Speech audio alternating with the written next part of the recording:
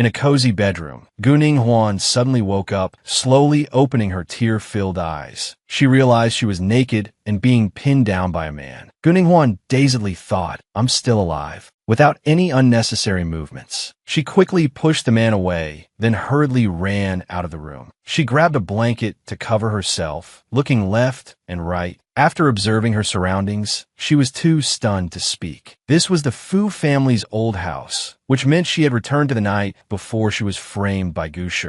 "Why am I here?" Fu Xishan looked at her bewildered face and spoke. "Before the wedding, you said the biggest regret in your life was marrying me. You also said you'd rather die than let me touch a single hair on your head." As soon as he finished speaking, he quickly grabbed her hand. Guning Huan was pushed onto the bed by Fu Xishan. He frowned and asked, "It's only been one night since the wedding, and you couldn't wait to come here and seduce me?" She widened her eyes at him, then replied, "Fu." Guning Huan's next two words stunned him. Xishan. She thought with a bit of heartache. Wasn't I blinded by Gu Shi? How can I suddenly see again? Moreover, why did Fu Xishan appear before me? I did such a thing back then. That's why he kicked me out of the Fu family home. She turned her face away, not daring to look him in the eye, and said, "I'm sorry." Fu Xishan tightly gripped her small hand and asked unhappily, "What trick are you playing now?" Guning Huan narrowed her eyes and said softly, "You're hurting me." Hearing her say that, he sighed helplessly. Fu Xishan asked curiously, "Why are you apologizing?" Guning Huan replied with a sorrowful expression, "Because I caused trouble before the wedding, causing you a lot of problems, so I'm sorry. From now on, I will live a good life with you." Fu Xishan wearily raised a hand to his face. A good life. He turned and left under her heartbroken gaze, adding one more word. Humph. After he left the room, Guning Huan remained seated. She thought sadly, the look of disgust on his face for me hasn't changed at all. She stood up, looked at herself in the mirror. Her appearance wasn't ruined. Guning Huan quickly got dressed properly. The time was the first day after she had just married Fu Xishan. She rested her chin on her hand and mused. "I've been reborn. Time has returned to when I first entered the Fu household." Just then, the door to the room was suddenly pushed open. Gu Shi ran in frantically. The name she called out made Guning Huan turn around in surprise. "Guning Huan." She pretended to be heartbroken and said, "Sister, are you all right?" Guning Huan's eyes widened in shock. "It's Gu Shi." Gu Shi, with a sorrowful expression, quickly grabbed Guning Huan's hand. She said, "Didn't we agree that you would give the glass with the aphrodisiac to Mr. Fu to drink?" She pretended to be grief-stricken, wiping away her filthy tears, while inwardly thinking with hatred, "Why isn't this bitch dead yet?" Guning Huan clenched her fists, her face serious. If I didn't know what would happen in the future, I would have almost been fooled by her acting. She recalled that in the past, according to her memory, Gu Shi had given her 2 glasses of water, but didn't say which one contained the aphrodisiac. The original plan was to give the drug glass to Fu Xishan. Then Gu Shi would enter the room and have relations with Fu Xishan, allowing me to smoothly request a divorce. But Gu Shi tricked her. She put the aphrodisiac in both glasses. The drug in the one given to me would take effect a little slower. She wanted to get me into the bed of some thug, but unexpectedly, at that time, Gu Shi arrogantly crossed her arms, a henchman behind her respectfully holding a knife. She pouted and said, "Your status as the eldest young lady of the Gu family is disgusting enough to me." She quickly snatched the knife from the henchman's hand, then frowned and roared, "Why does Grandpa like you so much? Why does Brother Gu Yin love you so much?" Gu Shi grabbed Guning Huan's head, roaring even more fiercely. "Why can you marry Mr. Fu without even trying? Well, after you were kicked out of the Fu family home for so long, he didn't even spare me a glance." Guning Huan, her face full of scars, asked in fear, What do you want to do?" Due to her extreme anger, Gu Shi raised the knife and stabbed it into Guning Huan's eyes. Fresh blood splattered all over the ground. Guning Huan screamed in pain.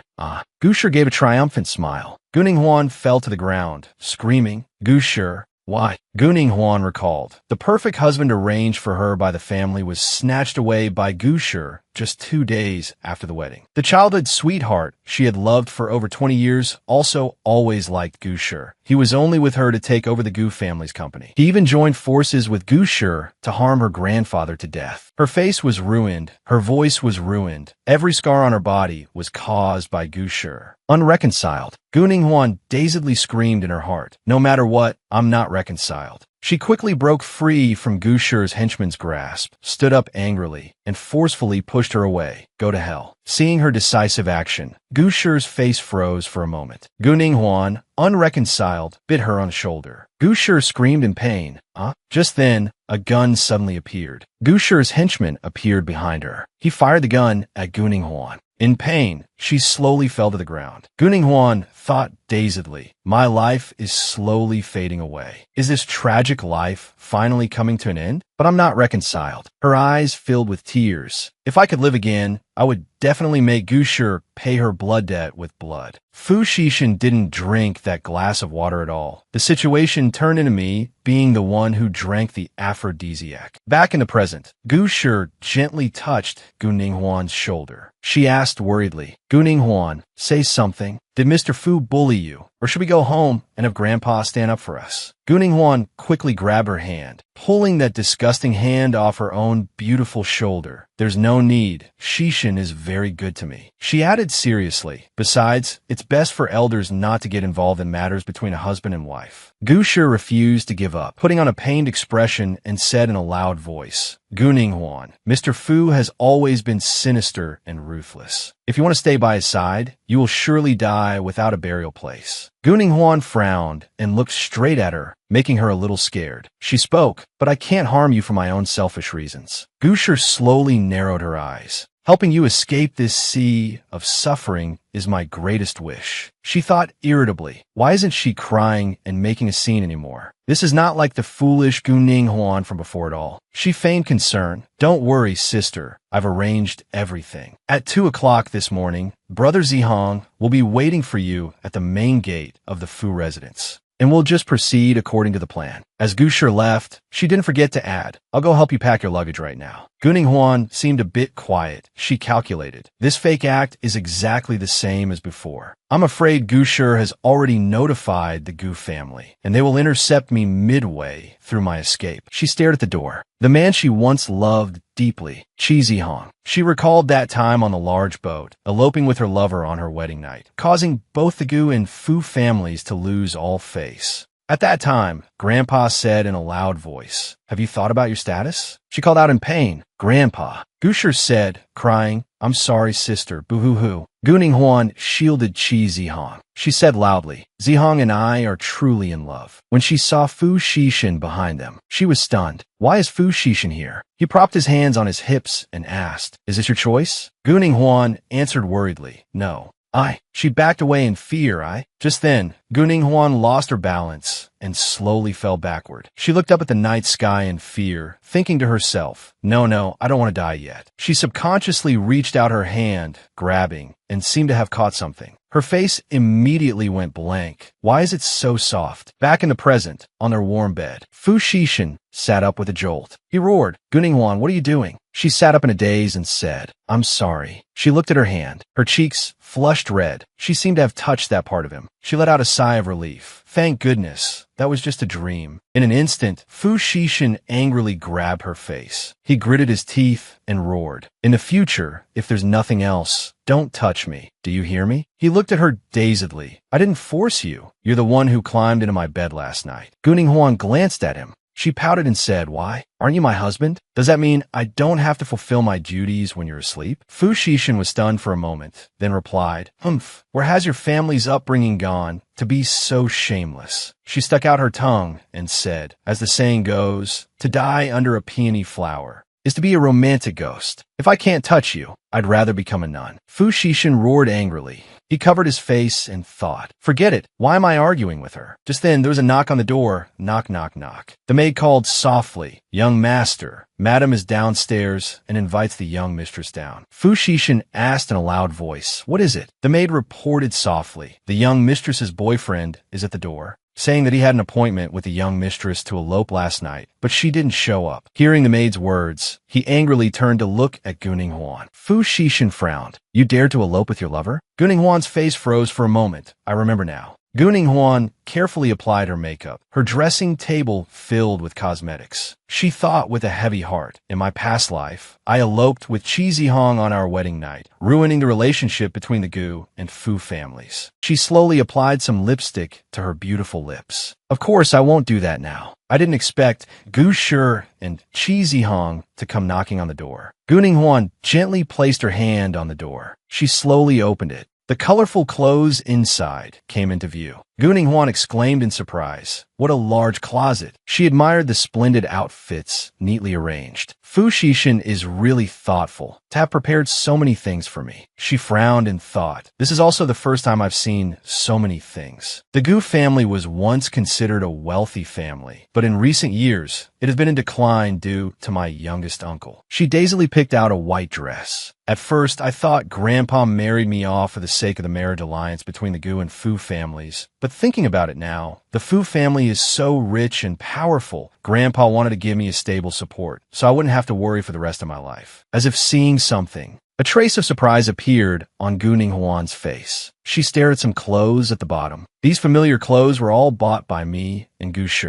They're beautiful, but they don't suit someone in their 20s like me. She hugged the dress tightly in her arms and resolved, now that I've been reborn, I will absolutely not lose to Gu Shi again. While Guning Huan was changing, Cheesy Hong, Gu Shi, and an aunt were sitting in the living room downstairs. Cheesy Hong said loudly, you'd better be polite to me. I'm here today to take Guning Huan away. Same old trick. Gu Shi again pretended to be worried. She said, Brother Zihong, did you have some misunderstanding with my sister? Even though you two were together before, she's already married. He frowned and roared. This marriage must be causing her great pain. Otherwise, why would she ask you to message me, telling me to wait for her nearby until midnight? On the surface, he seemed very concerned, but in reality, he was so angry he wanted to curse. This woman actually made me wait all night. Just wait and see how I deal with your sister. Hearing them talk, the aunt beside them glanced over and asked, what? Meet nearby. Gu Shi quickly switched to her green tea mode. She said, last night, sister asked me to help her pack her things, but I don't know why. As soon as she finished speaking, Guning Huan made a stunning appearance. She said in a loud voice, pack what things? As she approached, the three of them stared at her, as if looking at prey. Gu Shi called out sweetly, sister. Cheesy Hong seemed to be captivated by Guning Huan's beauty. His face turned red. This woman has flustered me today. If she had been like this from the start, I wouldn't have been so cold to her and gotten together with Gu Shi. Gu Shi narrowed her eyes, her anger flaring. How could Guning Huan be wearing these clothes? Guning Huan solemnly crossed her arms, glaring as she asked, Gu Shi, what things did you tell me to pack? Gu Shi clenched her fists and said softly, last night, you said you wanted me to help you elope with Brother Zihong. Guning Huan slowly pouted and replied, Gu Shi, what are you talking about? Cheesy Hong and I have no relationship whatsoever. Why would we elope together? Hearing her resolute words, Gu Shi was stunned. She said awkwardly, but haven't you been pursuing him for 4 years? Cheesy Hong interjected, pointing to his own face and saying arrogantly, Guning Huan, you said that as long as I nodded, you would leave everything behind to elope with me. He looked at her with a disgusting smile. It was my fault for not agreeing back then, but I've thought it through now. Let's be together. Guning Huan recalled the scene of Cheesy Hong and Gu Shi embracing. She thought, this is that very face. She sat in prison in agony. The disgusting smiles of those two reappeared. It was this fake, deep affection that made me endure 3 years of a living hell, only wishing for a quick death to end the miserable years brought by Gu Shi and Cheesy Hong. Returning to reality, Guning Huan slowly sat down on the chair. She spoke. You marry me? Guning Huan gave a contemptuous smile and said, if I remember correctly, you graduated from university, yet you've been unemployed for 2 years, just freeloading at home, relying on your father who works for the Gu family. As soon as she finished speaking, the aunt, Gu Shi, and Cheesy Hong were all stunned. The aunt sneered. It wasn't this bad before anyway. His pride wounded, Cheesy Hong pointed directly at Guning Huan's beautiful face and roared, Guning Huan, what you said is too much. How can feelings be measured with money? Gu Shi also deliberately added fuel to the fire. That's right, sister. Back then in the suburbs, you were the one who carelessly fell into the water. It was Brother Zihong who jumped in to save you. Even though you're married into a rich family now, you shouldn't humiliate Brother Zihong like this, right? Cheesy Hong put his hands on his hips, his sad eyes looking down at the cold floor. He said, forget it, Gu Shi. How could the great young miss of the Gu family remember the life-saving grace of a gardener? Gu sure said coquettishly, but this is too unfair to you. Seeing the excellent performance of this scummy couple, Gu Ninghuan glared and thought, "Humph, these two," she retorted unceremoniously. "If Qi Zihong is so noble, then can he return my credit card?" Hearing her say this, Gu Shi and Qi Zihong were both stunned. Gu Ninghuan added, "Even though you saved my life 4 years ago, the Gu family already gave you a sum of money." She glared triumphantly. "Besides, I only recently found out that the person who saved me back then wasn't you at all." Gu Ninghuan slowly stood up. She looked straight at Qi Zihong without any fear, enjoying 4 years of gratitude. "I wonder if you're satisfied yet?" Qi Zihong was so shocked he was speechless. It was about 4 years ago. 4 years ago at the hospital, he happened to see the great young miss of the Gu family being admitted. As the son of her family's gardener, it was reasonable for him to go to the hospital room to check on her. After she woke up and asked if he had saved her, he didn't think much of it and just nodded. Gu Ninghuan admired him, and although he didn't love her, who could resist the beauty of the great young miss of the Gu family? At this moment, Qi Zihong trembled and stammered. Gu Ninghuan heard him explain, "At first I didn't mean to deceive you. I had my own difficulties." Gu Ninghuan impatiently covered her ears. She complained, "What's the use of saying so much now?" She gently stroked her beautiful hair, then proposed, "I will tell Grandpa to kick you out of the Gu family. For the past 4 years, you've been living off the Gu family's money. You'll have to spit out every single penny for me." Qi Zihong was upset. He said loudly and righteously, "Gu Ninghuan, how can you be so cruel?" A look of disgust at his words appeared on Gu Ninghuan's face. She replied, "How is that cruel? I haven't even had someone break your legs yet." She raised her voice and ordered the maid, "Throw this guy out for me. From now on, whoever lets him in can forget about having a peaceful day here." Seeing the triumphant look on the maid's face, Qi Zihong grunted in annoyance. "Humph." Gu Shi anxiously lowered her head, not daring to look up. She was a little angry. Damn it, how did she find out about this? She raised her hand to wipe the long eyelashes on her cheek. She said softly, "I'm sorry. I didn't expect Brother Zihong to be such a person. I thought there was some misunderstanding between you two, so I let him in." Gu Shi pretended to be heartbroken. "I didn't expect to cause you trouble, sister. Sobi sobi." Gu Ninghuan glanced at her. She said mockingly, "Gu Shi, you're really strange. I was deceived for 4 years, and I haven't even cried. What are you crying for?" Gu Ninghuan crossed her arms and added seriously, "Besides, over these 4 years, you've advised me quite a few times." Seeing her confident look, Gu Shi felt a little jealous. The old Gu Ninghuan would not have used such a cold and respectful tone. Gu Ninghuan said in a loud voice, "Having my pride trampled on by Qi Zihong, I don't even feel wronged by something like that. So what are you feeling wronged about?" Gu Shi was stunned, thinking to herself, "Clearly in the past, whenever I did something wrong, I just had to shed a few tears in front of her, and she would soften. But why has she changed now?" She pretended to be pitiful and started crying again. "Gu Ninghuan, I know you're angry, but please don't take it out on me. You're scaring me." Gu Ninghuan said in a loud voice, "Stop crying. I've had enough of watching you two act." Gu Ninghuan recalled the old days. Gu Shi was orphaned at a young age and was abused by her biological uncle who adopted her. Later, she was rescued by Brother Gu Yan and brought to the Gu family to be raised. The Gu family never suspected that she and Qi Zihong were plotting to seize the Gu family's assets. She had a bit of a headache. That memory, Gu Ninghuan recalled it again. At that time, Gu Shi had stolen gold, silver, and jewels. Her hands were full of them. Then she smiled mockingly. "These are all the jewels of the Gu family, you know." Gu Ninghuan sat behind bars and roared angrily. "Things have come to this. What more do you want to do?" She leaned close to Gu Ninghuan. "Let me tell you, your biological brother Gu Yan was killed by my own hands." Gu Shi added, "He brought this all upon himself. Who told him to catch me and Qi Zihong in bed?" Gu Ninghuan screamed in agony. "You're an animal. He was your savior." Gu Shi glanced at her contemptuously. She said, "That's right. Do you still think it was Qi Zihong who saved you?" Gu Ninghuan asked in shock, "What do you mean?" Gu Shi said scornfully, "He just sees you as a fool to be tricked. Do you understand?" She laughed loudly with a disgusting expression. "Ha ha ha ha." Back in the present, Gu Ninghuan sat calmly on the chair. She frowned and said, "You two can keep acting out your deep sisterly bond and kind benefactor drama in front of me. Now that things have come to this, you don't need to act anymore." Gu Shi thought in annoyance. Damn it. Gu Ninghuan seriously calculated. I absolutely will not be fooled again.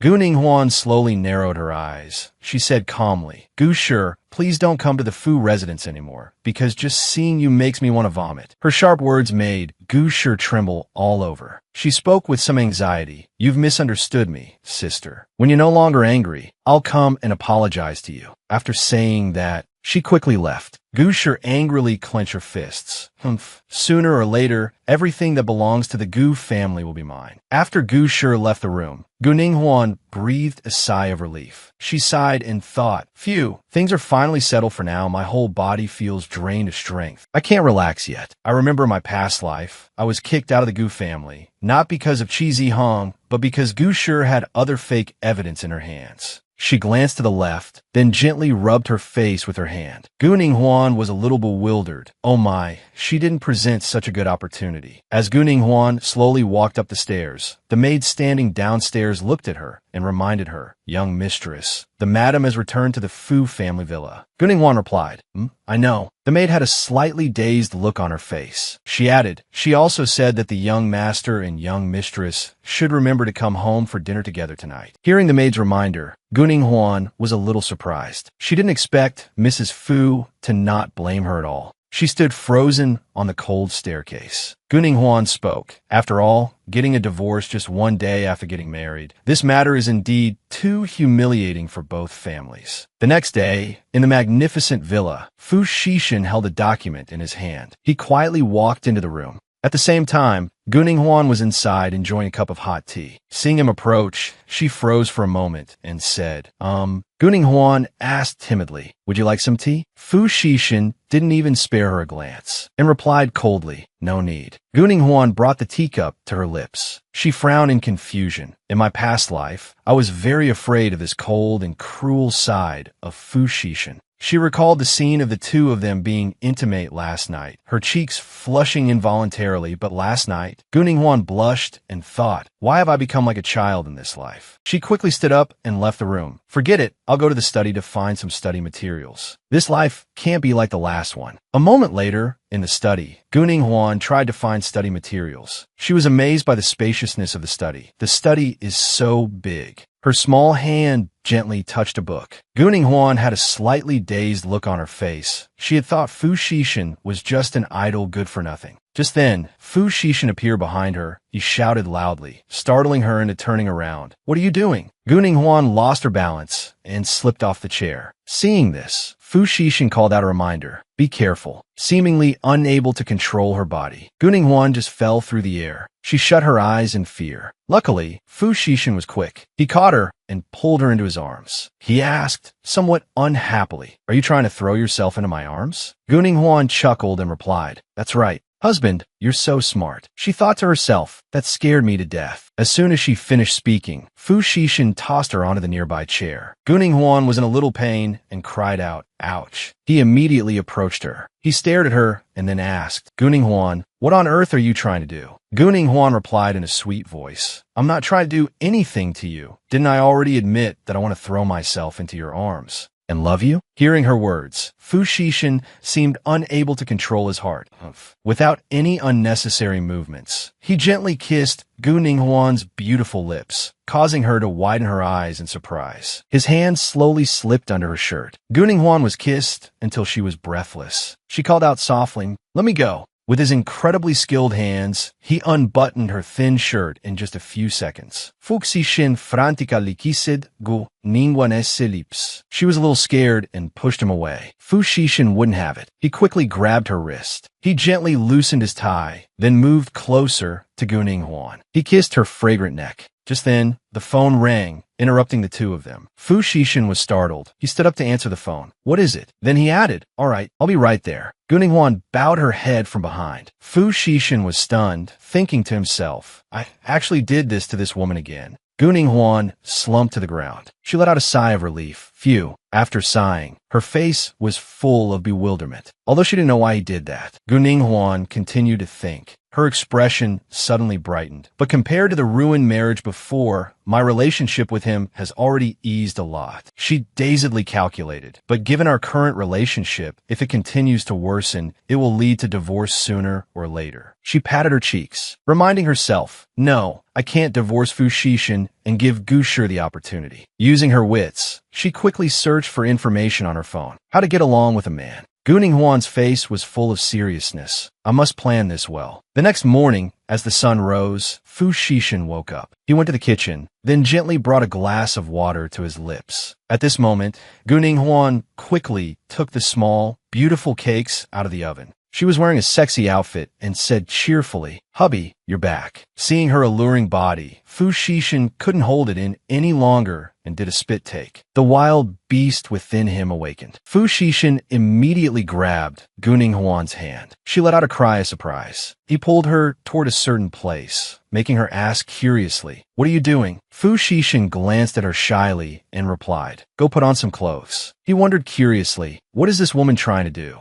Guning Huan refused. She rushed forward to hug Fu Xixin. "I don't want to." He touched her forehead with his hand, then pushed her away. Fu Xixin turned his blushing face to look at her. What a shameless woman. The scene changes. A moment later, Guning Huan was properly dressed. She pouted and said, "Oh, I think I might have overdone it." She saw him sitting on the chair with a serious expression. She thought worriedly, "I just wanted to quickly improve my relationship with Fu Xixin, but it was indeed too rushed." Fu Xixin rested his chin on his hand, curious. When has the old Guning Huan ever done something like this? Could it be? Just then, Guning Huan approached him. She poked his shirt, then said, your mother told me this morning. She told us to go back for dinner." He frowned and replied, "Then I'll call and tell her we're not going. I have to go out for something." A moment later, Fu Xixin walked to his luxury car. Guning Huan quickly opened the car door. Seeing this, he asked unhappily, "Guning Huan, what are you doing?" She had an innocent look on her face and didn't answer. Fu Xixin roared again, "Get out of the car for me." Guning Huan replied firmly, "No." His mind seemed to be full of thoughts. He just got back, and now he has to go out again? He must be lying to me. He frowned at her, then said in a loud voice, "Guning Huan, before we got married, you said that ours is just a marriage alliance between two families. We clearly agreed to live our own lives after the wedding. Yet it's only been a day, and you're already planning to go back on your word?" Guning Huan was a little sad. She looked at him in alarm. Am I really about to be thrown out of the car by Fu Xixin? He slammed on the accelerator. Hold on tight. Guning Huan was so scared she shrank back and let out a soft michm. Fu Xixin frowned. Otherwise, get the hell out of the car. Guning Huan obediently replied, yes. A moment later, the two arrived at a luxurious building. Guning Huan looked around, thinking in surprise. He comes to a place like this too. Across the street, the sound of a bustling crowd could be heard. Guning Huan thought again. Shi Huan is the most luxurious entertainment venue in this city. She frowned slightly. This place has the best service, the finest wine, and at the same time, the most stunning beauties. When the two entered, a staff member spoke politely. "Welcome, Mr. Fu." Seeing this, Guning Huan was a little surprised. "Oh, they're quite familiar." The staff member stared at her and asked, "Miss Gu is here too. May I ask if you're here to see Mr. Qi?" Guning Huan was taken aback.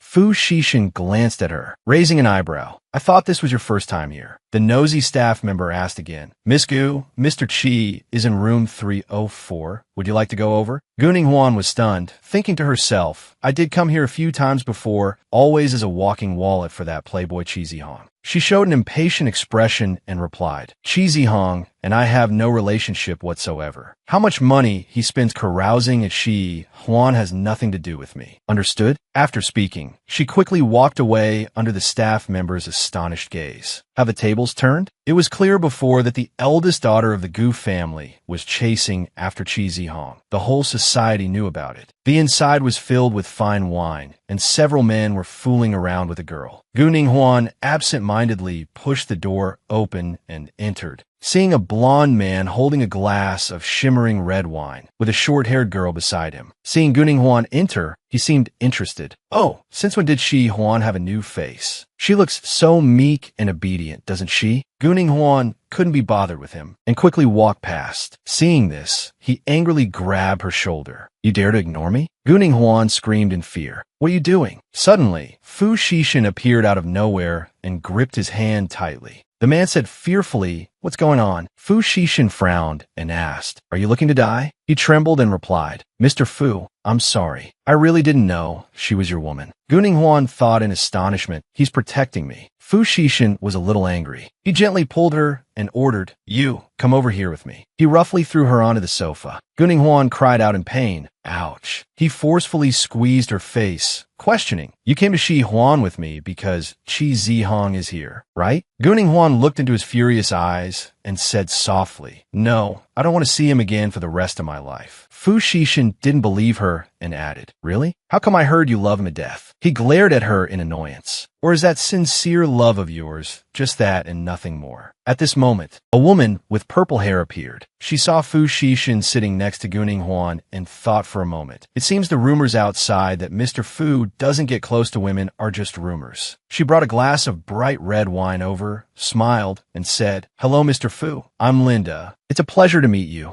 I was wondering if I could buy you a drink." Fu Xishan heard this and said, "Oh." Linda's smile made Guning Huan show a look of disgust. "This girl, miss, could you please move?" She thought, logically speaking, even if she was unhappy, to leave a good impression, she should swallow her displeasure and leave. Linda laughed with interest. "Ah." Guning Huan, her resolve firm, retorted loudly, "I'm not moving, get lost. Ask again, and I'll beat you to death." As soon as she finished speaking, Linda and the other men and women were all stunned. "Did we hear that right? What did this girl just say?" Linda looked very unconvinced. She said loudly, "Mr. Fu, I just wanted to switch seats with her. Look at her." Fu Xishan chuckled softly, gently wrapped his arm around Guning Huan, then glared at Linda and asked, "So what?" Guning Huan's face showed a hint of sadness. Even if her relationship with Fu Xishan was bad, she was still his legal and official wife. She smirked, leaning on his shoulder. How could she let some nameless passerby bully her? Guning Huan said smugly, "MHM." Another girl smiled and reminded Linda, "There's so many seats, Linda, you could just switch to another one. Isn't there still an empty spot to Mr. Fu's right?" Linda angrily sat down on the chair. She thought unhappily, "This brat is so unreasonable. Forget it, I still have to maintain my composure." Guning Huan picked up her phone. The screen showed many missed calls and messages. She was extremely surprised. Gu Shi and Qi Zihong dared to send her over a dozen messages. Guning Huan's face was full of astonishment. Do they have no shame? Fu Xishan glanced at the messages on her phone and crossed his arms unhappily. This woman dares to contact that other man. Seeing he looked a bit annoyed, Linda smiled faintly and said in a loud voice, "Mr. Fu, I heard you've been an excellent equestrian since you were a child. So you must like horses a lot, right?" Fu Xishan frowned at her and replied, "They're all right." Linda was smugly triumphant. To make Guning Huan jealous, Fu Xishan pretended to smile at Linda. Linda gently took his arm, extremely excited. "He smiled at me. It seems he likes me too." Seeing this unpleasant scene, Guning Huan's face darkened as she thought, "I sense a crisis." She quickly reached out her hand and sat on Fu Xishan's lap. His face was full of surprise as she said, "Hubby, do you like horse riding?" "I like a lot too. Let's go to the race course this Sunday, shall we?" Fu Xishan gently stroked her chin, making her look at him in surprise. He said dotingly, "Seeing you so engrossed in your phone, anyone who didn't know better would think your husband was the person on the phone." Guning Huan gave a forced laugh and replied, "Not at all. I was just setting up my message preferences to stop Gu Shi and Qi Zihong from bothering me." Seeing the two acting so intimately, Linda and the girl behind her both stared wide-eyed. "Hubby." The two women exchanged glances, secretly calculating. They had heard about the marriage alliance between the Gu and Fu families, but the eldest daughter of the Gu family already had someone in her heart. It couldn't be the girl in front of them. But this hubby, if she wasn't his wife, she absolutely couldn't call him that. Linda launched an attack. "Mr. Fu, can you have a drink with me?" Guning Huan frowned unhappily. Fu Xishan asked her, "What, are you unhappy?" She smirked and replied, "No, I just think you should drink less or you'll get a stomachache." Linda was furious. She pointed at Guning Huan's face. "This girl is too arrogant. You're just Mr. Fu's girlfriend. What right do you have to control him?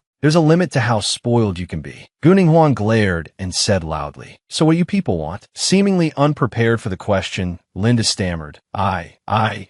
She thought decisively, "I can't take this anymore." A blonde girl came over and reminded her, for this girl to speak like that, she must have powerful backing. I think we should just drop it. Guning Huan sighed happily. As someone who has been reborn, I can't let others bully me as they please. Fu Xixin looked at her curiously and asked, feeling smug? He reminded her, get down. Guning Huan's body stiffened. She replied sadly, she was the one who provoked me. If not, I wouldn't have. Fu Xixin said in a loud voice, I'll count to 3. Guning Huan backed away in fear. Seeing her leave, he asked again, where are you going? Guning Huan frowned and replied, I'm going to the restroom. Do you want to come along? She walked quickly towards the restroom. As she reached out to open the door, a sound made her stop. Gu Shi, Qi Zihong, went to visit Guning Huan today and was thoroughly humiliated. Do you think Guning Huan is unhappy? Should the two of us go visit her at the Fu residence? Hearing these words, Guning Huan's face froze. The person inside spoke again. This is also strange. Guning Huan always treated Qi Zihong as her everything. Why would she suddenly humiliate him like that? Guning Huan frowned and thought. Inside are Gu Shi and my cousin, Gu Shi. Why are they also at Qi Huan? Gu Shi said loudly. It's true. Guning Huan even froze Qi Zihong's bank card. She confided in Gu Shi. We both know Qi Zihong is a good-for-nothing.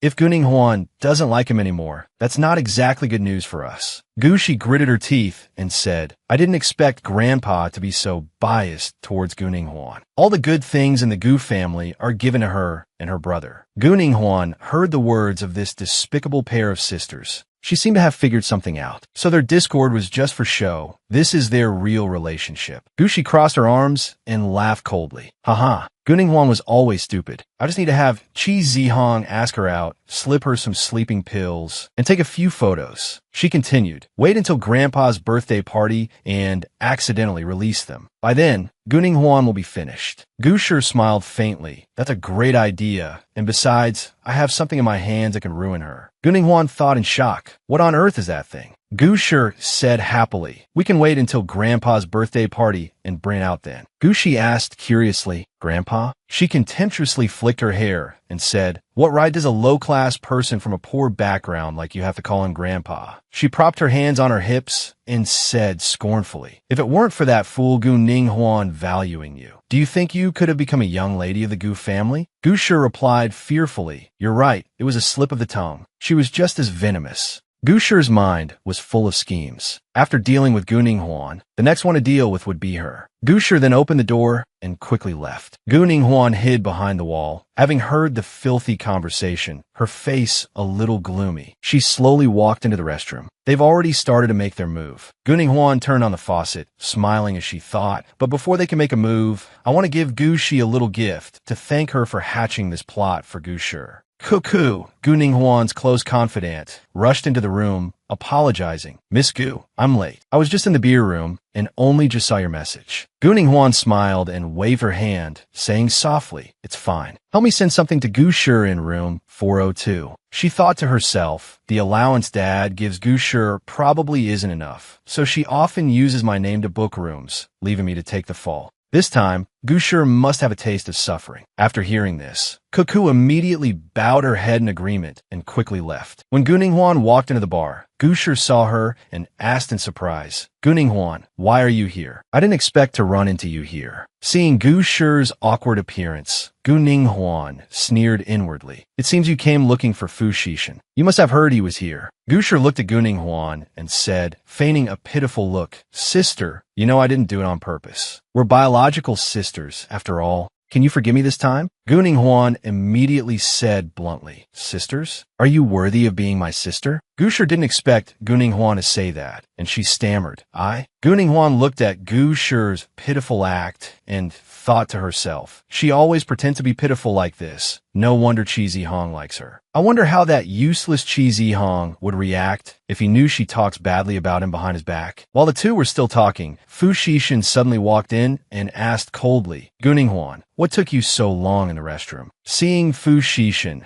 Gu Shi immediately pretended to be aggrieved, wiping the corners of her eyes and saying, Mr. Fu, please help me talk to my sister Guning Huan. I promise I won't reveal any secrets between her and Qi Zihong. After hearing this, Fu Xixin immediately asked back in a cold voice, Secrets? Gu Ninghuan saw Gu Shi becoming even more shameless and thought to herself, this girl really wants to harm me. Then Fu Xixin glanced at her. Humph. Gu Ninghuan was startled and hurriedly explained, it's not like that. She quickly stood up, wrapped her arms tightly around Fu Xixin's neck, then suddenly gave him a light kiss on the lips and immediately let go. Then she turned to Gu Shi opposite them and said, see, my heart only has room for my beloved husband. Don't you stand there spouting nonsense, tarnishing my name. Everyone in the bar heard the commotion and immediately turned to watch the scene. Gu Shi pretended to be aggrieved and sobbed, putting on a pitiful act. You clearly said you want to be good sisters with me forever, so why are you disowning your family now that you've married into the Fu family? Then she ran out. Fu Xixin turned to Gu Ninghuan and asked, are you done? Let's go home. Seeing his cold expression, Gu Ninghuan was puzzled and asked softly, you, seeing Gu Shi's pitiful act just now, did you really not feel moved at all?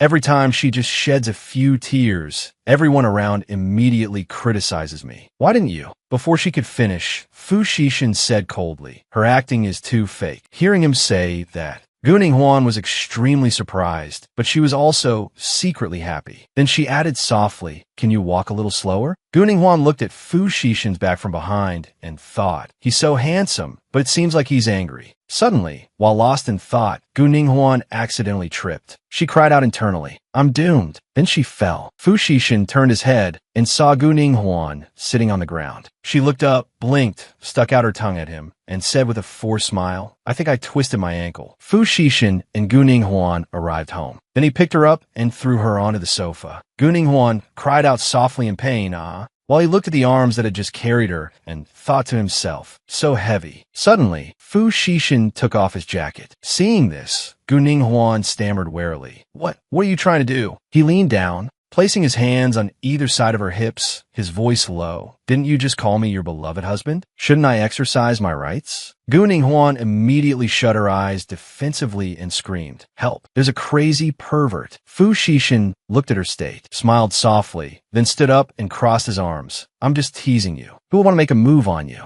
Teased by him, Gu Ninghuan was truly at a loss for words. Then he joked again, Were you expecting something? Gu Ninghuan immediately grabbed a pillow and threw it at him, shouting, Get out. After the doctor finished bandaging Gu Ninghuan's leg, he instructed Fu Xixin, the young mistress only has a minor injury. I prescribed some anti-swelling medication, and she'll be fine in a few days. He waved his hand. Leave the medicine. You can go now. The doctor immediately complied. When he walked into the kitchen and saw her chopping vegetables, he asked, What are you doing? Startled by him, Gu Ninghuan turned around and complained, Can you not sneak up behind people without making a sound? Fu Xixin asked again, What are you cooking? Looking at the dish Gu Ninghuan was making, he hesitated for a moment and said, How about you let me do it? A moment later, he brought out a delicious-looking bowl of noodles and said softly, Eat. As Gu Ninghuan ate, she thought to herself, and it's even delicious. Then she jokingly asked, How do you know how to cook? Fu Xixin replied nonchalantly, You learn naturally by doing a lot. Hearing this, she felt a warmth in her heart and thought as she ate, It must be from his years studying abroad. I heard the Fu family made him be independent and didn't give him living expenses. After she finished eating, Fu Xixin suddenly picked her up. Finished eating, are we? She cried out in great surprise, Then she said softly, You don't really have to carry me. My leg doesn't hurt anymore. As Fu Xixin carried her upstairs, he replied nonchalantly, I don't want a crippled wife. After carrying her into the room, Gu Ninghuan immediately shooed him out. You're despicable. Hurry up and get out. He hesitated slightly, but your leg. Gu Ninghuan thought to herself, It's just a small injury. What's the big deal? As she took off her clothes and stepped into the bathtub, her foot suddenly slipped and she screamed.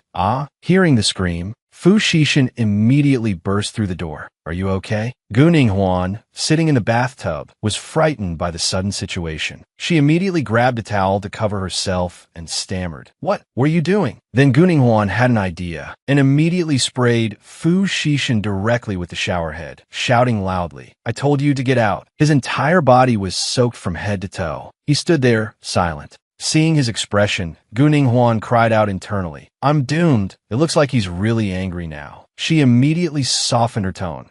Aren't you going to bed? Fu Xishan remained very calm, taking off his shirt to reveal his perfect, toned muscles. He asked in a deep voice, do you think I can sleep now? Gu Ninghuan watched his actions, her face flushing red. She was extremely embarrassed, her voice stuttering slightly. What are you planning to do? Fu Xishan said nothing, throwing his soaked shirt to the ground, his voice hoarse. What do you think? Then he approached her step by step, a meaningful smile playing on his lips. He added, it's not the first time we've met. What's there to be shy about? Mrs. Fu, hearing this, Gu Ninghuan was flustered by him. She quickly turned around and plopped down in the bathtub, her face bright red. Seeing her adorable appearance, Fu Xishan was amused. Then he calmly pulled the shower curtain closed for her and walked out of the bathroom without a word. After leaving, Fu Xishan returned to the bedroom, looked at his hand, and suddenly thought, I think I accidentally touched something just now. After her bath, Gu Ninghuan sat on the bed, ready to rest. Fu Xishan came in, knelt on one knee, and very gently applied medicine for her. Seeing his gentle and attentive manner, Gu Ninghuan couldn't help but feel flustered and shy. I never expected he could be so gentle. After applying the medicine, Fu Xishan stood up to leave. He said curtly, done. Seeing this, Gu Ninghuan asked curiously, Where are you going? Hearing her question, Fu Xishan turned back and replied coldly, I'm going to rest in the next room. Is there a problem? Gu Ninghuan quickly stopped him. No, you can't. I won't let you go. She thought to herself, I can't let the Fu family think we're on bad terms. Fu Xishan looked at her for a moment, raised an eyebrow, and joked, Gu Ninghuan, did you cross a line last night and become stupid? Gu Ninghuan immediately pretended to be shy and stammered, I only realized after getting married what an outstanding person you are. So I quickly came to my senses and was conquered by your charm. Fu Xishan was still stunned by her words. When Gu Ninghuan wrapped her arms around his waist and said coaxingly, I don't care. If you don't stay with me, I'll call Grandpa Fu and tell on you. Say you're bullying me. Hearing this, Fu Xishan looked at her with an amused expression and asked with a laugh, Gu Ninghuan, who did you learn this shamelessness from? Gu Ninghuan immediately retorted,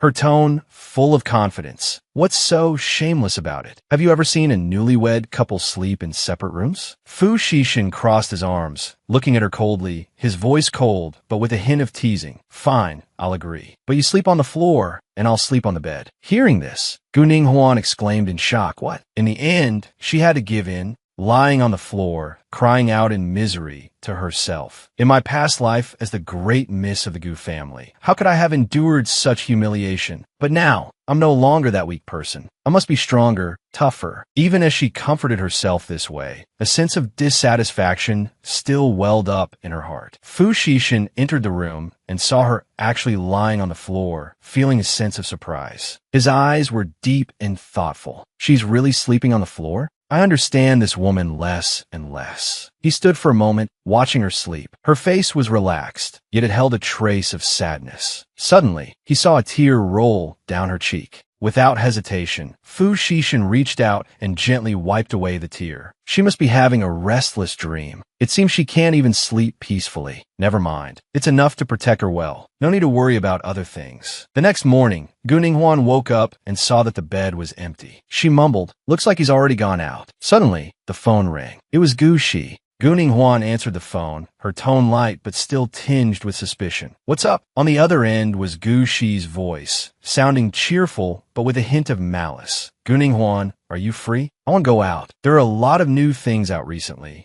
Will you come with me? Gu Ninghuan thought to herself, she wants me to tag along and pay for her again. However, she still pretended to be happy and agreed, replying with a smile. Okay, let's meet at the entrance of the shopping mall. Gu Shi arrived at the shopping mall and waited for a long time without seeing Gu Ninghuan. The phone rang. It was Gu Ninghuan, who said with feigned apology, Sister, I'm sorry. The traffic is terrible. I might be a little late. Gu Shi immediately reacted sharply. Late? You're already 2 hours late. On the other end of the line, Gu Ninghuan gloated silently, but still pretended to be apologetic. There's nothing I can do. How about we just cancel for today? Hearing this, Gu Shi immediately forced a laugh. It's fine. I'm free today. Waiting a little longer is no problem. Gu Ninghuan nodded and replied, All right then, I'll try to get there as fast as I can. After hanging up, Gushi cursed to herself. I planned so carefully last night. How can I miss this opportunity? I must make her cough up the money today. 2 hours later, Guning Huan finally arrived. She smiled sheepishly. Sorry, sister, I'm late. Although filled with anger, Gushi still pretended to be gentle and waved her hand. It's fine, Guning Huan. Let's not delay any longer. Let's go shopping. Gushi thought to herself. I have to endure it, stay calm, and then I'll get it all back. The two of them browsed through the stores. Gushi was very enthusiastic about her selections, wanting to buy everything she saw. After picking out a pile of things, Gushi waved over a sales associate. I'll take all of these. After the associate finished packing everything, she said arrogantly with a smile, Ring it up. Don't talk to me about discounts. I don't need them.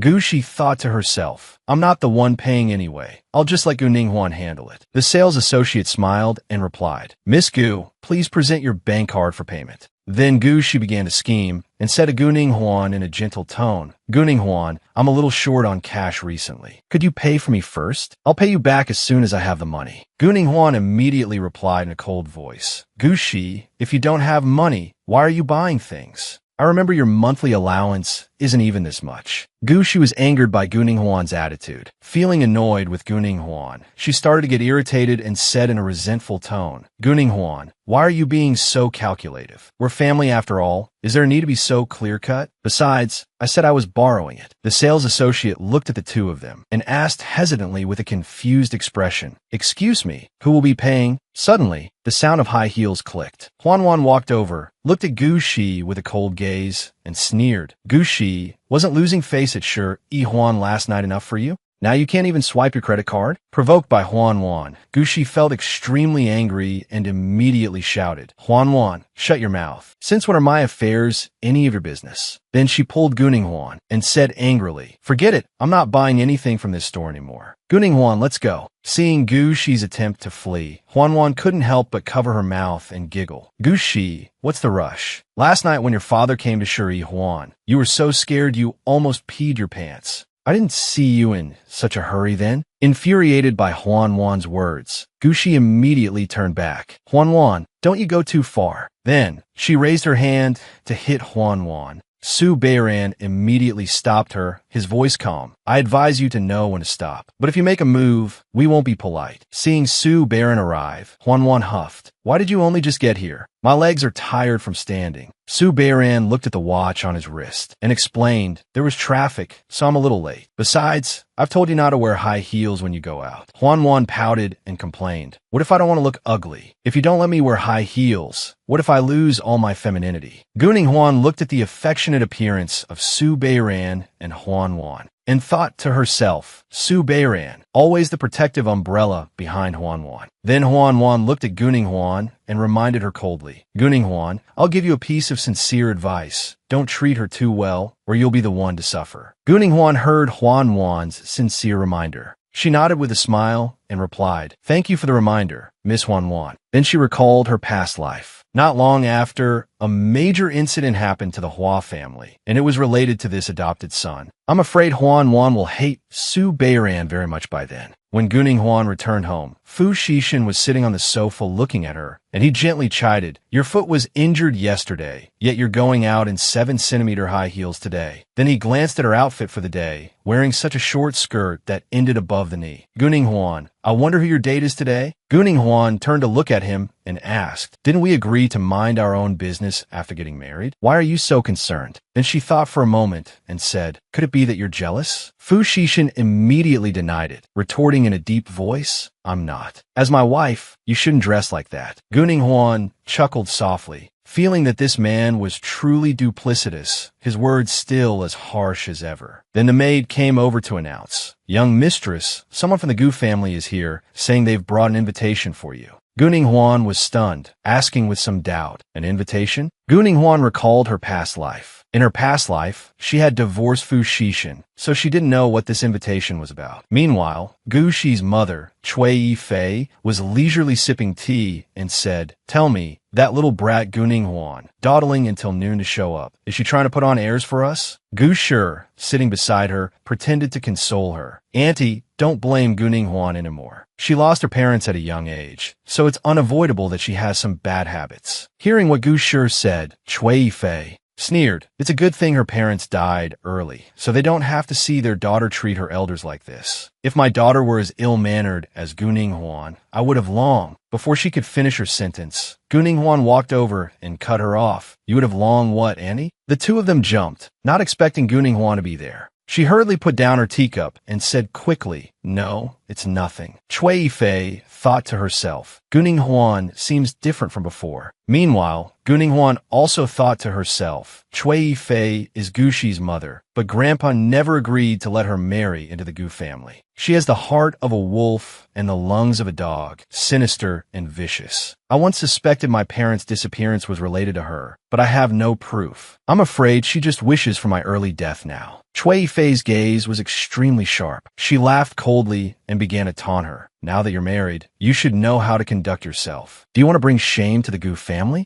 Guning Huan was not to be outdone and immediately retorted, "Auntie, your daughter Gu, she just made a huge fool of herself last night. Instead of disciplining her, you've come here to throw your weight around?" Cui Yifei immediately shifted all the blame onto Guning Huan. "What nonsense are you spouting? Guning Huan, just because your life isn't going well doesn't mean you can scheme against Gu Shi to elevate yourself, does it?" Guning Huan laughed coldly. "Then why don't you ask Gu Shi?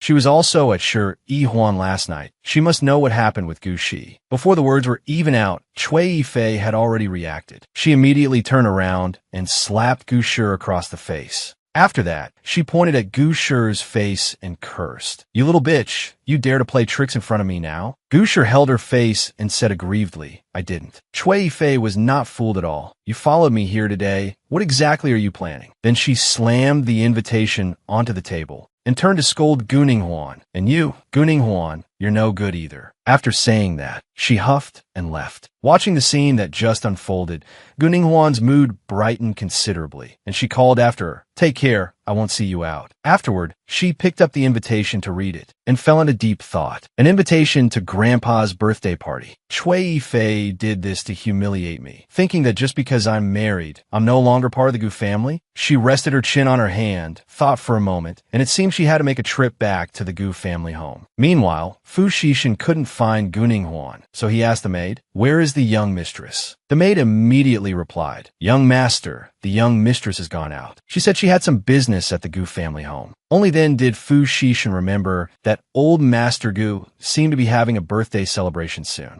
As Guning Huan came downstairs, she happened to see Qi Zihong threatening a man. Qi Zihong grabbed the man by the collar, intimidating him. "I'm sorry, Mr. Qi." Qi Zihong immediately roared, "Who the hell are you? I'm giving you face by asking to borrow money from you." The man suddenly caught a glimpse of Guning Huan standing not far away and pleaded for her help. "Eldest Miss Gu, please help me. I didn't mean to offend Mr. Qi." Qi Zihong turned his head and saw Guning Huan, his expression immediately changing to a smile. "Guning Huan, you're back?" He sized up Guning Huan and thought to himself, Guning Huan has really become more and more beautiful after getting married. She must have come to apologize to me this time. Thinking this, Qi Zihong became even more smug, arrogantly telling Guning Huan to fire this security guard, that he was dishonest, and also his credit card. Before he could finish, Guning Huan cut him off. "Qi Zihong, who do you think you're to be bossing people around here?" Seeing that Guning Huan was no longer the same as before, Qi Zihong immediately stepped forward to put his arm around her shoulder and said, "Are you being so cold to me now because of Fu Xixin?" Guning Huan immediately pushed him away, turned and left, leaving only one sentence behind. "I've said it before, a good-for-nothing like you isn't worthy of my affection. Don't appear in front of me again." Hearing this, Qi Zihong's anger flared. He felt a surge of hatred.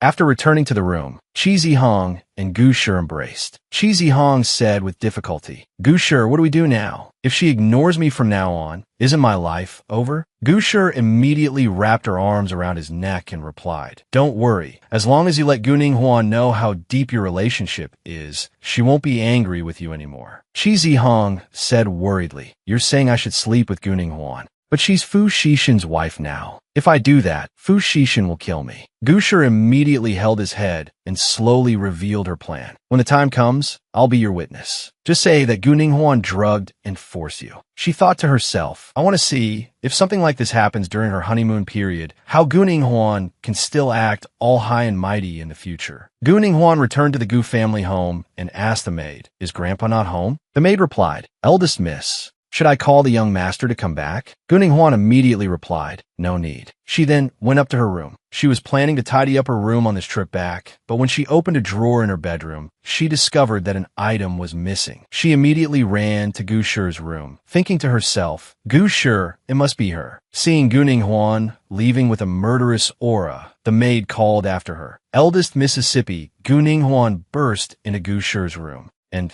just as she thought, the thing she was looking for was in Gu Shi's room. Gu Shi walked over and asked, "Gu Ninghuan, what are you doing in my room?" Before she could finish speaking, Gu Ninghuan turned around and slapped her. Gu Shi held her face and immediately pretended to be pitiful, saying, "Gu Ninghuan, what on earth is wrong with you? What did I do wrong?" A housekeeper walked in and interjected, "Eldest Miss Gu, do you have any manners? As a lady, how can you just hit people like that?" Hearing her words, Gu Ninghuan immediately cut her off. "Manners? As a servant, raising your voice at your master, is that what you call being well-bred?" Then Gu Ninghuan warned her, "You'd better be clear. Who is the master between me and Gu Shi?" Then the housekeeper held Gu Ninghuan's box in front of Gu Shi and asked, "Gu Shi, why is this box in your drawer now?" Gu Shi's eyes filled with tears, and she cried aggrievedly, "I just thought the box was pretty, so I borrowed it to have a look." Gu Ninghuan looked at Gu Shi and immediately saw through her scheme. She thought to herself, "No, she has coveted this box for a long time. She knows this is a memento for my mother, so she must have guessed its importance." The housekeeper looked at Gu Shi's crying face and turned to reproach Gu Ninghuan. "Eldest Miss Gu is powerful and influential. Why must you fuss over a single box?" Gu Shi lost her parents at a young age. It hasn't been easy for her. She looked at the pair of master and servant and recalled her past life. She remembered in her past life, Gu Shi had set a fire that burned her brother to death, and it was this housekeeper who helped prepare the kerosene. Then she immediately took out her phone and made a call. "Lung Han, come over for a moment." A moment later, Lung Han walked over. "Eldest miss, what are your instructions?" Gu Ninghuan immediately gave an order. "Housekeeper, for insubordination, from today on, transfer her to South Street to clean the toilets." Lung Han immediately complied. "Yes, as long as the eldest miss is satisfied." Gu Ninghuan looked at Lung Han's cold demeanor and thought to herself, "Although I don't like his ice-cold expression, he is truly very good to me." Then Lung Han clapped his hands, called 2 bodyguards over, ordered them to seize the housekeeper, and said coldly, "Take her away." The housekeeper was furious. She screamed, "You have no right to treat me like this. I want to see the master and the young master." The 2 bodyguards held her arms tightly and replied with a yes. Gu Shi watched this scene, terrified, and stammered, "Gu Ninghuan, I didn't intend to steal your things." Gu Ninghuan laughed coldly. "I just discovered there are many things I didn't know you had borrowed. I wonder when you'll return them to me." Gu Shi immediately grabbed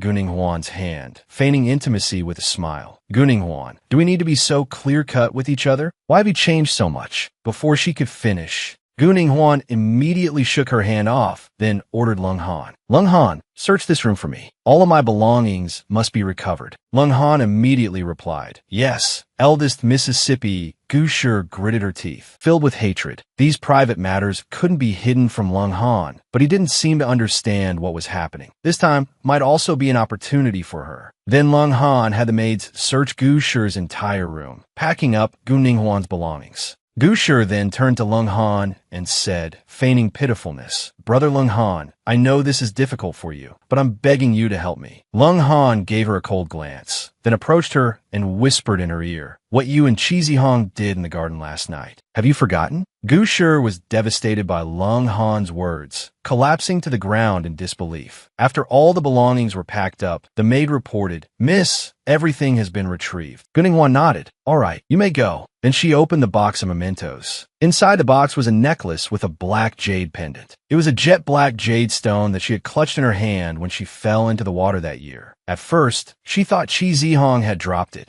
Later, when she asked him, he said it wasn't his. Thinking about it carefully now, this must be the jade pendant of her life-saving benefactor. But she just didn't know who that person was. After everything was settled, Lung Han approached Guninghwan, bowed, and asked, Does the eldest miss have any other instructions? Guninghwan sat in her chair, resting her chin on her hand. After a moment of silence, she said, Do you think I was a bit too harsh on Gu Shi? Lung Han immediately replied, Not at all. It is only natural for the eldest miss to take back what belongs to her. Hearing Lung Han say this, Guninghwan immediately nodded. That's good then. She thought to herself, taking things that don't belong to her will only fuel her with more terrifying ambitions. Then she stood up. I have to go back. I'll leave these things for you to keep. Lung Han nodded and said, Eldest miss, I'll see you out. Lung Han walked behind Guninghwan, looking at her figure and thinking, the eldest miss has changed. She's not like she was before, but this is also good. Gu Shi's room was a mess. Gu Shi looked around the room, feeling even more furious. She cursed through gritted teeth. Guninghwan, you bitch, I'll make your life a living hell. Meanwhile, Fu Xishan was standing by the window when he happened to look out and see Guninghwan and Lung Han standing together. Suddenly, he saw Guninghwan put her arm around Lung Han's neck, thinking to himself, truly a woman who doesn't know how to conduct herself. Downstairs, Guninghwan said softly to Lung Han, I'll have to trouble you to help me take care of my brother and grandfather from now on. Lung Han said gently, the eldest miss doesn't need to say it. This is part of my duty. Guninghwan smiled. Thank you. She thought to herself, I must protect them well. Later, after returning to the Fu residence, she held the box of mementos, tossing and turning as she wondered where on earth she should put this box. These are my private things. Fu Xishan probably wouldn't be interested, but besides the black jade, the box also contained evidence that could completely ruin Gu Shi.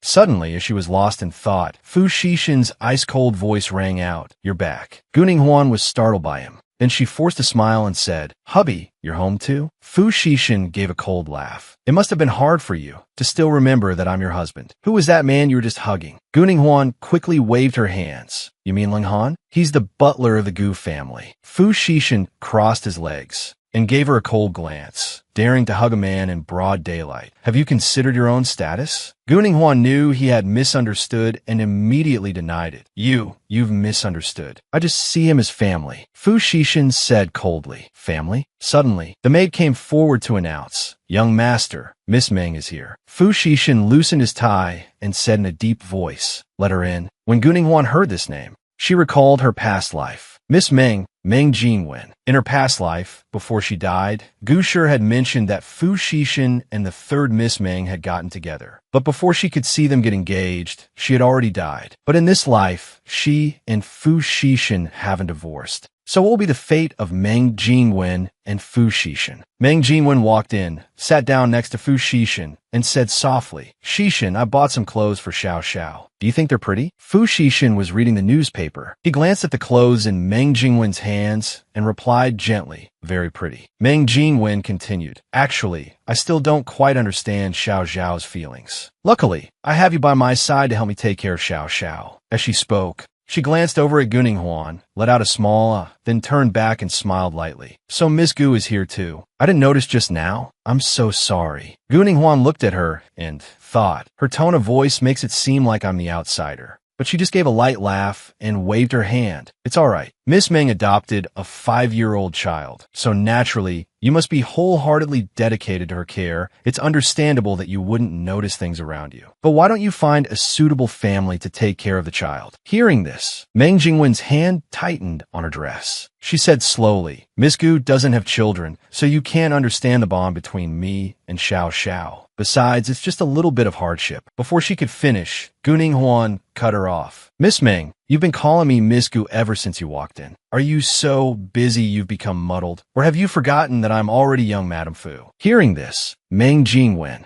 stammered, "It's because I was careless. I'm sorry." Guning Huan thought to herself. In her past life, this Miss Meng used the child to get close to Fu Xishan. Fu Xishan has always been cold to others, but he's different with Xiao Xiao. Perhaps that child is his daughter. Then Meng Jingwen turned gently to Fu Xishan and said softly, "Xishan, Xiao Xiao is starting a new kindergarten today. I promised her yesterday that I would pick her up with you. I wonder if you have the time?" Fu Xishan gave a soft grunt of affirmation. Then she turned back, feigning a smile, and said, "Guning Huan, would you like to come with us? Xiao Xiao would definitely be very happy to see you." Guning Huan was quite surprised by her invitation and immediately replied, "All right." She thought to herself, what is this woman plotting now? Afterwards, the three of them went to the school together. Fu Xishan turned his head and said to the two behind him, "I'm going to take a call." Meng Jingwen sat next to Guning Huan and reminded her softly, "Guning Huan, Xiao Xiao doesn't know you. She might be a little scared when she meets you later. Would you like to get out with me to see Xiao Xiao?" Guning Huan agreed. "Okay." She thought to herself, "I can only confront this head-on now." Then the two of them got out of the car together. When Xiao Xiao saw Meng Jingwen, she ran over, smiling happily, and said, "Sister Meng is here." With sparkling eyes, she asked, "Where is Daddy Xishan?" Meng Jingwen replied softly, "You want to take a call? He'll be here soon." Then she pointed at Guning Huan and introduced her. "Oh, right, Xiao Xiao. This is Daddy Xishan's wife. You can call her Sister Guning Huan."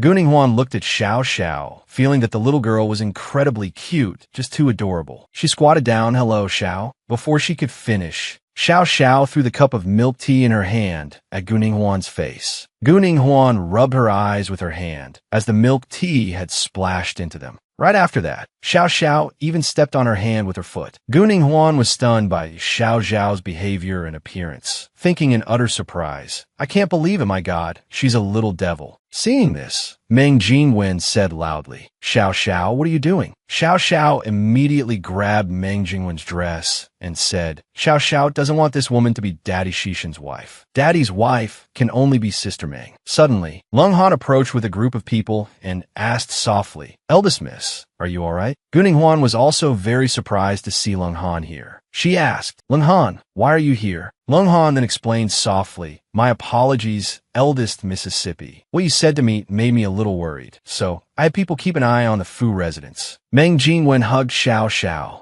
and said with great apology, "I'm sorry, Guning Huan, I'm sorry. Xiao Xiao just can't accept the fact that you and Xishan are married for the moment. That's why she's like this." Standing beside her, Xiao Xiao even turned her head back to shoot Guning Huan a glare. Leng Han handed a handkerchief to Guning Huan, then bowed and said, "Eldest Miss, just leave them to me. I will handle them cleanly." As Guning Huan took the handkerchief to wipe her face, she said, "Forget it. She's just a 5-year-old child after all. Why would I lower myself to her level?" Guning Huan thought to herself, shifting the blame so cleanly. This Meng Jingwen is not simple. Her hair was still very dirty. The milk tea stuck in it wouldn't wipe clean. She then said to Leng Han, "Give me a bottle of water." Leng Han immediately replied, "Yes." Seeing this, Meng Jingwen was extremely surprised and asked, "Guning Huan, what are you trying to do?" Xiao Xiao, standing behind Meng Jingwen, warned, "If you want to teach me a lesson, I'll tell Daddy Xishan to punish you." Guning Huan held the water bottle in her hand and said nonchalantly, "I'm not that childish." Guning Huan thought to herself, if no one taught her, how would she dare to do this? Meng Jingwen glanced over and suddenly saw Fu Xishan approaching. "It's Xishan, he's here." Then, she grabbed Guning Huan's hand that was holding the water bottle. Guning Huan was startled by this sudden action and asked, "What are you doing?" Then, all the water from the bottle poured onto Xiao Xiao. Xiao Xiao, drenched by the water,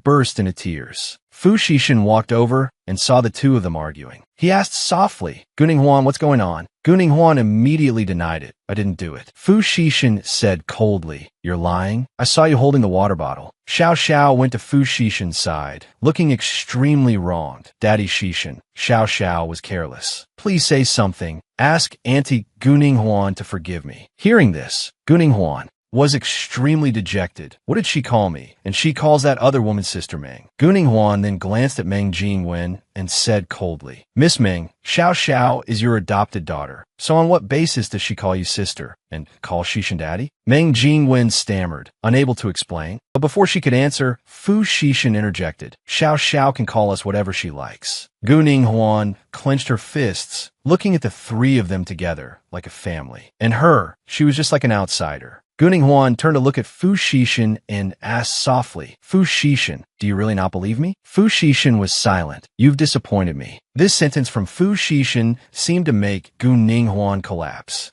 She said, heartbroken, even you don't believe me. Since it's like this, then I guess I was meddling in other people's business. Lin Heng, let's go. She thought to herself, I once thought Fu Xishan was my support, but now. In the car, Guning Huan rested her chin on her hand and thought for a moment, then said hesitantly, Lung Han, if Fu Xishan and I were to divorce. Before she could finish, Lung Han continued, I respect the eldest Mrs. Decision. I think the young master and the master would also support you. Hearing Lung Han's encouragement, Guning Huan felt that she finally had someone on her side. She smiled and said, Thank you, Lung Han, but now is not the time to divorce. In the evening, Fu Xishan was waiting for her at home and finally saw Guning Huan return. He asked coldly, You still know the way back? Guning Huan replied coldly, I'm going to rest. Fu Xishan immediately yelled, Stop. At first, you weren't afraid to sleep on the floor and insisted on sharing a room with me. Do you regret it now? Guning Huan replied nonchalantly, Yes, I realize I've overstepped my bounds. I shouldn't have done those unnecessary things. Then she threw back a sentence. From now on, let's just go our separate ways. Hearing this, Fu Xishan immediately grabbed her wrist and pushed her down onto the sofa. Guning Huan struggled. Fu Xishan, what are you doing? Fu Xishan asked in a deep voice, Why can't you just stay by my side obediently? And why did that man named Lung Han appear there? Guning Huan immediately said, I don't know what you're talking about. Then Fu Xishan moved closer to her until the tips of their noses were almost touching. Guning Huan stammered, What are you doing? Then she screamed, Let go of me, you pervert. Seeing her like this, Fu Xishan said coldly, Guning Huan, I don't like a woman who constantly loses her temper with me. Do you understand? Then he leaned down to kiss her, and Guning Huan shut her eyes tightly. She struggled with all her might to get away from him, when suddenly his gaze swept over and caught sight of the bruise on her arm. He asked, What happened to your arm? Guning Huan took advantage of his distraction to struggle into a sitting position. She turned her face away, not looking at him. It's none of your business. Fu Xishan thought for a moment, then guessed, could it be Xiao Xiao? Back then, before he could finish, Guning Huan pushed him away. Get out of the way. I want to go back to my room to sleep. Suddenly, her dress had been pulled down at some point, revealing the underwear beneath. Fu Xishan's deep gaze fell upon her, making her feel extremely ashamed. Guning Huan immediately covered her chest, shouting in embarrassment, What are you looking at? Fu Xishan sighed. We've already done everything. What's there to be shy about? As Fu Xishan was about to move closer to hug her, she pushed him away with all her strength and ran back to her room. Fu Xishan, you're too much. The next morning, the maid came to knock on Guning Huan's door, saying politely, Madam, please come down for breakfast. However, there was no answer. The maid muttered to herself, Why isn't anyone answering? Then she pushed the door open and called out a little louder, Madam. Unexpectedly, she found the door was unlocked and stepped into the room. As she approached the bed, she was shocked to find Guning Huan lying motionless on the bed, her face flushed red. Guning Huan weakly cried out, So hot. The maid panicked and called out loudly, Madam, but still received no response. She hurriedly ran to inform Fu Xishan. Soon after, the family doctor was called to examine Guning Huan. After a careful examination, he gave detailed instructions. The patient has a fever from a cold. She needs to take her medicine on time and rest for a few days to recover. Fu Xishan stood by her side, his gaze fixed on the unconscious Guning Huan, his face full of worry. The maid bowed her head slightly and said politely, Thank you for your trouble, doctor. Then she took a towel, dipped it in water, and wiped the sweat from Guning Huan. Madam is sweating so much. At this moment, Fu Xishan, who was standing nearby, suddenly spoke up. Let me take care of her. The maid immediately replied, Yes, sir. Fu Xishan moved closer to look at Guning Huan. He found her whole body was burning hot, her clothes soaked with sweat. His movements were incredibly gentle. as he meticulously wiped her down. Although Guning Huan was unconscious, she could still vaguely feel that her whole body was drenched. The gentle movements brought a hint of coolness. Who is it? Guning Huan groggily opened her eyes and suddenly realized it was Fu Xishan taking care of her. He was carefully wiping her body. She immediately covered herself in embarrassment and cried out, "What are you doing?" Fu Xishan replied in a calm tone, "Don't misunderstand. I'm just wiping the sweat off you." He continued softly, "Since you're awake, I can leave now."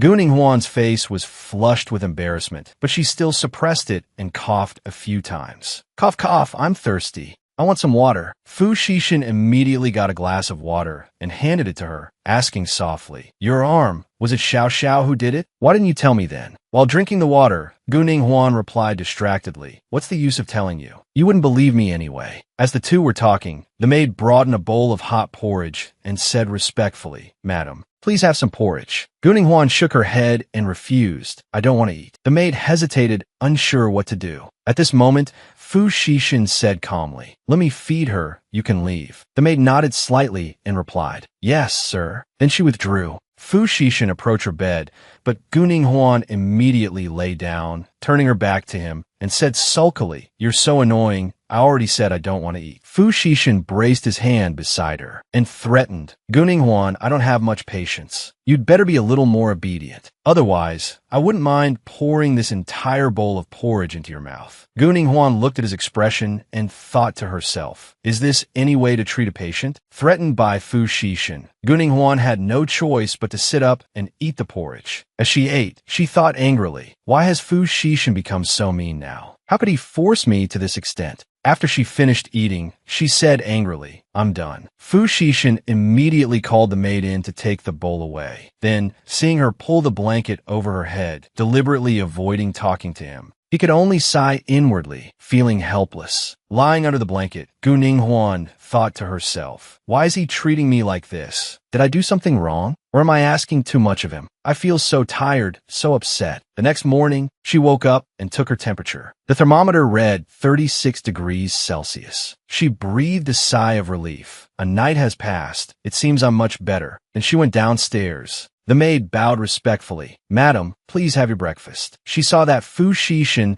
was already sitting at the dining table. Suppressing the anger in her heart, but still trying to act normal, she said in a slightly strained tone, "Husband, good morning." Guning Huan forced a cheerful smile and continued, "I have to be at school all day today, so I won't be home for dinner." Fu Xishan immediately asked suspiciously, "You don't have classes in the evening. Why aren't you coming back?" Guning Huan thought for a moment and quickly replied, "Because I've missed too many classes. So I plan to stay at the library to study with my classmates." Fu Xishan was silent for a few seconds, then replied in a low voice, "As you wish." Seeing this, Guning Huan immediately stood up and said hurriedly, "I'm leaving now." She thought to herself, "I really don't want to see his face for another minute." Guning Huan then drove to school, and as soon as she stepped out of the luxury car, she saw Xing Sitong. A clear look of jealousy was in her eyes. An adopted daughter driving a luxury car to school. It seems she spent quite a bit of the Gu family's money, hasn't she? Guning Huan clearly heard Xing Sitong's malicious words, but she paid them no mind, just silently walking past, thinking to herself, "Calling me an adopted daughter. It seems Gu Shi has told them. My brother told me not to cause trouble at school. It's best to stay away from trouble." However, even though Guning Huan didn't want to cause trouble, others didn't think the same. Xing Sitong quickly ran up and grabbed Guning Huan's arm, saying loudly, "You're not going anywhere. You must have stolen the Gu family's car, right?" Guning Huan turned around and asked coldly, "What are you doing?" Xing Sitong replied loudly, "Give me the car keys, so I can return them to Gu Shi."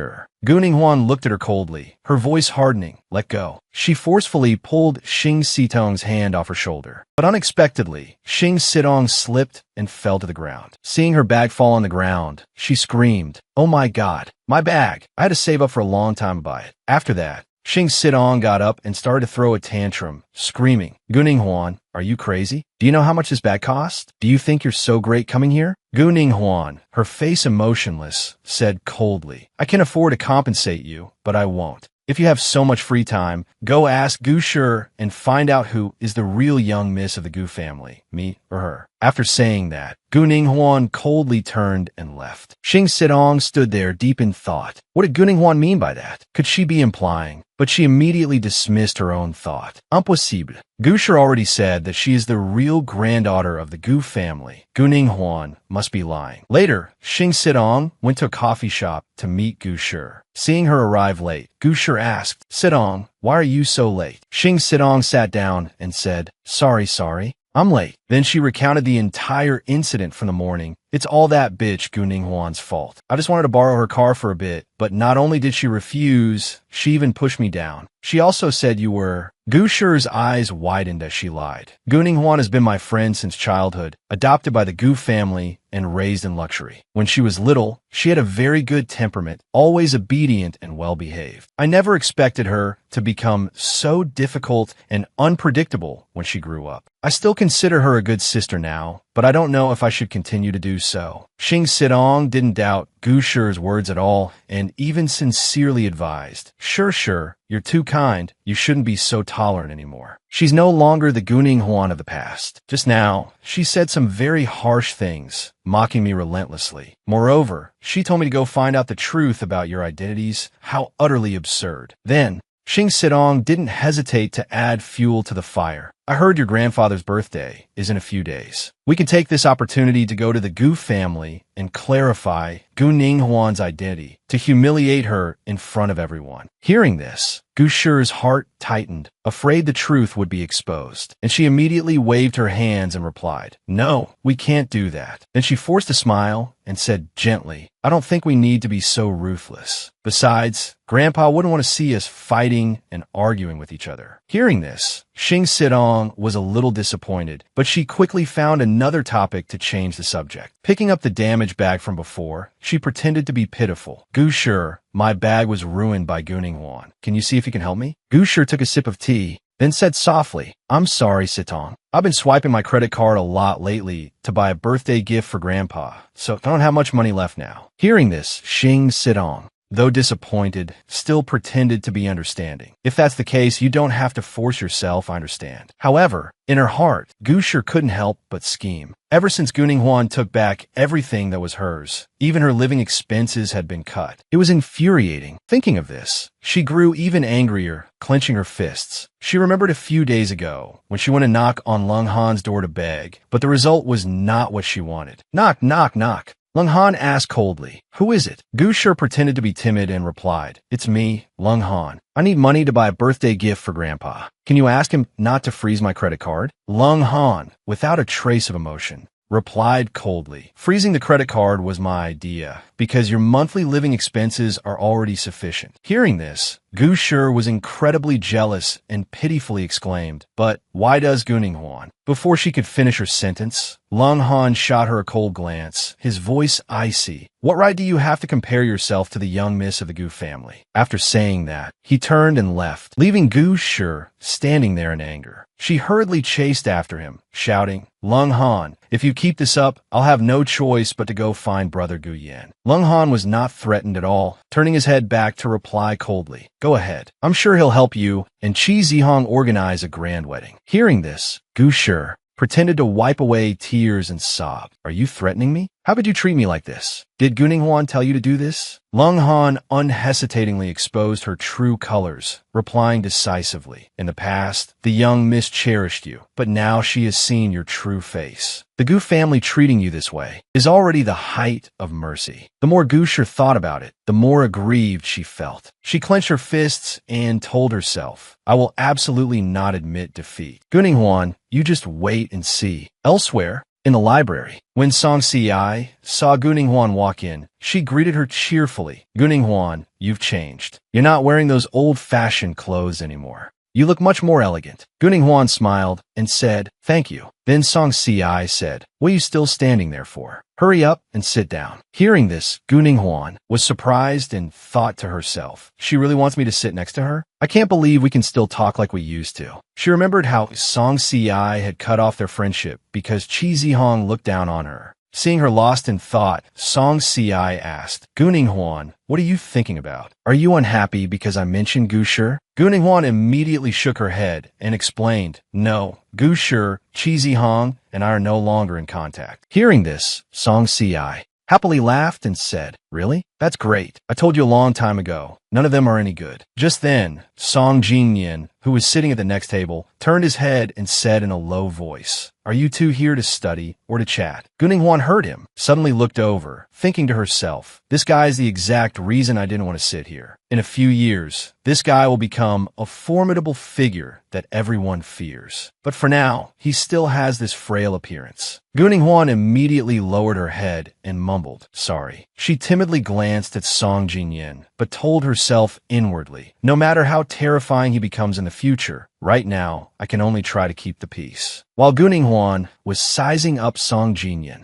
he was also secretly sizing her up. Is this that fool Guning Huan? She took a month off, and she's changed this much. Guning Huan looked at Song Si with a gentle gaze. She said softly, Song Si, let's go eat together later. I know a really good place. Song Si agreed without a second thought. Okay. Guning Huan thoughtfully handed her a piece of candy. Song Si, have some candy. As if seeing something, Song Si turned her head away. Su Muja appeared with an unhappy expression. He opened his mouth, causing her to lower her head in embarrassment. Did you forget what you promised me? She answered awkwardly. Sorry, I have plans tonight. Seeing this somewhat awkward scene, Guning Huan thought to herself, I think I've just discovered something. Meanwhile, Gushi and her best friend were strolling towards the library. Seemingly spotting something, the short-haired friend said, Gushi, look, isn't that Guning Huan? She glanced at Guning Huan from a distance, then added, doesn't she follow Gushi around all day? Why is she with Song Jinyin today? Gushi seemed very interested, the corner of her mouth lifting slightly as she sneered inwardly. No wonder she doesn't like Cheesy Hong. It turns out she's into the Song family's illegitimate son. Her pensive expression made her friend beside her a little curious. I really don't get it. She's clearly the eldest daughter of the Gu family, yet she only likes low-class people, all with statuses they can't rise from. She said softly, I have an idea.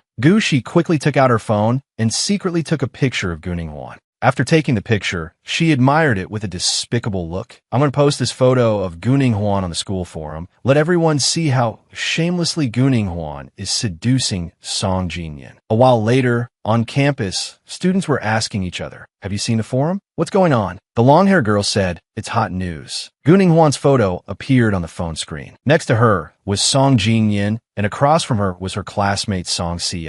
This afternoon, campus heartthrob Song Jinyin was seen in the library being intimate with an unknown girl. Their behavior was extremely close. The cold heartthrob is taken. A few gossiping girls quickly commented, oh my god, my heartthrob is sitting with a nobody, but it doesn't look that intimate. Heavens, no way. My heartthrob stays away from women. I thought Song Jinyin and Su Muja were a couple, but that girl is quite pretty. I think her name is Guning Huan. Pretty is Xiao, she. Let me tell the person on the floor above, Guning Huan has a boyfriend outside of school named Cheesy Hong. She hasn't even sorted things out with her boyfriend and is already being intimate with Song Jinyin. Is she trying to two-time? After reading these malicious comments, Song Si's expression immediately changed. She said softly to Guning Huan, Ning Huan, someone posted a photo of the four of us online. Now everyone is spreading rumors about you and Song Jinyin. Guning Huan asked in astonishment, no way? She gently picked up her phone to look at the post. Guning Huan calculated. It was posted 40 minutes ago, and in 40 minutes, it's gotten over 6,000 views. She reminded Song Si in a loud voice, don't pay attention to this baseless gossip. You'll just get upset. At the same time, at Fu Xixin's company, he was browsing the news. Suddenly, his secretary sent him the post about Guning Huan. The secretary asked, Mr. Fu, I just saw this news on the school's website. I'm not sure if there's some misunderstanding between you and Miss Guning Huan for this to happen. Fu Xixin stood up, displeased. He angrily clenched his fists. No wonder Guning Huan wanted to go to school. It turns out it was for that brat. He said in a loud voice, Secretary, get the car ready. Meanwhile, walking down the hallway, Guning Huan received a phone call. The bell rang. Ring, ring, ring. She answered the phone and said softly, Xixin, is there something you need? He replied coldly, come out. I'll give you 3 minutes. Guning Huan seemed to have guessed that she had angered him. She thought, from the sound of his voice, he seems to be angry. Just as she reached the door, Guning Huan ran into Gu Shi and her obnoxious best friend. Seeing her approach, she said in a loud voice, "Look who it is? Isn't this our school's two-timer, Guning Huan?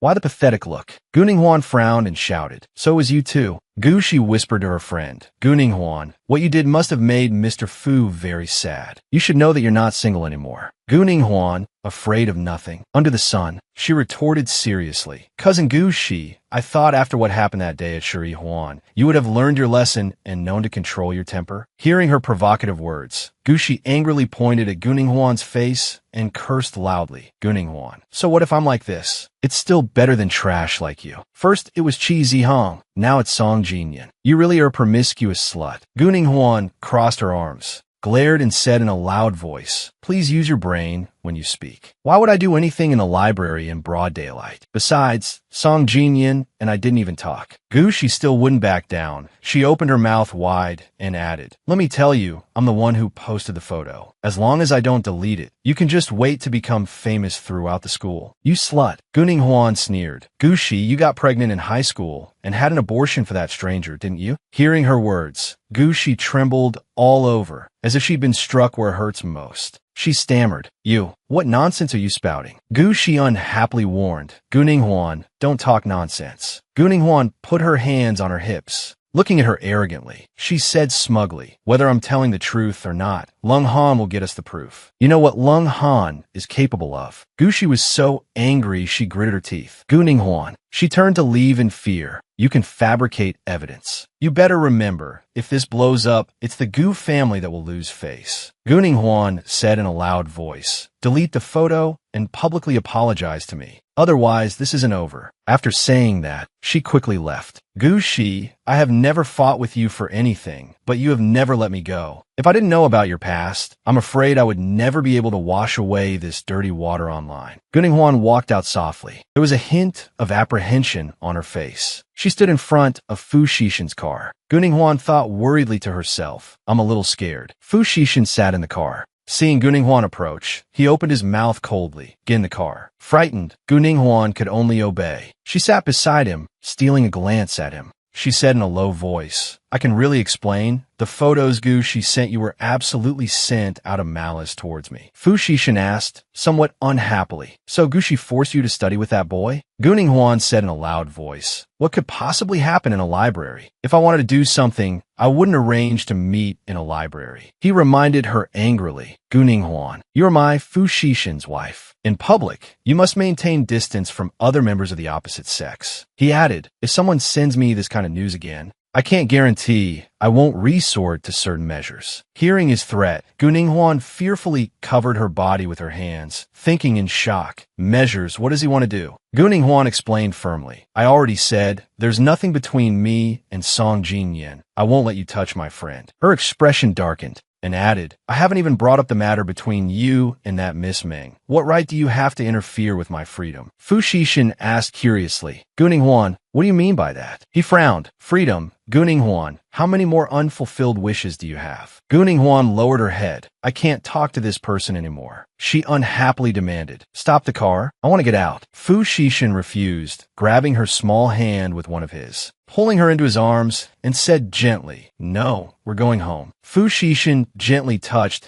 Guning Huan's sweet lips, leaving her utterly astonished. He thought, if I don't teach her a little lesson, she won't remember. A while later, the two returned to the villa. Fu Shishin seemed very forceful. He gripped Guning Huan's hand tightly, quickly pulling her into the room. Guning Huan asked unhappily, "Fu Shishin, what are you doing?" She thought in pain, "His grip on my hand hurts." Fu Shishin didn't answer. He hurriedly threw her onto the bed, then approached her and opened his mouth to say, "I want you to lose your freedom." As soon as the words left his mouth, he kissed her on the lips, and just like that, Fu Shishin kissed every part of Guning Huan's body. She said, trembling slightly, "Are you crazy?" Fu Shishin didn't answer. His white shirt lay in a mess on the floor. Just then, a knock came at the door. Knock, knock, knock. The maid said softly, "Young master." There's a call from the company. Being reminded of company business while in the middle of an intimate moment with Guning Huan, Fu Xishan frowned unhappily. A while later, when Fu Xishan left the house, Guning Huan resolutely calculated, "I can't make the same mistake this time." She wrapped the thin blanket around herself, then picked up her phone and called Lung Han. "Lung Han, help me gather some information on Gu Shi." Lung Han obeyed. "Yes." Eldest Mississippi Guning Huan thought with great resentment. "She dared to mess with me. I'll make her and Gu Shi go to hell together at Grandpa's birthday party." She gently placed her hand on her left chest. Her cheeks flushed. "I can hear my heart beating clearly. I shouldn't have any illusions I'm not supposed to have. I must know that Fu Xishan's intimate actions were just a momentary fit of anger. I've already tasted the bitterness of love once before." Meanwhile, Gu Shi's old phone rang. She answered the phone, her voice choked with sobs. "Hello, Ninghuan. It's Gu Shi. I need to talk to you about something." Gu Ninghuan glared and replied, "If you have something to say it quickly. Don't just cry and whine." She felt a little unhappy. "She's calling me again." Gu Shi's eyes were filled with tears as she spoke deceitful words, saying softly, "Ninghuan, your status and position are different now, so you don't want to be friends with me.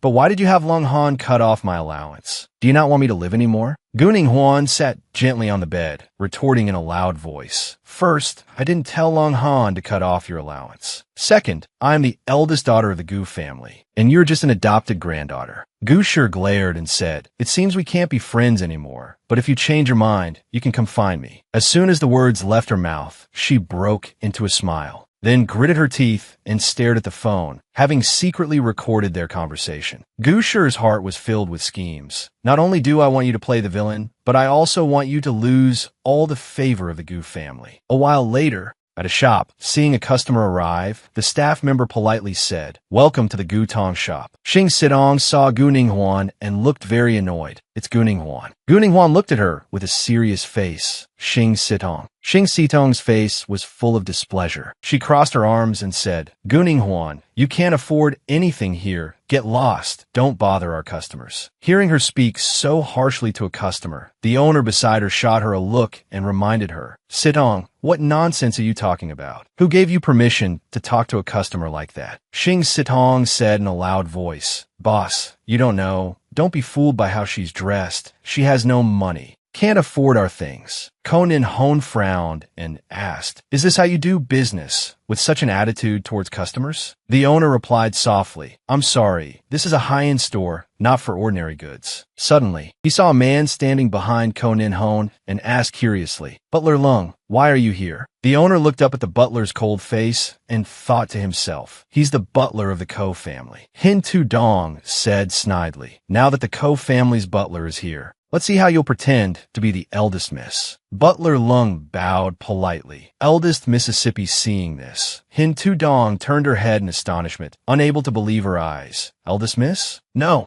it can't be." Butler Lung frowned and asked, "Such a poor attitude towards customers. Is this the rule of your store?" The owner had no choice but to bow and apologize. "I'm terribly sorry. I was truly blind." He ordered the stunned Hin Tu Dong beside him. "What are you standing there for? Hurry up and apologize to eldest Miss Ko and Mr. Lung." Hin Tu Dong refused. She yelled, "Conan Hone, don't think you're so great. This job I quit." Butler Lung said unhappily, "You." Conan Hone thoughtfully reminded him, "Just let it go, Lung Han. Hin Tu Dong is got t-shaped then." Of course, she doesn't understand anything. She and the butler quickly left. Conan Hone said, "I don't want to be here anymore. Let's go to another store." A moment later, Conan Hone was intently admiring a beautiful pearl necklace. Her face held a trace of sadness. "I was so foolish before. I made grandfather worry so much." She turned to the butler and asked, "Do you think grandfather will like this pearl necklace?" The butler replied gently, "As long as it's a gift from you, miss, the old master will definitely like it." Just then,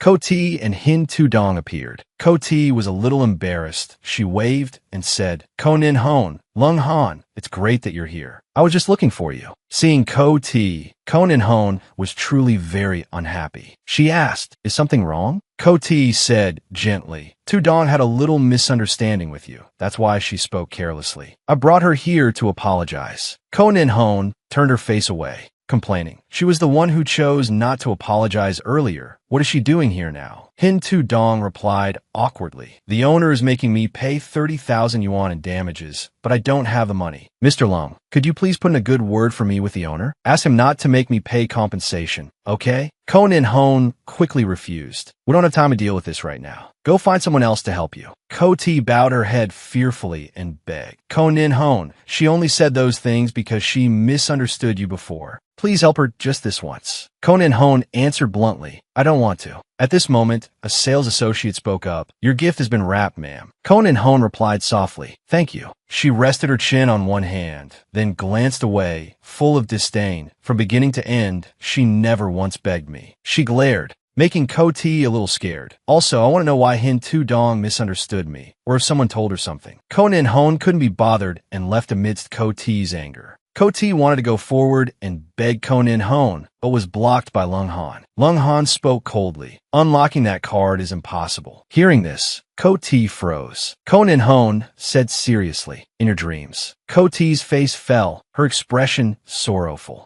At this moment, Tu-dong hurried over to Ko Ti and asked, what about the 30,000 yuan? Ko Ti said angrily, you saw the mess you made yourself. After saying that, she turned and left, thinking worriedly as she walked. 30,000. Before, that would have been just snack money for me, but now, she opened her mouth and said, how about this? I'll go with you to the store. The two of them talked as they walked. Ko Ti spoke again. Tu-dong, I only said that just now because I was too angry. You're still my best friend. Tu-dong was very happy. She glanced at Ko Ti and said, then I'm counting on you. If the owner lets me off, I'll pay you back later. Ko Ti forced a smile. She put on a sorrowful expression. Thank you, Tu-dong. I didn't mean to deceive you. It's just that I come from a poor background, and I was afraid you wouldn't be friends with me, so I wasn't clear. At this point, it was time for them to part ways. Tu-dong waved and said, then I'll get going. Ko Ti said softly, goodbye. She was a bit pensive, thinking to herself, don't panic. Everything is already prepared. She clenched her fists smugly. You dare to humiliate me like this. Ko Nin-hon, you're dead for sure. By then, Lung Han won't even bother to look at you. Just then, Kai Tu-han was driving around streets. He saw Ko Ti on the side of the road and asked curiously, TT, why are you walking alone? Kai Tu-han smiled and said, get in the car, I'll take you home. Ko Ti didn't seem to want to. She quickly refused. No need, I'd rather walk. It wouldn't be good if Ko Nin-hon saw me in a car with you. In her heart, she was full of contempt. I wouldn't be caught dead sitting in such a shabby car. Kai Tu-han quietly approached, stunning her. He whispered in Ko Ti's ear, come with me, let's talk. Seemingly guessing his intentions, Ko Ti revealed a cold smile. A moment later, the two of them parked the car in a small park. Ko Ti asked, a little worried, is it okay here? I feel like someone might see us. Kai Tu-han immediately reassured her, it's fine. There's no one here. The two of them got entangled in the car. Ko Ti let out a soft moan. Kai Tu-han couldn't hold back anymore. He gripped Ko Ti's hand, a despicable look on his face, and said, TT, why don't we leave the Ko family together? Nin-hon doesn't trust us anymore. Ko Ti didn't like this suggestion. She said, the Ko family raised me. How could I leave? She looked gently at Kai Tu-han and said, I heard Ko Nin-hon married Mr. Fu and received a lot of betrothal gifts. Hearing her words, Kai Tu-han asked with great interest, betrothal gifts? Ko Ti said softly, Ko Nin-hon even specifically asked me for news about you. I think she still likes you. She hinted insidiously. The day after tomorrow is grandfather's birthday party, and Mr. Fu isn't going with Ko Nin-hon. When the time comes, I'll help create an opportunity for you and Ko Nin-hon. She thought smugly to herself, haha, I don't believe that in such a short time, Ko Nin-hon could have stopped loving Kai Tu-han. By then, you'll not only get Ko Nin-hon, but also her fortune. Ko Ti stuck out her tongue, slowly licking Kai Tu-han's hand. He moved closer to Ko Ti and said, now is not the time to be distracted. He forcefully pressed down on Ko Ti's body. She cried out in excitement. The car shook amidst the heavy panting of the two. In a flash, the next day arrived. It was finally the day of the birthday party. After finishing Ko Nin-hon's preparations, the maid spoke up. Miss, your hair is done. Ko Nin-hon was wearing a gorgeous formal dress. She was so beautiful that the maid couldn't help but admire. Wow, miss, you're so beautiful. Ko Nin-hon smiled and replied, thank you. She walked lightly down the stairs. When she reached the bottom, she saw Fote Tam and was a little surprised. At this moment, he was seriously looking at some documents. Seeing this, Ko Nin Hoon's eyes widened as she looked at him and thought, Fo Tay Tam didn't go to the company today. Could it be that he wants to? She abruptly turned her head away. Whatever, I don't want to care about his business. The maid looked at Ko Nin Hoon and asked, Miss, should I have a driver get ready? Ko Nin Hoon replied softly, No need. I've already called for the Ko family's driver. Seeing Fo Tay Tam's sad gaze, the maid exclaimed in surprise, Young master. He let out a sigh, then crossed his arms seriously and thought, Does Ko Nin Hoon not want to go with her? Just then his phone chimed. Ding. Ko Nin Hoon sent Fo Tay Tam a message. Hubby, I know you've been busy lately, so I'm going to grandfather's birthday party by myself. Fo Tay Tam felt unhappy. He looked gloomy and snorted coldly. She only messaged me after she left. She clearly didn't want to go with her. A moment later, Ko Nin Hoon arrived at the Ko residence. She wasn't very satisfied with the message she had just sent. Ko Nin Hoon pouted and thought, I feel like that wasn't the right thing to do, but he brought it on himself. As she stepped into the villa, a voice rang out, causing Ko Nin Hoon to glance over. Ning Huan, her handsome older brother, Ko Dain, appeared. Ko Nin Hoon froze. It's my brother. Her clear eyes suddenly turned red. It was her beloved brother, the one who was burned to death in a fire set by Ko T in her past life. Ko Dain asked his sister worriedly, What's wrong? Why aren't you saying anything after seeing me? He smiled and said, You're not angry about the marriage, are you? Ko Nin Hoon replied softly, How could I be? I'm not mad at you for marrying me to Fo Tay Tam. I know you only want what's best for me. Ko Dain said sadly, I know you like Kai Tu Han, but he's really not worthy of you. Ko Nin Hoon smiled and replied, I know. The person Kai Tu Han likes is Ko T. I saw them together with my own eyes. Ko Dain asked in shock, What did you say? Ko T and Kai Tu Han are together? She sneered yes. He was stunned, thinking to himself, it was Ko T who originally said Ko Nin Hoon was planning to elope with Kai Tu Han on her wedding night. Could it be? He looked at her with a pained heart and reminded her, Nin Hoon, don't worry. I will definitely get justice for you. Ko Nin Hoon replied obediently, There's no need, brother. Ko T and Kai Tu Han are already together. Besides, Fo Tay Tam and I are already married. I don't want to have anything to do with them anymore. Just then,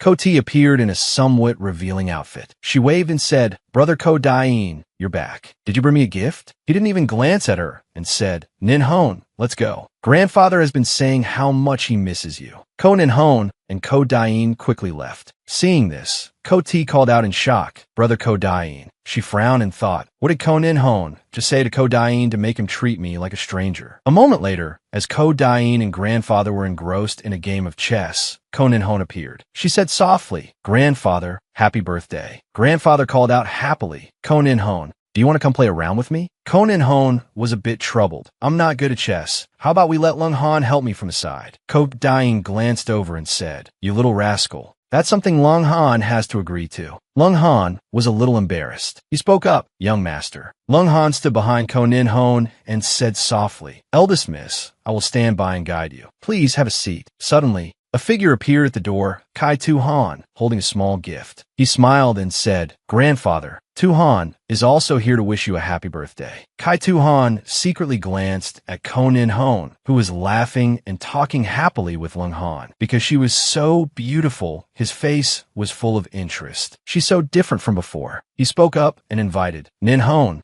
Mr. Ko is getting on in years. How about I help you with a game? Ko Nin Hoon didn't even spare him a glance. She quickly refused. This is a Ko family party. You're just an outsider. After wishing him a happy birthday, you should go somewhere else. As soon as she finished speaking, the mother and daughter pair, Loi Ne Phi and Ko Ki, appeared. She covered her mouth and said disdainfully, That's no way to treat a lifesaver. Ko Nin Hoon frowned. She called out, Grandfather, I recently heard about someone named Tu Tap. Before she could finish, Loi Ne Phi's eyes widened and she yelled, Tu Tap. She fearfully pulled Ko Nin Hoon to the side, gritting her teeth and pretending to be calm. Nin Hoon, I have something to say to you. Come over here for a moment. Lung Han, continue helping me with the chess game. I'll be right back. As soon as the two of them entered another room, Loi Ne Phi said loudly, Ko Nin Hoon, I don't know what you know, but you'd better not test my limits. Ko Nin Hoon crossed her arms and replied seriously, Aunt, I'm a very fair person. If you don't mess with me, I won't mess with you. She added firmly, today is grandfather's birthday. No matter who it is, don't even think about causing trouble here. If you continue to cause trouble for me, I'll let the whole world know about Two Taps affairs. Loine Fai didn't dare to say another word. She left first under Gu Ninghuan's triumphant gaze. She only dared to mumble a sentence. I'll give you this one. Gu Ninghuan secretly calculated. If it weren't for Lung Han's help with the investigation, even Gu Ninghuan wouldn't have known that her good aunt was hiding such a world-shattering secret. Outside the villa, the clear blue sky seemed to be sending its blessings to grandfather. Inside the house, Gu Shi was holding a small gift box. When she saw two maids carrying Gu Ninghuan's gift box, she glanced over. This is the eldest Mrs. Gift. Take it and store it carefully. Yes. The corner of her mouth curled into an intrigued smile. Gu Ninghuan's gift. Gu Shi's face was full of cunning. She hid behind a wall, waiting for the maid to leave the room. When the maid went downstairs, she immediately opened the door and approached the gifts for grandfather. Looking at them while plotting, I have to ruin it. Gu Shi quickly picked up the gift box Gu Ninghuan had for grandfather. Suddenly, Gu Ninghuan's appearance startled her. She smirked and asked, Gu Shi, everyone is in the living room. What are you doing here? Gu Shi replied awkwardly, I just wanted to see if my gift was put in the right place. I didn't mean anything else. Gu Ninghuan sneered. Oh, is that so? She raised her voice. I heard your gift is a very valuable piece of jade. How about we call Lung Han to bring it out for everyone to broaden their horizons? Hearing Gu Ninghuan's words, Gu Shi's face was full of calculation. How does she know I bought jade? She put on a pained expression and replied, let's just forget it. Although the jade I bought is very expensive, I wouldn't dare to show it off. If grandfather sees it and thinks it's not worth the money, I'll be so embarrassed. Gu Ninghuan smiled comfortingly. It's all right. When giving a gift, it's the thought that counts. If you were tricked by a dishonest merchant, I'll have Lung Han help you claim damages. Gu Shi seemed reluctant and replied, about that. In the courtyard, birds were chirping. Grandfather sat on a chair and asked, I heard little Shi got me a piece of jade. Why are you only bringing it out now? Gu Ninghuan pulled her by the hand to stand before grandfather, saying, it's because I've never seen a gemstone before. I remember my brother knows an expert who can appraise gemstones. Gu Yin narrowed his eyes with interest and replied, if Gu Ninghuan wants to see it, then I'll call the driver to pick up that expert. The gray stone was displayed on the table. Loine Fai and Gu, she sat on chairs with her legs crossed. She asked, oh, by the way, how much did this piece of jade from Gu Shi cost? Gu Shi replied nervously, 100,000. Gu Shi said blankly, spending 100,000 just to buy a rock. Loine Fai pouted and said contemptuously, Gu Shi really doesn't know how to feel the pinch. Gu Shi glared at the stone, frowning in fear. No, this stone only cost a little over 100 yuan. Because even if I didn't want to, I didn't have enough money to buy an expensive gift. Gu Shi pouted mockingly. I think this stone looks very ordinary. There's nothing special about it. Is it really worth 100,000? Or is someone bragging? Grandfather said softly, it's all right. I know your heart is in the right place. So no matter the result, I'll accept it. Gu Shi smiled and replied, thank you, grandfather. Grandfather reminded Lung Han. Lung Han, later, get a check for 100,000 and give it to Gu Shi. A moment later, the appraisal expert arrived at the Gu residence. He got out of the car gently and walked carefully into the house. The maid said softly, the jade appraisal expert has arrived. Gu Yin glanced over and ordered, then let's begin. The appraisal expert began to carefully examine the stone. He used a small machine to cut the stone open. Gu Shi and Gu Ninghuan both watched intently. After it was cut open, it was an ordinary stone. Gu Shi immediately sneered. I told you so. It's easy to spend money when it's not your own. One sentence, and 100,000 is gone. Loine Fai leisurely sipped her tea and said softly, Gu Shi, I'm telling you the truth. You should understand one thing. Money doesn't grow on trees. All right.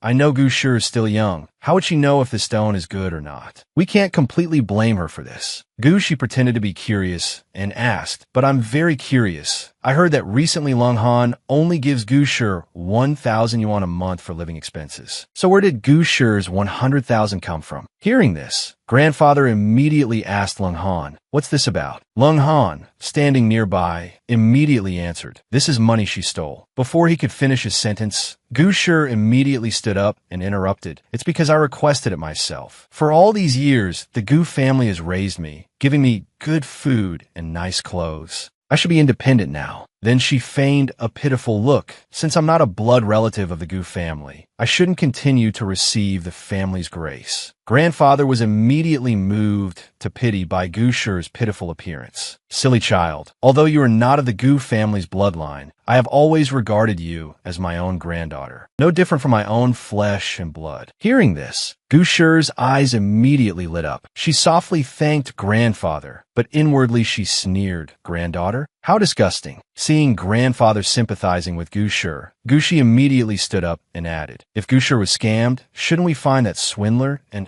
settle the score? Gu Huan, beside her, also nodded in agreement. I think Gu Shi has a point. Hearing this, Gu Shi broke out in a cold sweat, stammering, I didn't buy it at a store, because when I was shopping, I was stopped by an old man. Hearing Gu Shi stammer, Gu Shi immediately gave a cold, mocking laugh. Gu Shi, that's ridiculous. Any normal person with a brain wouldn't spend 100,000 to buy a stone from a stranger on the street. Gu Huan also sneered and added, if that's the case, I think we should call the police right away. We just need to check the surveillance cameras and everything will be clear. Hearing this, Gu Shi stammered in fear. Doine Fai immediately stood up to try and mediate. All right, Gu Huan. Today is grandfather's birthday. Let's not make such an ugly scene. Gu Huan immediately cut her off, saying bluntly, you can't say that, Andy. If it's a scam, it must be dealt with seriously. Gu Shi saw the situation was not good, covering her face and thinking to herself, it seems I can't hide it anymore. Then she immediately confessed, grandfather, I'm sorry. I lied to you. This stone isn't actually 100,000. Qi Zihong, standing beside her, immediately chimed in. Gu Shi, did Gu Huan force you to do this? Otherwise, why would you do such a thing? Gu Shi put on a pitiful, aggrieved act and said, Zihong, no one forced me. Every year, I put my heart into preparing a birthday gift for grandfather. But this year I had no money and was afraid everyone would look down on me. Qi Zihong saw Gu Shi's aggrieved appearance and immediately turned to yell at Gu Huan. Gu Huan, you and Gu Shi grew up together. How could you humiliate Gu Shi in front of so many people like this? Gu Huan gave a cold laugh and retorted, so, you mean lying would be better? Seeing this, grandfather said in a deep voice, all right, that's enough. This matter ends here. Then he reminded Qi Zihong, Zihong, although you have the merit of saving Gu Huan's life, but it's not your place to lecture the children of the Gu family. Gu Huan immediately stood up and said frankly to grandfather, Grandfather, actually, that life-saving merit was a lie. I was deceived by Zihong and Gu Shi for 4 whole years. The person who saved me when I fell into the water back then was not him. Hearing her words, Gu Yin became furious and slammed the table, pointing at Qi Zihong's face. Do you think our Gu family is a bunch of fools? Grandfather also immediately ordered, Lung Han, throw Zihong and his parents out for me. Lung Han immediately complied. Yes, master. After that, Lung Han ordered his subordinates to throw Qi Zihong out. Qi Zihong panicked and shouted, what are you doing? Let me go. Gu Shi immediately stood up to clear her name. Grandfather, actually, Gu Huan has misunderstood me. I really didn't know that Zihong was deceiving Gu Huan. Gu Yin leaned in and whispered in grandfather's ear, Grandfather, I have something to tell you. After listening, grandfather sighed heavily. Gu Shi saw grandfather's expression suddenly change and became extremely anxious. She thought to herself, with that look of disappointment and changed expression, they definitely won't believe me anymore. In the courtyard, Lung Han held a whip and struck Qi Zihong hard, saying coldly, these 2 lashes are from me, on behalf of the eldest Mississippi. Then Lung Han ordered 2 bodyguards to take him away. The 2 bodyguards immediately bowed and replied, yes, sir. After the party ended, Gu Shi was furious, thinking to herself, Gu Huan, you made me suffer a great loss today. Suddenly, a maid ran in to report to grandfather. Old master, when I was cleaning the room, I found a medical report belonging to the eldest Mississippi. Then she took out the paper and added, it says the eldest miss is 3 months pregnant. Everyone in the room was utterly shocked. What did you say? Doine Fai sneered mockingly. Gu Huan and Mr. Fu have only been married for a month. How could she suddenly be 3 months pregnant? Hearing this, Gu Shi also added fuel to the fire. Mother, you just don't know. Young people these days are very open-minded. Suddenly, Fu Xishan walked in and said coldly, pregnant with what? Everyone thought to themselves, Fu Xishan, why are you here? Gu Shi thought to herself, I didn't expect Fu Xishan to come too. I can get rid of that little wench Gu Shi and also make Guning Huan get a quick divorce. Heaven is truly on my side. Guning Huan recalled her past life. In her past life, because she wanted to divorce Fu Xixin, she had asked Gu Shi to take money for her and forge a pregnancy report. It was this very paper that made Fu Xixin fly into a rage and divorce her on the second day after their wedding. Doine Fai mocked Guning Huan. Since Mr. Fu is also here, shouldn't you explain the pregnancy matter? Guning Huan replied coldly. What do I need to explain? It's just an ultrasound report. It's very easy to forge something like this. At the very least, everyone should take me to the hospital for a proper checkup. She pretended to be timid and said suggestively, I remember Miss Ninghuan used to like Qi Zihong. Perhaps. Gu Yin immediately cut her off with a warning. Shi, do you know what you're saying? Based on just a medical report, you dare to sling mud at Ninghuan.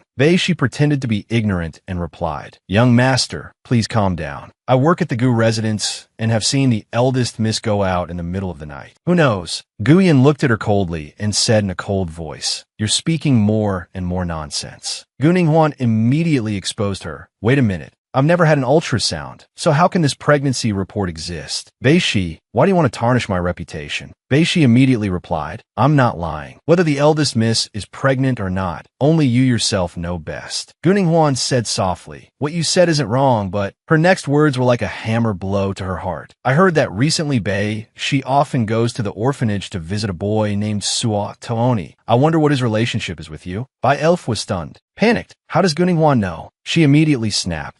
What are you trying to do? Guning Huan feigned surprise. I've always noticed that you and Gu Shi have a very good relationship. Is it because of that boy? Shi was scared and immediately cleared her name. I forged this medical report. I don't like Guning Huan, but this has nothing to do with Gu Shi. Gu Yin coldly ordered the servants to take her away. Just then, as everyone was talking, grandfather suddenly started coughing nonstop. Guning Huan called out worriedly, Grandfather. Then someone whispered into Gu Yan's ear. Gu Yan then announced, Grandfather is not well and needs to rest. Let's go outside. Guning Huan replied, Yes. Doine Fai, standing by, sneered, ruining the old man's birthday mood. It's been so lively today, it seems we don't need to stay either. Let's go home. Gu Shi was also secretly delighted. On her way out, Guning Huan thought worriedly, Gu Shi hurt grandfather deeply today, but grandfather still has some affection for her. Gu Shi's faction has been in the Gu family for over 10 years. It won't be easy to uproot it completely. I can only take it one step at a time. Afterward, Fu Xixin and Guning Huan returned home. She had just come out of the shower when she saw Fu Xixin working. Guning Huan then asked, Are you sending an email? Fu Xixin replied coldly, I'm working. Guning Huan, turn your head. He then closed the laptop. Guning Huan huffed, not letting me see, so stingy. Fu Xixin turned his head and reminded her, The way you're dressed, you're really thoughtless. You should put on a coat. Guning Huan mumbled, I don't want to. She thought to herself, I'm about to go to bed. Who wears a coat? Fu Xixin immediately picked her up and threw her onto the bed. Guning Huan let out a scream.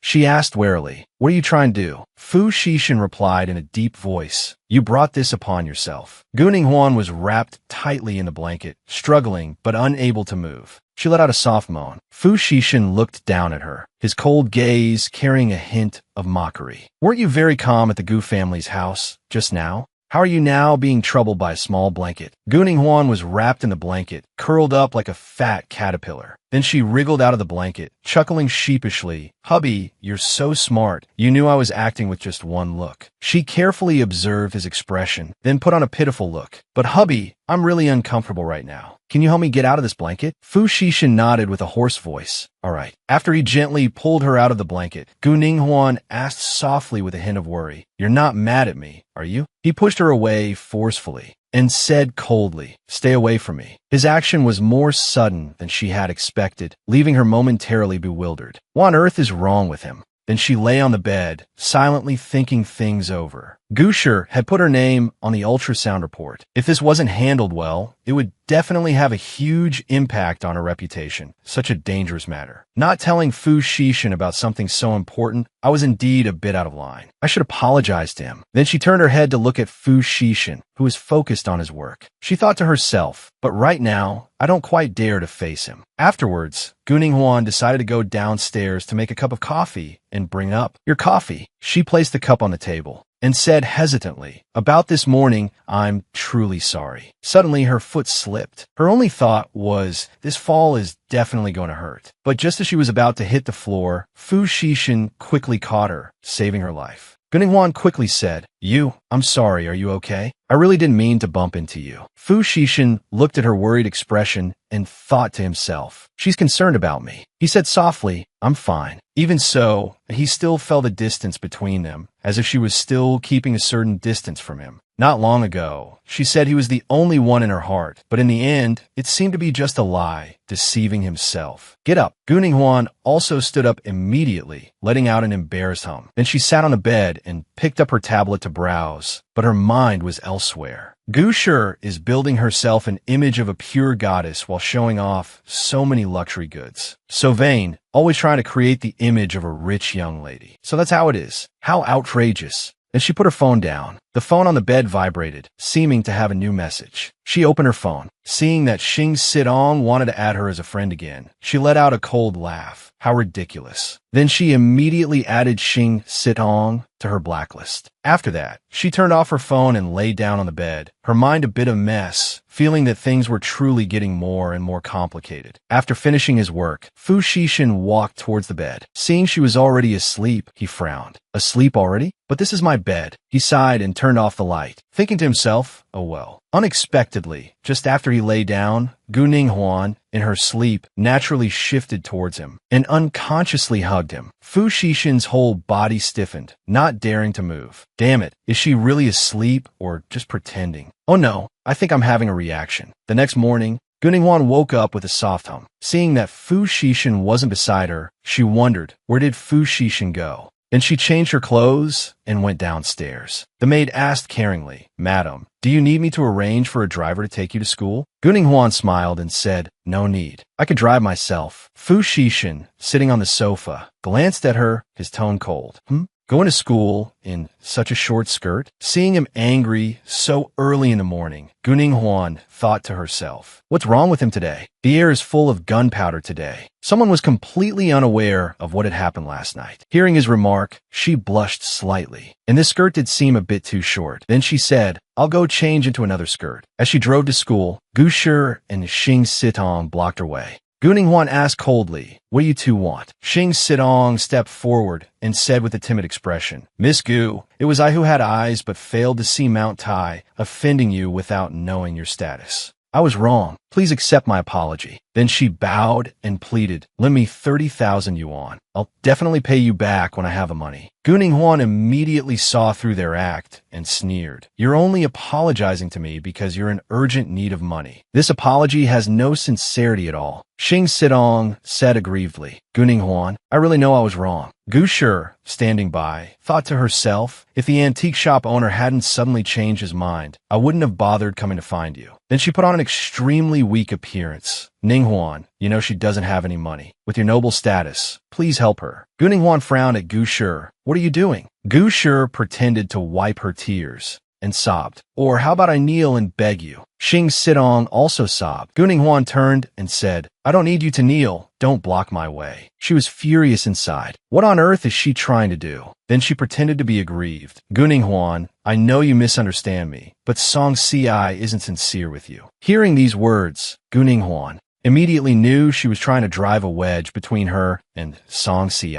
After Gunning left, Xing Sidong cried out, "What am I supposed to do now? She clearly doesn't want to help me." Gu Shi whispered, "Don't worry, I'll help you. I still have some things I can sell." Xing Sidong was extremely grateful. "Gu Shi, you're too good to me. I'm so sorry for saying those things to you last time." Gu Shi let out a cold laugh. Then she glanced at the photographer she had hired, who was behind them, thinking to herself, what a pity we couldn't get proof of Gunning forcing me to kneel. Later, in the lecture hall, after the teacher arrived, Song Si rushed over, saying, "Sorry, Gunning I woke up late, so I'm late." Gunning shook her head. "It's okay. Let's go eat together at noon. After class, Song Si said with a happy smile, let's go out to eat. After the two arrived at a restaurant, Song Si asked curiously, why can't we go in to eat? Why? The waiter said sincerely, I'm sorry, esteemed guests, our restaurant has been fully booked. Song Si was extremely curious. Who's so rich that they booked the entire restaurant? Guning Huan said to her, forget it, let's go somewhere else. Song Si, curious, peeked through the window from outside and suddenly exclaimed, Guning Huan, look, isn't that Mr. Fu? He's eating with Meng Jingwen again. Oh my god. Then Song Si rubbed her chin. I heard Mr. Fu is married. Could it be that he's married to Miss Meng? Guning Huan looked a little sad. She thought to herself, this man. Guning Huan thought furiously, this is outrageous. This man doesn't like me. I'm not allowed to wear a short skirt, but he goes out to eat with Miss Meng, who is also wearing a short skirt. Song Si, standing beside her, asked curiously, but I always feel that Miss Meng and Mr. Fu aren't a good match. Guning Huan immediately asked, why? Song Si spoke her true thoughts. That girl is indeed talented and beautiful, but I always feel like she's scheming something. Meng Jingwen was talking to Fu Xishan when she suddenly glanced out the window, thinking to herself, it looks like Guning Huan is outside the door. Then, from the perspective of the two outside, it seemed as if Fu Xishan was hugging Meng Jingwen. Song Si immediately said, it looks like they're hugging. Guning Huan fell silent seeing this scene. Then she turned to leave. Don't look anymore. Let's go. Inside the restaurant, Fu Xishan was supporting Meng Jingwen. Meng Jingwen said softly, me, how could I be so careless? Xiao Xiao was in the restroom for too long. I was going to check on her and ended up losing my balance. How embarrassing. After Xiao Xiao came in, Meng Jingwen said with a smile, Xiao Xiao is here. Then the little girl ran into Fu Xishan's arms. The little girl called out happily, Daddy. As Guning Huan walked, she thought, Fu Xishan and I have no feelings for each other. So what if he likes someone else? This marriage only needs to maintain a respectful appearance. I shouldn't care about other things. Song Si,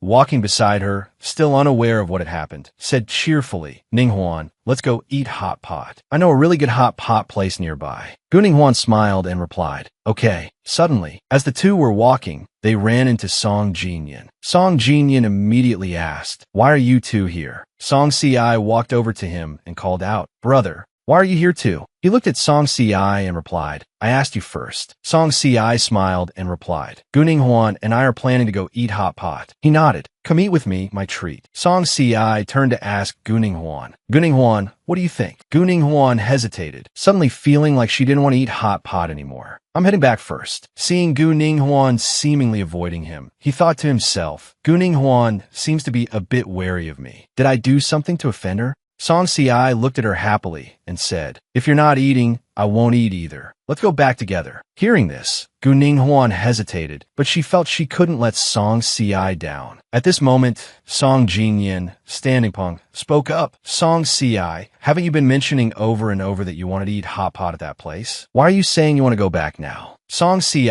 quickly replied, Guning Huan, don't listen to his nonsense, I wasn't. Guning Huan immediately understood that Song Si was not going to eat hot pot because of her. So she said, it's okay, if Song Si likes it so much, let's go together. Afterwards, the three of them went to the hot pot restaurant. When Song Si saw the hot pot, her eyes lit up. Wow, this looks so delicious. Then, the three of them started to eat. Seeing Song Si eating so quickly, he reminded her, eat a little slower, you don't look like a lady at all. Song Si said while chewing, it's because I'm too hungry. Guning Huan looked at the siblings, thinking to herself, their relationship is so good. No matter how cruel and ruthless this man becomes in 3 years. Right now, he's just an illegitimate son who isn't favored by the Song family. If I keep distancing myself from him like this, will I end up hurting him? Song Jinyan caught Guning Huan's gaze on him. He teased, Miss Gu, staring at me like that. Could be you have designs on me? Guning Huan shot him a glare. This man is so annoying. After eating, Song Si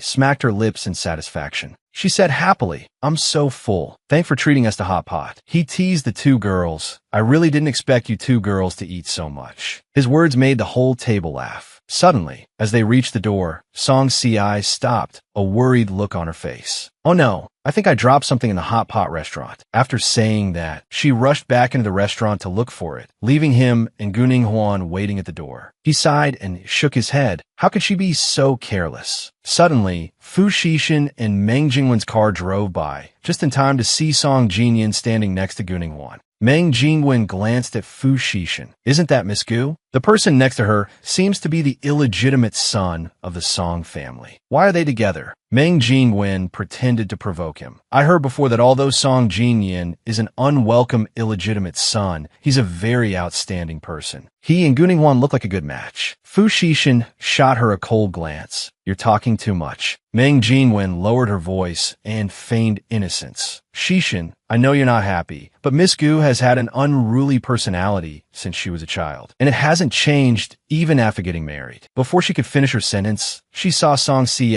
walking towards Song Jinyan and Guning Huan. Seeing this, Meng Jingwen was filled with regret and frustration. Why did Song Si have to show up at this exact moment? Not earlier, not later. Then she said timidly, it seems I misunderstood her. Fu Xixin completely ignored her. Upon returning home, Guning Huan hummed la la la as she walked cheerfully, her heart filled with excitement. As she was about to open her bedroom door, Fu Xixin yelled, stop right there. Guning Huan thought to herself, what's wrong with him? Fu Xixin said in a cold voice, come to the study with me. I have something to say to you. I don't object to you occasionally going out with your friends, but you must maintain your distance from the opposite sex. Understand? Hearing this, Guning Huan retorted, what do you mean by maintaining distance? I wouldn't let someone else's child call me dad. Hearing this, Fu Xixin grasped the main point. You're jealous of Meng Jingwen. Guning Huan was both embarrassed and angry. She's not worthy of my jealousy. I just feel that since Mr. Fu and Miss Meng's relationship is so good, you probably don't need to manage me, right? After hearing this, Fu Xixin's expression darkened. I insist on managing you. So what? Guning Huan was at a loss for words. She clenched her fists, thinking to herself, if he's already guessed it, I can't just endure it anymore. It's clearly just a marriage of convenience for our families. Why must we make things so difficult for each other? Then, she said in a small voice, I'm going to cry. Fu Xixin immediately grabbed her hand, pressing her against the wall. Guning Huan was startled by his action.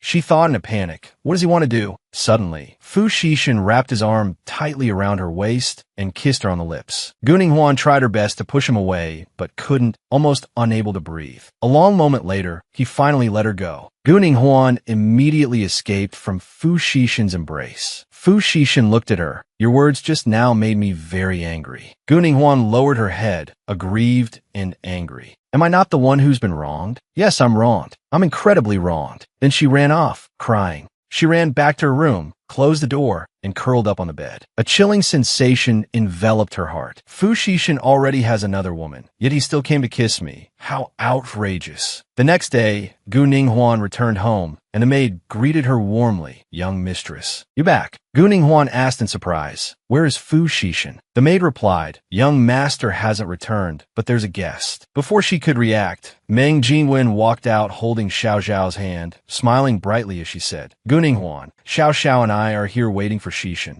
I hope we're not disturbing you. Guning Huan turned to enter the house, saying bluntly without hesitation, no, I find you two are disturbing me. I hope you will leave. She thought to herself that she didn't want to get involved in Fu Xixin and Meng Jingwen's affairs, so she didn't want her at her place. Suddenly, Meng Jingwen said from behind, Guning Huan, I'm afraid that's not possible, because I've already arranged with Xixin to wait for him here. I have something about Xiao Xiao to discuss with him. Hearing this, Guning Huan stopped in her tracks, then turned back and frowned at her. I really don't understand. Miss Meng, if you have a date, just have a date. Why must you always bring a child along? Meng Jingwen brushed her hair back, smiling smugly. Guning Huan, your words are a bit shallow. Romantic feelings are just superficial. The strongest bond is a blood relationship. After hearing this, Guning Huan laughed coldly. Bringing a child along means you have a blood relationship with her? I couldn't care less about your relationship with Fu Xixin, but as long as Fu Xixin and I are not divorced, you're the third party. After saying that, she walked away. Being called a third party, Meng Jingwen was so angry she couldn't stand it, letting out a soft humph. When Fu Xixin walked in, he saw Guning Huan leaving. He asked worriedly, where are you going? Guning Huan yelled angrily, where I go is none of your business. Fu Xixin, I know that you and I are just in a commercial marriage, but you should have some restraint. Hearing this, Fu Xishan immediately grabbed her wrist, his voice stern. Guning Huan, what kind of scene are you making? Guning Huan replied angrily, I'm not making a scene.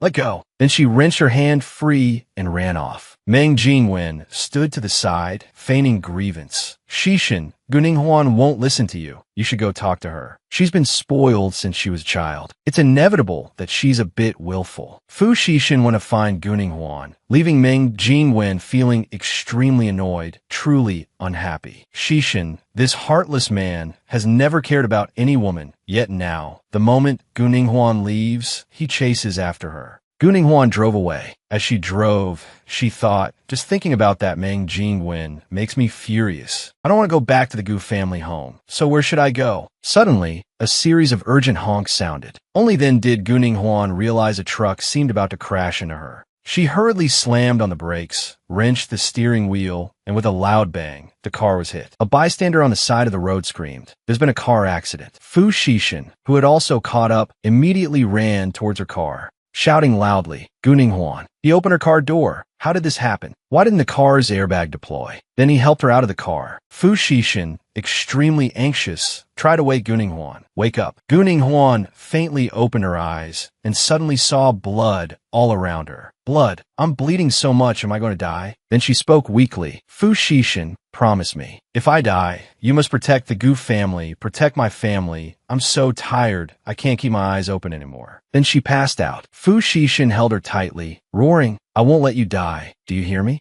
Guning Huan, Guning Huan.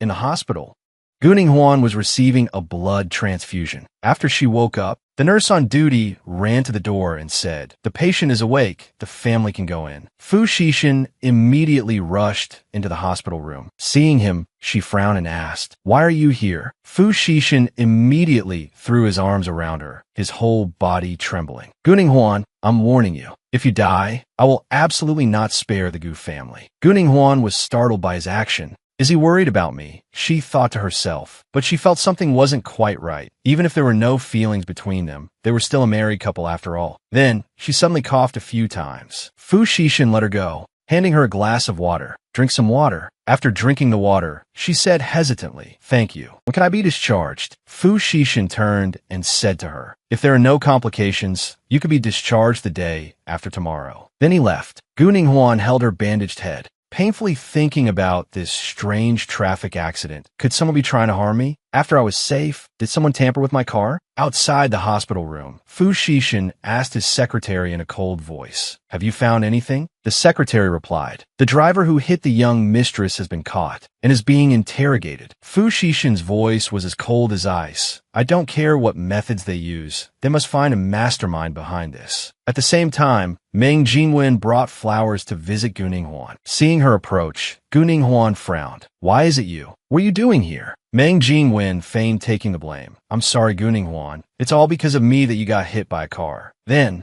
she continued shamelessly. Guning Huan, I know you hate me, but I have no ill intentions towards you. We can both be by Xishan's side to help him. Hearing these words, Guning Huan frowned. What do you mean by that? Meng Jingwen said nonchalantly, Guning Huan, you grew up in a wealthy family. You must understand that it's very normal for a man to have a few lovers. I hope you can be generous enough and withdraw your hostility. Hearing this, Guning Huan clenched the blanket tightly. Then, without looking at her, she laughed coldly. If you want me to be generous with you, then I want to ask you a question. Have you and Fu Xishan slept together? Meng Jingwen was taken aback by Guning Huan's question. She exclaimed, Guning Huan, how could you say such things? Hearing this, Guning Huan laughed coldly. If you want to share a husband with me, shouldn't I ask what kind of relationship you have with my husband? An outstanding man like Fu Xishan. It's no wonder so many women throw themselves at him. How do I know if you're not the easy type? Meng Jingwen was rendered speechless by her words. Then she said again, Guning Huan, my family's upbringing is very strict, of course. How could I possibly do something like that? Guning Huan then said, if that's the case, how am I supposed to tolerate you? You are nothing to Fu Xishan. Miss Meng, besides using your child as an excuse, you should also take a good look at yourself. Meng Jingwen was cornered by Guning Huan's words. She shouted, Guning Huan,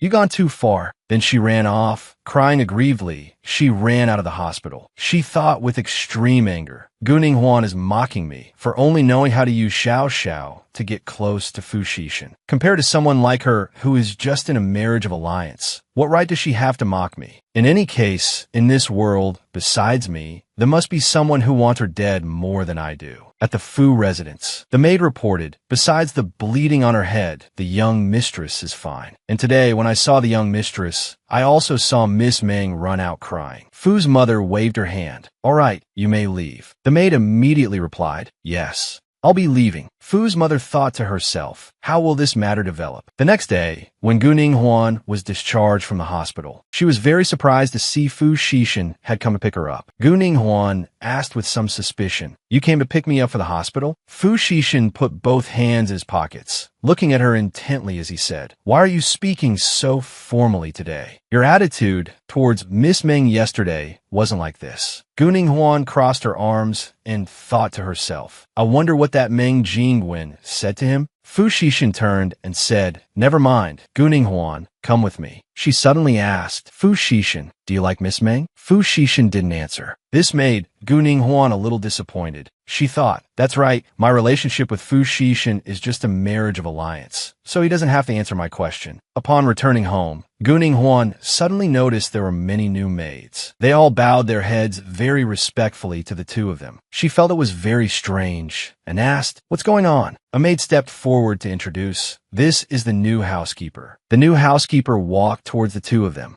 and greeted, you two are back. Although I know the young master likes peace and quiet, the madam felt there were too few maids here, so I came today to reorganize things a bit. Then another maid stepped forward to report, young master, young mistress. Dinner's ready. The table was filled with dishes, extremely eye-catching and appetizing. Seeing this, Guning Huan thought to herself, this is too much. The dinner ended smoothly. The housekeeper bowed and said, young master, then I'll be taking my leave. Guning Huan lay on the bed in a daze. Feeling very tired, she asked herself, what exactly is Fu Xixin's mother planning? Then she suddenly thought of a possibility. Could it have something to do with me? Suddenly she clutched her stomach and cried out, it hurts. The phone rang. Fu Xixin picked it up, hearing her voice. Hello, Fu Xixin. I had hurt so much. Fu Xixin immediately ran worriedly towards her room. Wait a moment, I'll call the doctor right away. After the doctor's examination, he announced, the young mistress is only suffering from acute gastritis caused by overeating. Guning Huan said in embarrassment, so I just ate too much? The doctor immediately replied, yes, the young mistress just needs to take some medicine and she'll be fine. After the examination, the maid said to the doctor, this way, please. Fu Xixin couldn't help but laugh. You actually managed to eat until you were stuffed. That's hilarious. Guning Huan cried out in embarrassment. Don't laugh. She said aggrievedly, it must be from too much exercise. She clutched her stomach in pain, and Fu Xixin gently rubbed her stomach for her, saying softly, this will make it feel a little better. This scene made Guning Huan extremely embarrassed, her heart in a bit of a turmoil. Suddenly, she didn't understand why he was pinning her to the bed. Startling her, Guning Huan was pinned on the bed by Fu Xixin. He pressed close to her, holding her tightly. Guning Huan felt both uncomfortable and shy when suddenly the phone rang. The two looked at each other, and Guning Huan quickly pushed him away. It was Song Si.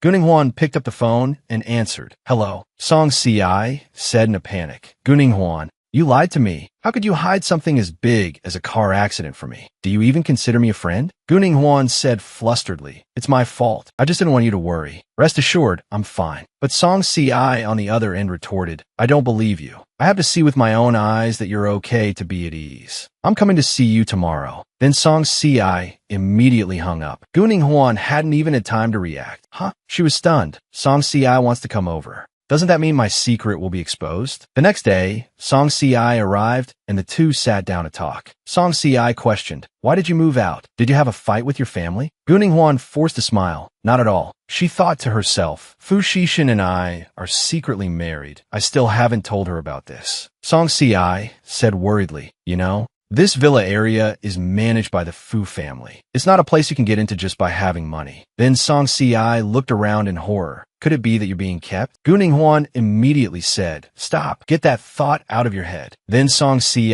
covered her mouth with her hand. I get it. You must have been deeply hurt by Ji Zihong. Then she picked up her coffee cup. That's right. I heard that Fu Xixin and Meng Jingwen already have a child. Guning Huan immediately grabbed Song Si's collar and said irritably, that child is just Meng Jingwen's adopted son. He has no relationship whatsoever with Fu Xixin. Song Si said in surprise, what are you so angry about? Never mind. Guning Huan, I recently met a writer. His name is Ren Qian. He's not like the guys I've met before. Guning Huan questioned, how did you meet him? She thought to herself, I can't believe Song Si has already met the flowery-worded writer who caused her death so soon. Song Si recounted excitedly. The day before yesterday, I was parking my car on the side of the road and was accidentally hit by his friend's bicycle. At that time, his obnoxious friend said he absolutely wouldn't compensate me and even said some nasty things to me. Luckily, he stood up for me and even took responsibility. Then Guning Huan asked, has he compensated you yet? Song Si wasn't angry at all, just waving her hand. Not yet. His life isn't easy. I don't intend to make him pay. He's really talented, just hasn't had his break yet. I'm planning to use my dad's connections to find a poetry publisher for him to work with. Hearing this, Guning Huan crossed her arms and questioned, who even understands poetry these days? Besides, I don't think he would give up his pride for someone he just met. In her past life, that writer forced Song Si to go home and ask for money to get his book published, which led to her cutting ties with the Song family. Then Guning Huan walked over and placed a hand on Song Si's shoulder. Song Si, don't become like me. Do you remember how I treated Ji Zihong at the beginning? Song Si immediately said, I don't think he's that kind of person. Just then, they heard someone opening the door and entering. Fu Xixin appeared. Your friend is visiting? Guning Huan was startled. It's Fu Xixin. Why are you home so suddenly? Song Si asked blankly. Guning Huan, why is Mr. Fu here? Fu Xixin questioned Guning Huan. What does she mean by that? Song Si hurriedly made her excuses. I just remembered I have something to do. I'll be leaving first. Guning Huan immediately said, wait, I'll see you out. Fu Xixin spoke up. Just have the maid see her out. You stay. Guning Huan sat on the chair worriedly. I'm doomed. Fu Xixin clenched his fist and punched the wall hard. He cornered Guning Huan against the wall. You still haven't told your friend about our relationship? Guning Huan turned her face away, aggrieved. Yes. Fu Xixin was stunned. Then he turned and left. How could I forget that you threatened Grandpa with death to cancel the engagement? Do you find me that shameful? Guning Huan collapsed to the floor. Then Fu Xixin slammed the door and left. Guning Huan thought aggrievedly. Canceling the engagement was a decision from my past life. Back then, I didn't consider his feelings at all. The next day, Song Si and Guning Huan were walking together. She asked, how were your exams? Guning Huan blinked and replied, very good. I have to mention, almost all the key points you helped me outline were on the test. This exam was really easy. Then Song Si said, that was a mind map drawn by my brother, Song Jinyan. He was afraid you'd overthink it, so he didn't let me tell you. Hearing this, Guning Huan was stunned. I remember when we were little, Song Si, Song Jinyan, and I were playmates, but we grew so distant as we got older. She smiled and said, please thank your brother Song Jinyan for me. The two were chatting happily. Song Si asked her, by the way, Guning Huan, you're too much. How dare you hide the fact that you and Mr. Fu are married from me? Guning Huan smiled and said, I haven't graduated yet, so I don't want others to know about the marriage. Suddenly, Liu walked over and greeted them. Song Si, Guning Huan, I'm hosting a party. You two must come. Guning Huan immediately replied, okay. Suddenly, her phone buzzed with a notification. Guning Huan took it out to look. Gushir, why is she calling me? On the other end, Gushir said, Guning Huan, you're coming to Liu's party too, right? Zihong, and I want to attend as well. Guning Huan immediately said, what does you two attending have to do with me? Gushir immediately replied, I just hope that when we meet at the party, you won't make things difficult for me, okay? Guning Huan said impatiently, I'm going to the party to relax. As long as you don't bring Ji Zihong along to cause trouble, I won't have the time to pick a fight with you. Gushir said on the phone, since you said so, then I'm relieved. Then Gushir turned to Ji Zihong and said, now we can be sure Guning Huan will be at Liu's party. Is your stuff ready? We can't fail this time. Ji Zihong put his arm around her shoulder. Don't worry. This time, Guning Huan absolutely won't escape. He gritted his teeth and thought to himself, the whip marks on my body were given to me by that cold-blooded monster Lung Han. But if Guning Huan hadn't been so heartless to me, Lung Han wouldn't have dared to treat me like that. I will definitely make Guning Huan pay for everything I've suffered. Guning Huan thought as she walked. For some reason, I have a bad feeling. As Song Si was walking, she said in surprise, Rin Qian, why are you here? Hey, Qian Wokto. Seeing him, Guning Huan thought to herself, it's him. Rin Qian, this seemingly harmless guy. In the end, for money, he pushed Song Si onto a train, causing her to die tragically on the tracks at the prime of her life. Guning Huan approached and spoke. Hello, I am Geo Ningguan. Rin Qian acted arrogant and didn't reply. I hate these sheltered young ladies the most. Song Si tugged at his sleeve. Rin Qian, Guning Huan is my best friend. Be a little more polite. Rin Qian thought to himself, if it weren't for your money, I wouldn't bother with this. Then he had no choice but to put on an act. Miss Gu, I'm sorry. I was a bit rude just now. Guning Huan retorted. I heard Mr. Rin's friend crashed into Song Si's car, and Mr. Rin took responsibility for the compensation. When do you plan to pay that money? Song Si immediately stepped in. Ning Huan, the car accident has nothing to do with Rin Qian. Rin Qian was displeased to hear this. Miss Gu doesn't need to remind me. Once I receive my manuscript fee, I will definitely pay back the money. Guning Huan sneered. Then why not write an IOU? That would provide some peace of mind. Hearing this, Rin Qian was stunned. What do you mean? Rin Qian thought to himself, I've been writing for 5 years, always living off my parents. If I hadn't met a naive young lady like Song Si, when would I ever make it big? Song Si whispered to Guning Huan. Ning Huan, isn't writing an IOU a bit hurtful? Rin Qian thought to himself. Everything was going according to my plan, and then this brat suddenly appeared. Guning Huan said to Song Si, what's wrong with it? Besides, Song Si, didn't you say that Mr. Run is a man of integrity and keeps his word? Song Si replied, that's right. Hearing this, Rin Qian said, I came to give Miss Song the IOU. Otherwise, I wouldn't have interacted with a rude and ill-tempered girl like you. Song Si thought to herself, rude and ill-tempered? Does he think of me that way too? If that's the case, please give me the IOU. Rin Qian was frightened by this. Song Si, don't misunderstand. I wasn't talking about you. Guning Huan spoke up. If Mr. Rin dislikes me so much, then hurry up, give her the IOU, and leave. Hearing this, Rin Qian was furious. This brat. Then he said reluctantly, I don't know where I accidentally dropped the IOU. I don't have a pen and paper with me. How about I give it to Song Si next time? Guning Huan immediately took out some paper. No need for such trouble. I have a pen and paper right here. Song Si turned and whispered to her, Guning Huan, maybe we should just forget it. But Rin Qian immediately snatched the paper. I'll write it. Don't look down on people. It's just a few tens of thousands for car repairs. How dare you look down on me like this? A moment later, it's done. If there's nothing else, I'll be leaving. He sneered to himself. Song Si likes me so much. Even if I write an IOU, I won't have to pay. She'll definitely come running to apologize to me in a bit. Guning Huan turned to ask Song Si,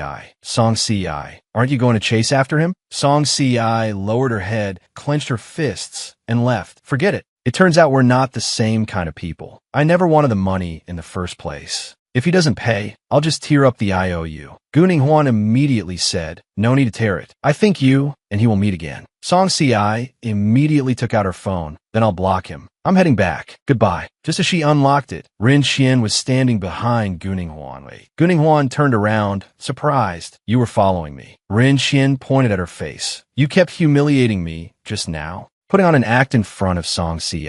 What exactly is your motive? Guning Huan retorted, motive? What is there for me to gain from a dirt-poor person like you? If I were you, I would have found a job long ago, not go around swindling money from women. Rin Qian angrily lunged forward and grabbed Guning Huan's shoulders. Don't you talk nonsense. Her blocking me has something to do with you, doesn't it? Guning Huan scratched her head. Even if it does, what can you do to me? Get revenge on me? Rin Qian leaned in and questioned. Miss Gu, I'm just an ordinary person. Miss Gu doesn't like me getting close to Song Si. Could it be because you're jealous? Guning Huan was speechless. Are you trying to say that I like you, so I'm sabotaging your relationship with Song Si?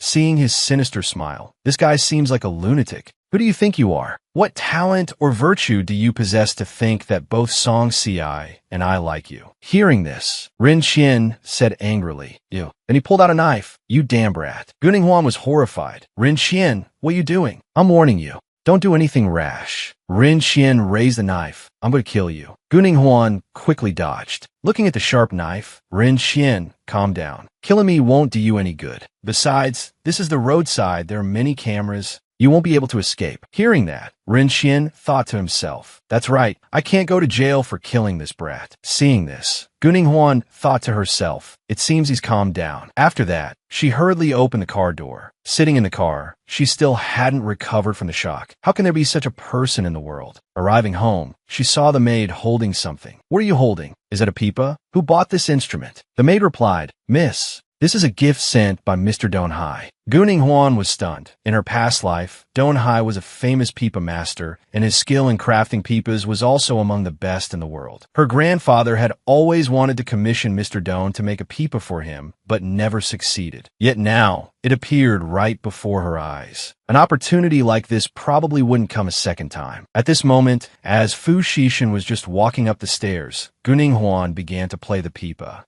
The sound of the pipa was melodious and gentle. There was like raindrops tapping on the instrument's surface, and the sound suddenly became quiet. Low yet frantic notes rang in her ears, the sound becoming urgent, as if carrying a murderous aura. Fu Xishan watched Guning Huan as she played. A young lady like Guning Huan, how could she possess such fierce hatred? Why was there so much sorrow? Seeing him appear, Guning Huan immediately stopped. I'm sorry, I took the liberty of touching your pipa. Fu Xishan reminded her, don't play this piece again in the future. Then he turned and left. Guning Huan asked, then what about this pipa? He said, it's for you. Do as you please with it. Guning Huan was a little embarrassed. He was giving it to her. At this moment, Meng Jingwen and Xiao Xiao arrived. The little girl ran over, calling out, Daddy Xishan. Sister Meng said someone gave you a pipa. Can you let me see it? Meng Jingwen chased after her, calling, Xiao Xiao, don't run so fast. Be careful you don't fall. Guning Huan was very surprised. Why were they here? Xiao Xiao approached Fu Xishan. Daddy Xishan, why is that woman here? Daddy, make her leave. I'm scared when I see her. Meng Jingwen reminded her in a low voice. Xiao Xiao, don't talk nonsense. This is Xishan and Miss Gu's residence. How can you ask for her to be driven away? Guning Huan said unhappily. Residence? Miss Meng, you're not welcome here. Please leave. Xiao Xiao was stunned. Daddy Xishan, what does Annie Gu mean by that? Does this mean I can't come here to play anymore? Fu Xishan said. Guning Huan, don't scare Xiao Xiao. Then he said to the little girl, you're still young. When you're a little older, you can go to a master to learn the pipa. Xiao Xiao whined. I'm sorry, I know I was wrong. Just let me look at the pipa for a little bit. Guning Huan remained firm. No, this is a master's pipa. I can't let this spoiled child ruin it. Meng Jingwen said to her, Miss Gu, don't be so petty. This pipa was a gift for Xishan. Shouldn't we ask for Xishan's opinion? Guning Huan immediately ran over and linked her arm with Fu Xishan's. Fu Xishan is my husband. His things are naturally my things. It's my right to decide who gets to see it. Hearing this, Fu Xishan was stunned for a moment, then gave a cold laugh. Meng Jingwen, on the other hand, was extremely upset. She couldn't believe Xishan had started to care about Guning Huan when they had only been married for a short time, while she and he had known each other for over 20 years. Xishan, Xiao Xiao has no father or mother. Can you really be so heartless as to not even let her touch a pipa? Seeing this, Guning Huan thought with disgust, she's pulling the same old trick again. As long as she uses the little girl as an excuse, Fu Xishan will definitely take her side. But instead, he walked over and kissed her. Guning Huan was stunned. What was this action? Meng Jingwen watched their intimate scene, her heart aching as if it were being cut. Xiao Xiao called out, Sister Meng. Only then did she come to her senses, glaring down. Seeing this, Xiao Xiao was startled and turned her face away. Meng Jingwen clenched her fists. Initially, Fu Xishan had planned to adopt Xiao Xiao, but in order to approach him openly, I made my move first. Yet now she has appeared, stealing Fu Xishan's attention away from Xiao Xiao. What use is this little girl anymore? Then, she lifted her foot and kicked Xiao Xiao. The little girl fell to the ground, bursting into tears. Fu Xishan helped Xiao Xiao up. What's wrong, Xiao Xiao? How did you fall? Xiao Xiao sobbed and said, I bumped into Auntie Gu's hand, and she pushed me away with her hand. Meng Jingwen came over to wipe the girl's tears. Xiao Xiao, what nonsense are you saying? How could Miss Gu push you? Guning Huan said in astonishment. I didn't push her. We were standing so far apart just now. How could I have pushed her? Besides, you're the one who knows best whether I pushed her or not. Meng Jingwen bowed and apologized. Xiao Xiao must have misremembered. Please don't be angry, Miss Gu. Afterwards, Fu Xishan told the maid to call a doctor to see if she was injured anywhere. A moment later, Guning Huan brought a bandage to dress Xiao Xiao's wound. Miss Meng, I don't think you're suited to raising children. Like just now, you were clearly the one standing closest to her. Meng Jingwen covered her mouth in shock. Miss Gu, what do you mean by that? I know this child has offended you, but you can't just take her away like this. Xiao Xiao hugged Meng Jingwen. That's right, I want to stay with Sister Meng. Meng Jingwen picked Xiao Xiao up. If there's nothing else, I'll take Xiao Xiao and leave first. Once in the courtyard, Xiao Xiao suddenly pinched Meng Jingwen's arm hard. Xiao Xiao, what are you doing? Xiao Xiao said, don't you dare throw me down. There might be cameras outside. Hearing this, Meng Jingwen was stunned, only to hear the little girl continue. If they caught you making me fall on camera, Daddy Shishin wouldn't let it go easily. Meng Jingwen whispered into Xiao Xiao's ear. Xiao Xiao, I usually treat you well. Now, I just want you to sacrifice a little, and you already want to get revenge on me? Xiao Xiao replied firmly, Sister Meng, this is what you taught me. To get what you want, you have to be ruthless. Today, out of respect for the care you've given me, I'm just teaching you a lesson. Meng Jingwen laughed coldly. If it weren't for today's matter, why would I have let you get hurt? As long as Fu Xixin and I can be together, you can officially become his daughter. But what if Guning Huan gets pregnant? Xiao Xiao said in a panic. If Guning Huan gets pregnant once, I'll kill the child in her womb once. Hearing this, Meng Jingwen was very surprised. Truly a useful pawn. It's just a pity she knows how to bite back. Elsewhere, someone called out, Guning Huan. Guning Huan, in an evening gown, saw Song Si and Su Muzha walking over together. Guning Huan, you look so beautiful today. Guning Huan smiled and said, you too. She looked towards Su Muzha. In her past life, Song Si attended the party with Rin Xian, but now the person beside her was Su Muzha. Could it be that the outcome has changed? Su Muzha cleared his throat. Guning Huan, you and Mr. Fu got married without telling us a thing. Isn't that a bit much? Guning Huan was flustered. Didn't I ask you to keep it a secret for me? Song Si, I really misjudged you. Song Si immediately clarified. I really didn't say anything. It was Su Muzha who looked at my phone. The two spoke animatedly. I'll let it slide this time, but don't tell anyone else about my marriage. Just then, Gushi walked over. Ning Huan, why are you standing outside instead of going in? Are you afraid to go in because you know Qi Zihong is here? Song Si whispered to Guning Huan. Guning Huan, look, Gushi is so tin you can't even recognize her anymore. Gushi said angrily, shut up. If I hadn't been tricked by her when I went shopping with Gushi, would I have ended up like this? Su Muzha pulled her hand. Gushi turned to look at him. I heard that Song Si has been very close with a writer recently. I'm afraid it won't be long before you no longer have the right to follow her around. Su Muzha remained calm. Miss Gushi, I'm afraid your information is outdated. They're no longer in contact. Gushi shook his hand off. Song Si asked Su Muzha in surprise. You hacked my phone to check on Rin Xian? Su Muzha said, I was just worried about you. Then Song Si angrily pulled Guning Huan's hand and walked away. Guning Huan, let's go. Ignoring Su Muzha calling after them, Song Si, the party was crowded with people. People were whispering, who is that girl? I don't think I've ever seen her. The person opposite replied, that's Guning Huan. She's changed so much. Someone said they wondered if she had plastic surgery. On another side, people were also whispering, who's that really dark-skinned person? Liu didn't say she was inviting foreign guests. The person next to them sneered. That's Gushi. She's hideously ugly. Gushi heard this and became furious. You should take a look at yourself before you dare to call me ugly. The other girl said, why are you being so aggressive? Don't you know your Gu family? Seeing this, the person next to her whispered, stop it, don't say any more. Guning Huan was very surprised. What did that mean? Could it be that something had happened to the Gu family? Gu Shi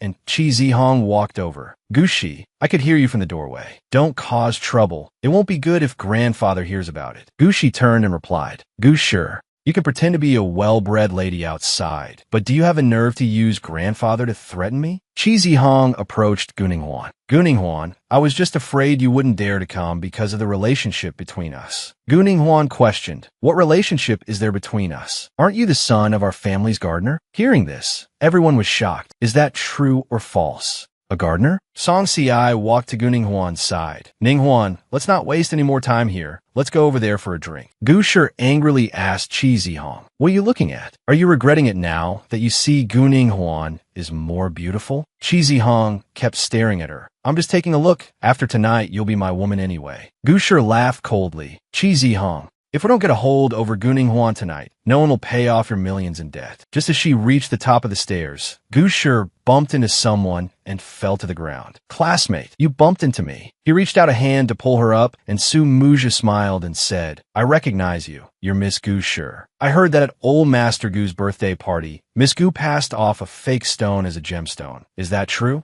Gu Sure was very flustered. I already explained this to my grandfather. It was the seller who tricked me. Song Si walked over unhappily. Muja, why are you talking to someone like Gu Sure? Stay away from her, lest you get infected by her viciousness. Gu Sure laughed coldly. Song Si, I know you've always been jealous of me and Guning Huan. Hearing this, Song Si was furious. Gu Sure, have you no shame? Still putting on an act even now. Muja put his arm around her waist and led her away. Let's go, it's not good to cause a scene. Song Si was still fuming. Let go of me. Gu Sure remained where she was, gritting her teeth in anger. Why on earth? Song Si and Guning Huan both have families to back them up, while I can only pretend to be deeply in love with this good-for-nothing Qi Zihong. Then, she said to Qi Zihong, the plan has changed. I don't want to wait anymore. Let's drug the wine, as long as she drinks that glass. She'll be at anyone's mercy. Qi Zihong said smugly, as long as we can get bed photos of Guning Huan. To protect her reputation, she'll have to give in. She'll obey all our demands. Gu Shi laughed coldly. Gu Sure, I thought you were so smart. Only now do I realize you're so stupid. Gu Sure questioned. Then I wonder what brilliant idea Sister Gu Shi has. Gu Shi pointed to the side. Do you really think it's appropriate for Qi Zihong to make a move at a party like this? What I mean is switch to someone else. Don't you have a lot of poor friends? Let them do it. Gu Sure hesitated. Just how much did this Gu Shi hate Guning Huan?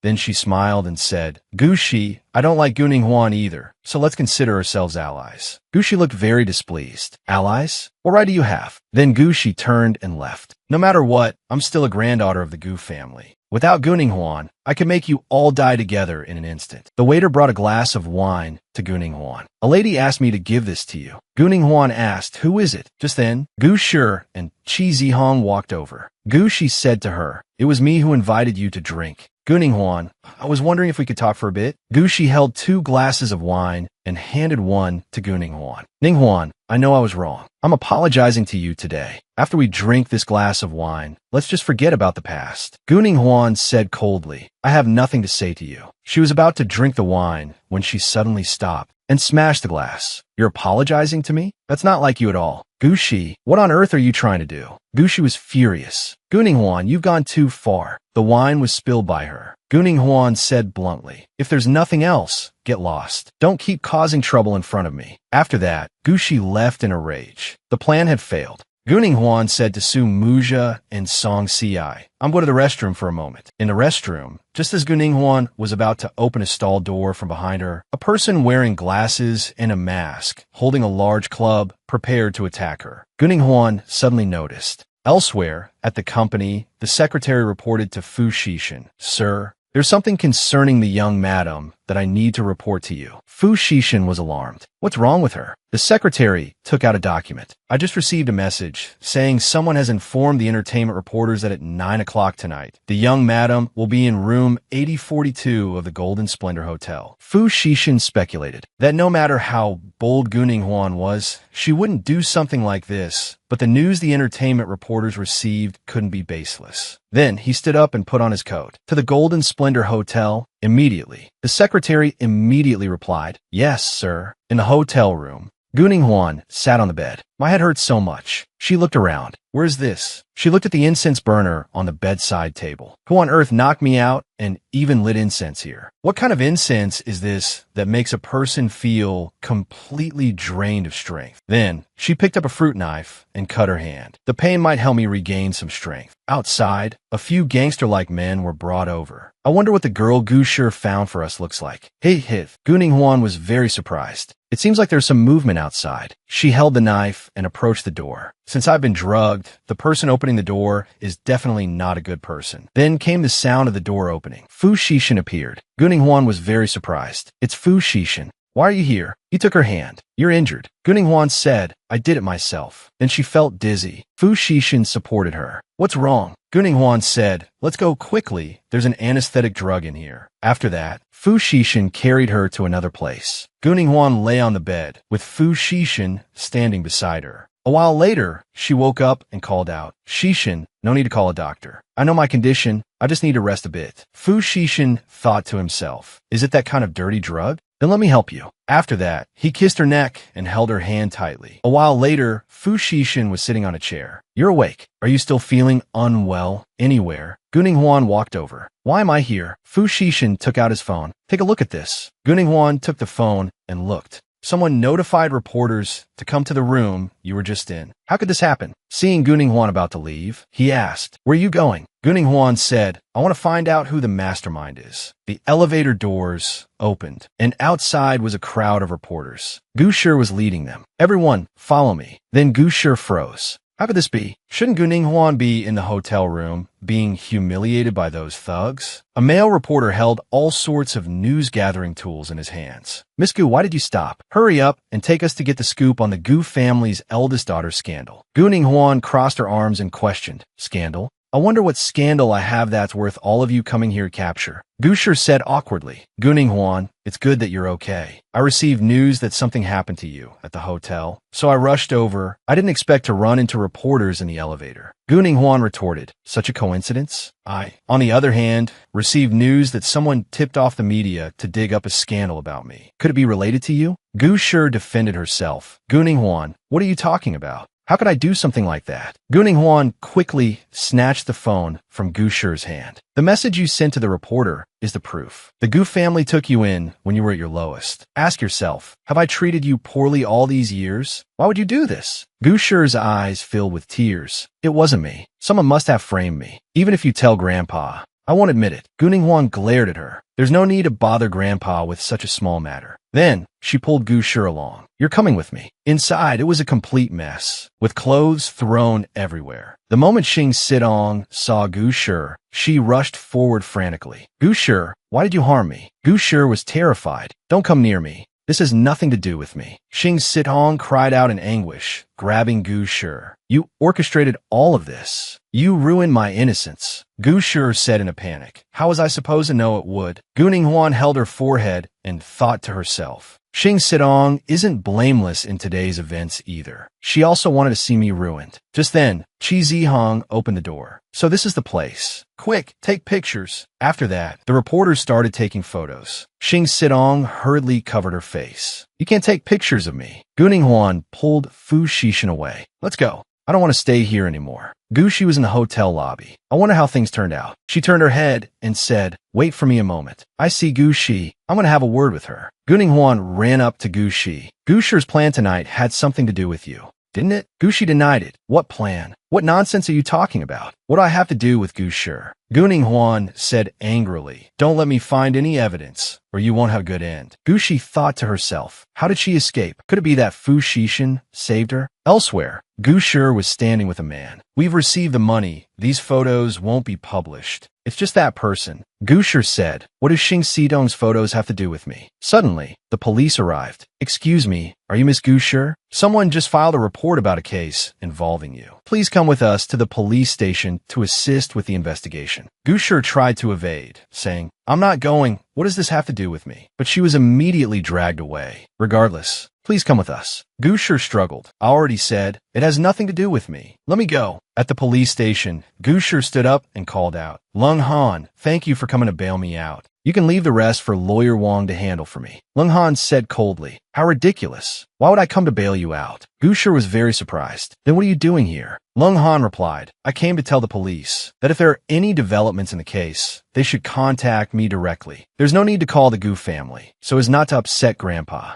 Gu Shi clung to him. How can I go to jail? Absolutely not. Lung Han, you can't just abandon me. But Lung Han shook her hand off. You're filthy. Don't touch me. After that, he went outside to answer a call. The person on the other end asked, why are you calling me so late? Lung Han asked, eldest miss, Gu Shi is involved in a case, and it seems to be related to you. Are you all right? Guning Huan recounted, it was really dangerous. Luckily, Fu Xixin arrived in time. I don't want to worry Grandpa, so please don't tell him about this. Hearing this, Lung Han replied, as long as the eldest miss is all right, I'm relieved. Then, Lung Han thought to himself, in that case, Gu Shi brought this upon herself. In the kitchen, a maid bowed and said to Guning Huan, young madam, there's a call from the Gu family. They said it's urgent. Guning Huan took the call. Even though I don't believe it, I'm still worried about you. She earnestly protected Guning Huan. Don't worry. If Gu Shi dares to slander you, I'll definitely clear your name. Guning Huan smiled in response. Let's not talk about this anymore. It's still early. Let's go get something to eat. Not long after, the two were having lunch at a fancy restaurant. Song Si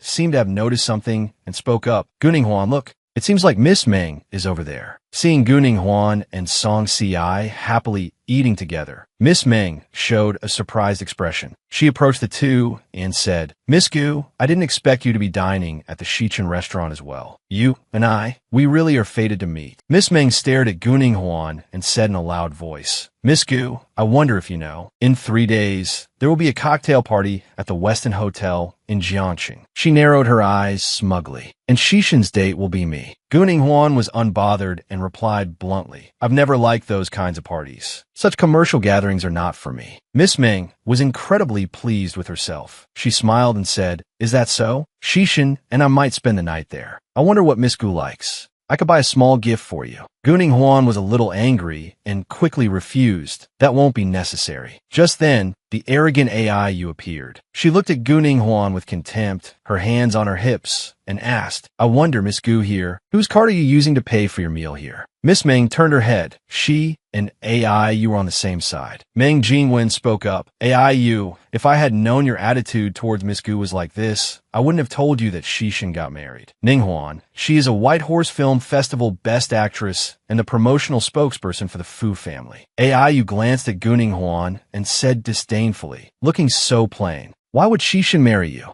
Guning Huan retorted loudly, now that you've offended me, aren't you afraid I'll use my position for personal revenge? AIU shouted angrily, you dare? Miss Meng pretended to be friendly and reminded her, stop talking, everyone is looking at you too. AIU walked away, looking extremely furious because she couldn't win the argument against Guning Huan. This rich young lady who has never tasted hardship, what right does she have to be so arrogant? She's already unhappy after just a few words. Miss Meng followed behind and said, all right, calm down. Let's go back to the company first. Don't you have to meet Director Zhang Xiao this afternoon? AIU replied impatiently. This afternoon, I also have to sign a contract for a high-end product from Country Y. I'm about to become their brand ambassador for Asia. Fu Shishin will have to take me seriously. A while later, AIU went to meet Director Zhang. Her manager saw her arrive and said, Miss AI, you're here. Director Zhang has been waiting for you in his office for 2 hours. AIU glanced disdainfully and said in a loud voice, you're so annoying. Even if I were a day late, Zhang Xiao would have to wait for me for his own livelihood. The manager didn't dare to argue back and just replied with a yes. AIU arrogantly pushed the door open, only to see that inside, Guning Huan was leisurely enjoying a cup of hot tea. Seeing this, AIU exclaimed in shock, Guning Huan, why are you here? She approached and questioned Guning Huan. This is the company's meeting room, not a place for you to play around. Why do you have to be sitting here? Guning Huan retorted loudly. Then what are you doing here? AIU put her hands on her hips and replied bluntly, I'm here to sign a contract, of course. My next film is a collaboration with director Zhang Xiao. Guning Huan said sharply, signing a contract? I'm afraid it won't be your turn. AIU shouted, Guning Huan, what nonsense are you spouting? What makes you think you can just decide my affairs? Guning Huan gently placed a document on the table. I had someone investigate and found out that you accepted a bribe from the Country Y company, harming the company's interests. AIU angrily yelled, ridiculous. Without me, would the Yishui company have signed a contract with you? I'm the one who made the biggest contribution. Guning Huan said seriously, I just spoke with director Zhang. I heard the investor of this film sign an agreement with you. AIU frowned you.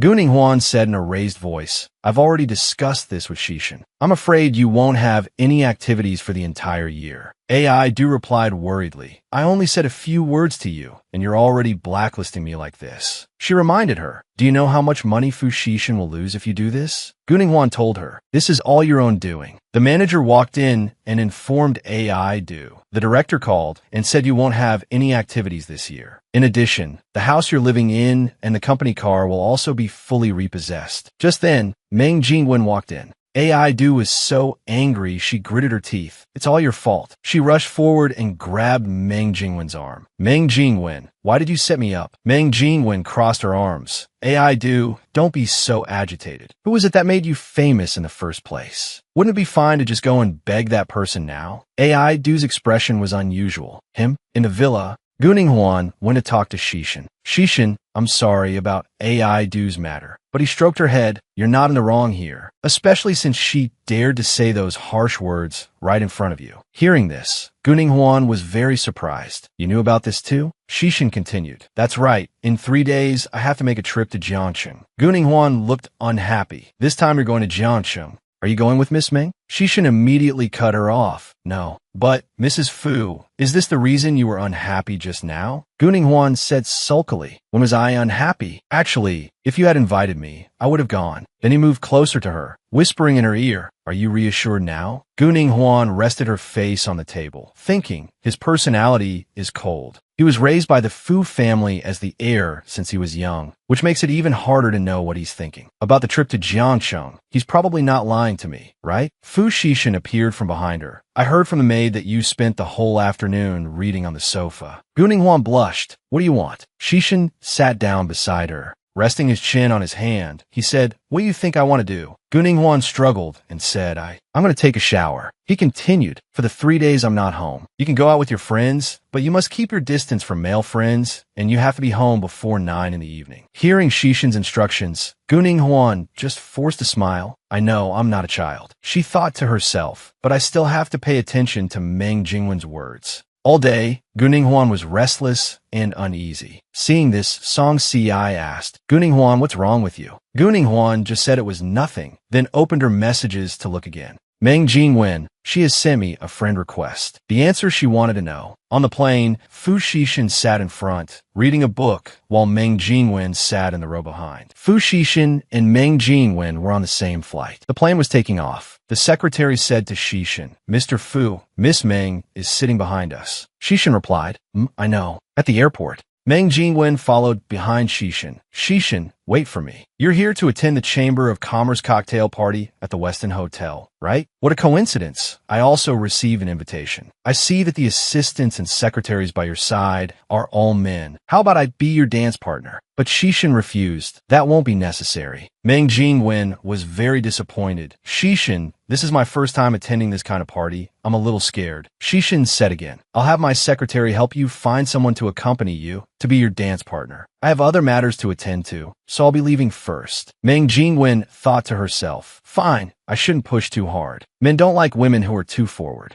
Then she suddenly thought, that Guning Huan is completely unworthy of holding the position of Fu Shishin's wife. The position of the young mistress of the Fu family should be mine. In the university lecture hall, Guning Huan was still racking her brain. Why were Fu Shishin and Meng Jingwen on the same flight? Was it a coincidence or was it arranged? She stared at her phone. I don't believe that Fu Shishin would really lie to me. She rested her chin on her hand and sighed. But if I don't go and confirm it, that photo will become a thorn between me and Fu Shishin. Then she stood up. No matter what, I should still go and see for myself. Song Si, help me ask for a leave of absence. Song Si exclaimed in surprise, At the party, there were many distinguished guests. The secretary came to Shishin's side and said, Mr. Fu, the cocktail party is over. We can head to the airport now. The plane tickets to Country M have also been purchased. Shishin praised. Very good. Let's go. In the hotel, Meng Jingwen, wearing a seductive outfit, sat on a chair. Tonight, I must proactively offer myself to Fu Shishin. All men have their manly nature.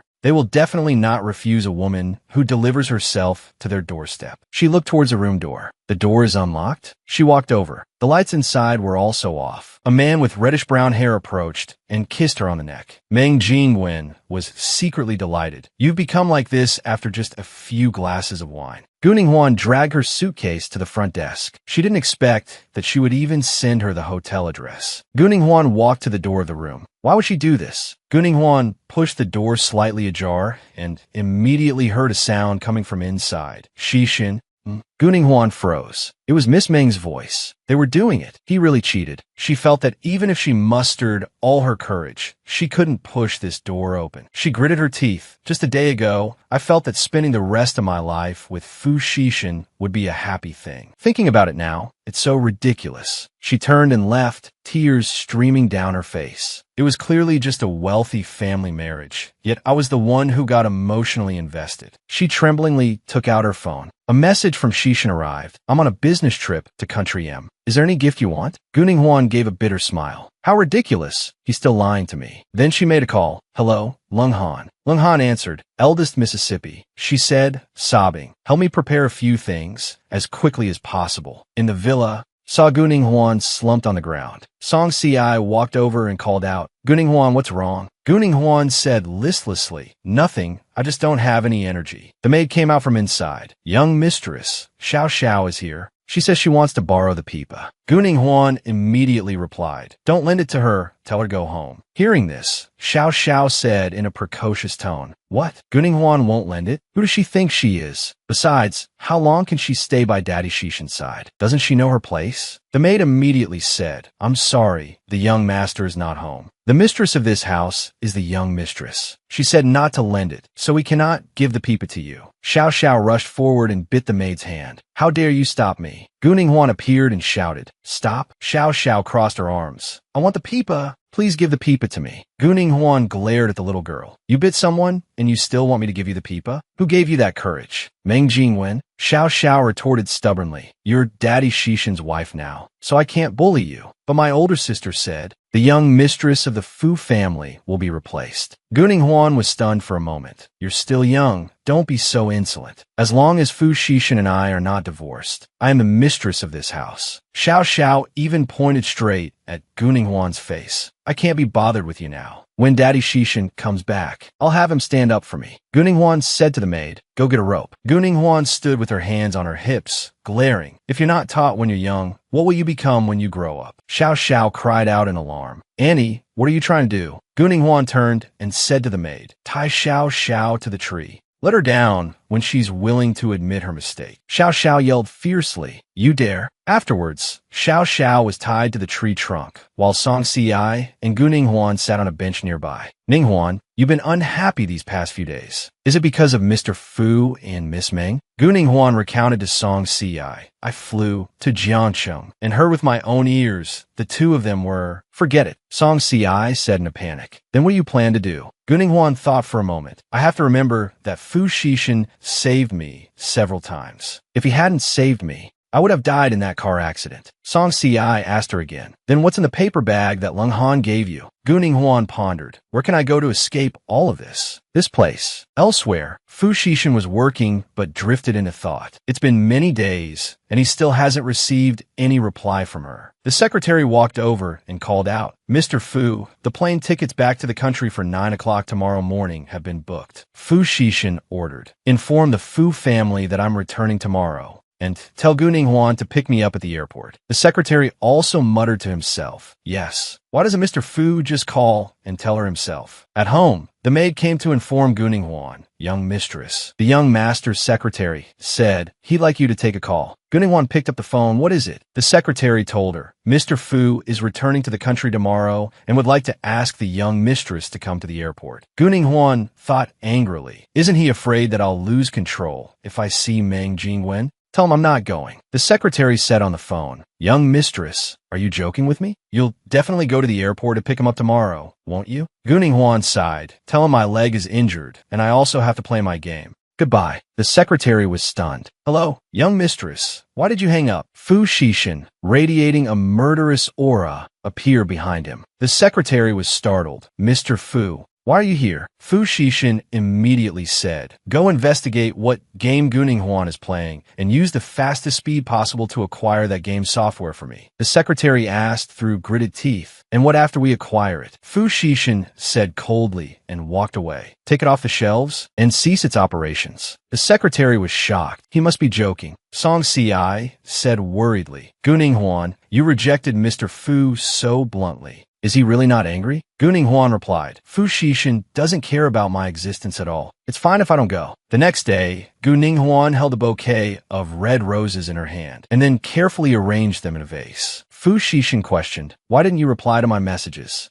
Who gave you the flowers? Guning Huan said bluntly, what does that have to do with you? From today on, I'm sleeping in the guest room. Mr. Fu, welcome home. After speaking, she turned and left. Fu Xixin was very surprised. What's going on? I work hard to finish everything as soon as possible to come back to her early, yet she doesn't care about me at all. Then he called his secretary back to the company. The secretary quickly replied, yes. Guning Huan sat in her room, lost in thought. He's clearly the one who wronged me. Well, why does he have to be angry? He doesn't care about our relationship at all. The maid approached and called her. Young mistress, why are you sitting here? Guning Huan asked indifferently, is something the matter? Then the maid presented a gift box. The young master said, this is a gift he bought for you in America. Guning Huan immediately said, just leave it there. Who's in the mood to open gifts? She rested her chin on her hand, sitting there bored. If I could transmigrate one more time, I would absolutely not go to Jiangsheng. This villa is filled with Fu Xixin's presence everywhere, making it impossible for me not to think of him. I have to get out of here. A moment later, the maid said in surprise, young mistress, where are you going? Please don't be so impulsive. Guning Huan, dressed neatly, said, I'm going abroad for a few days. I'll be back in a few days. Suddenly, Meng Jingwen walked over. Miss Gu, long time no see. Where's Xixin? Is he home? Seeing the mark on her neck, that hickey, does she not care about her image? Seeing her, Guning Huan became angry. What are you doing here? Meng Jingwen questioned. Miss Gu, you're packing your bags. Where are you planning to go? Could it be that Xixin has already told you about us? Is that why you couldn't stand it and decided to run away from home, try to force Xixin to submit to you? After that, the two sat down to talk. Meng Jingwen lifted her coffee cup. I've only been here a few times, and your maid already remembers how I like my coffee. Guning Huan immediately asked, what exactly are you trying to say? Meng Jingwen then put her cup down. That night in Jiangsheng, when I woke up, I realized I had called you. Regarding Xixin and me, I'm truly sorry you had to find out in such a direct way. Guning Huan stared at her, realizing she had come here to provoke her. Then Guning Huan slung her bag over her shoulder. I'm not interested in what's between you and Xixin. As she spoke, she stood up. I hope you won't waste any more of my time.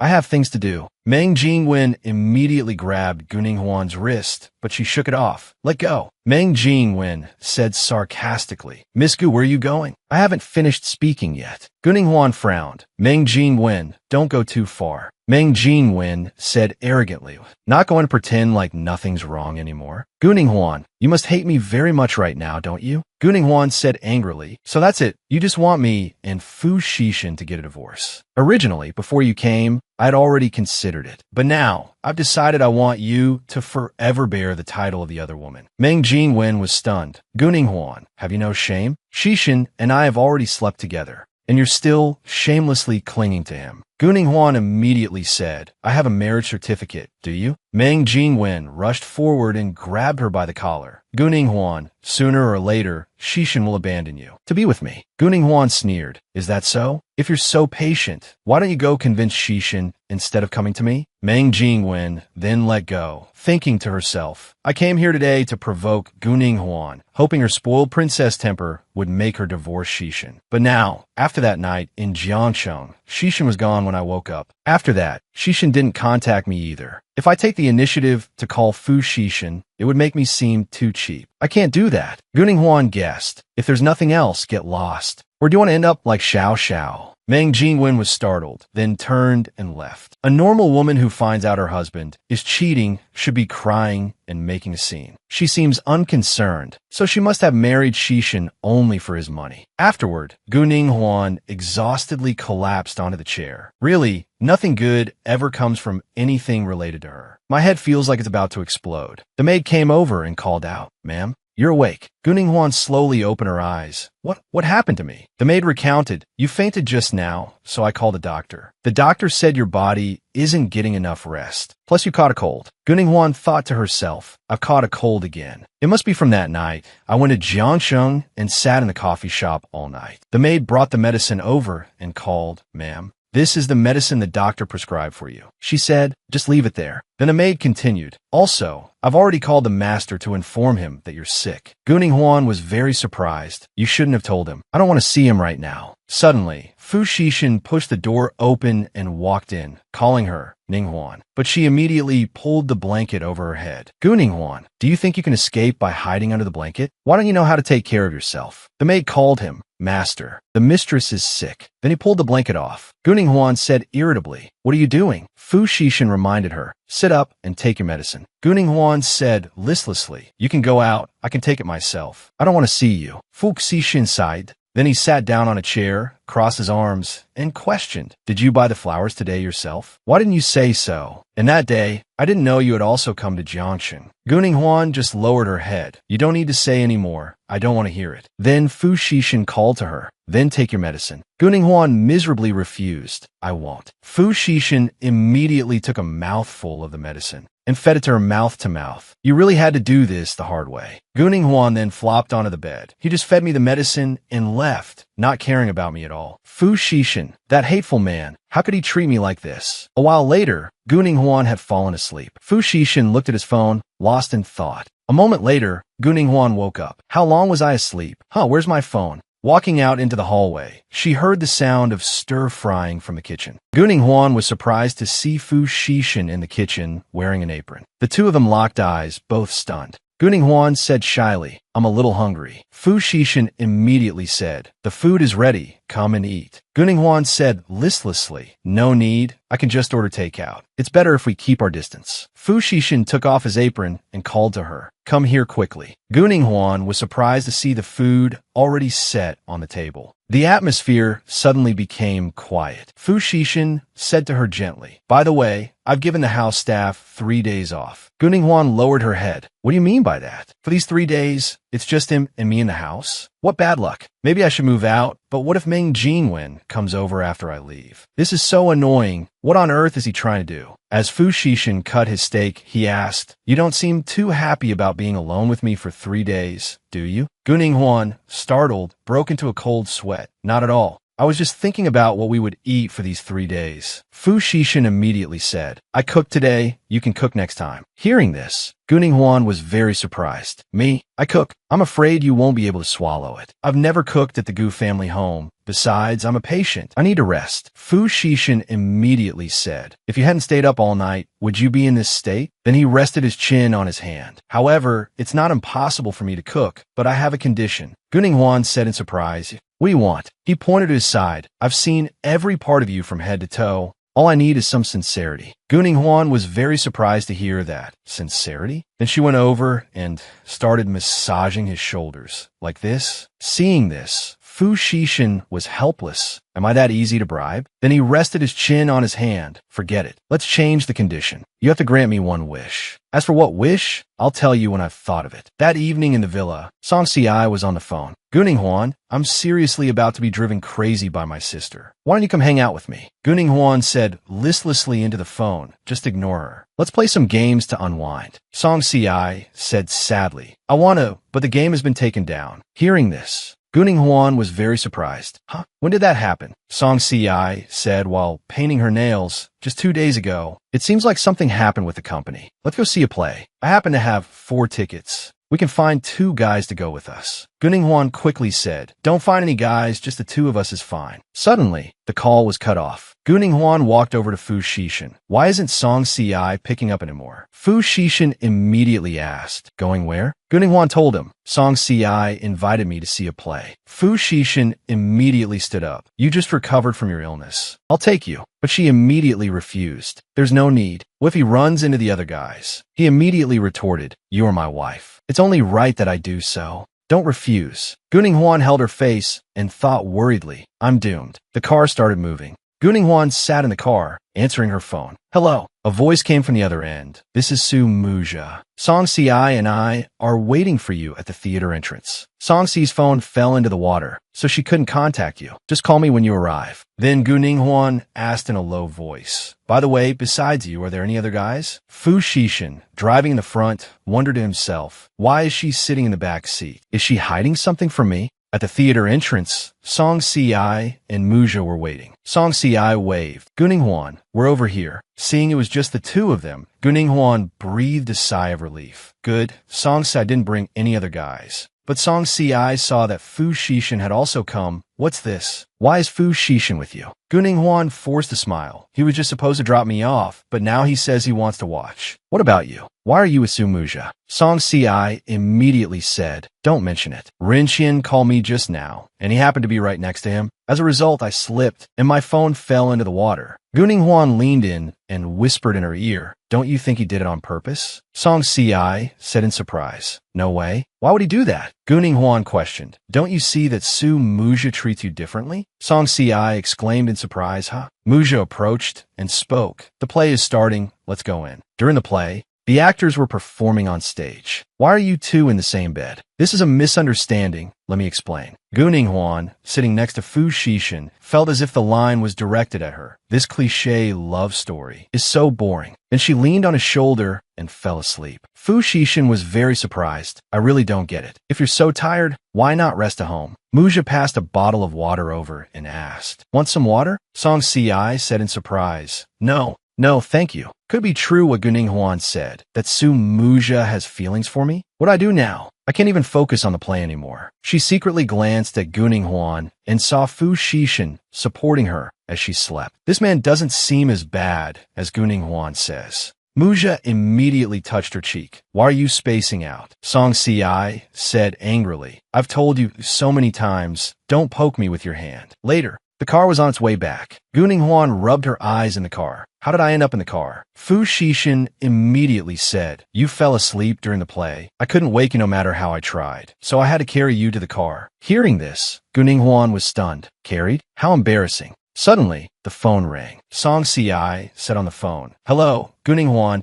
I've been thinking for a long time, and I don't think Su Muja has those kinds of feelings for me. We've known each other for so many years. If he liked me, why hasn't he confessed? Guning Huan replied, maybe he's not sure if you'd say yes. By the way, I fell asleep during the play earlier. Song Si immediately cut her off. Guning Huan, you were leaning on Mr. Fu, and he didn't dare to move an inch. He just held that position for the entire play. Guning Huan was stunned. Is that so? Song Si also said seriously, Guning Huan, I don't think Fu Shishin is as bad as you say. Is there some misunderstanding between you two? Guning Huan pondered. Could it be that I misunderstood him about the incident in Jiangshan? Thinking back, I didn't see Fu Shishin at all that day, and the next day, Lung Han came to find me. She asked in surprise, Lung Han, why are you here? Did Grandpa send you? Lung Han smiled, holding a cake box. I remembered the eldest Miss likes the sweets from this shop, so I bought some on my way. Miss, your youngest uncle, Gu Qian, has returned. The old master asked me to call you back for a reunion. Young Miss Nana also returned with your youngest uncle. Guning Huan thought to herself, Gu Qian is Grandpa's youngest son, spoiled rotten since childhood. In my past life, the Gu family was ruined at his hands. To seize control of the company, he sold all the properties Grandpa left me and even conspired with Gu Shi to send me to prison. In this life, I must give them a proper welcome. Arriving back at the Gu family home,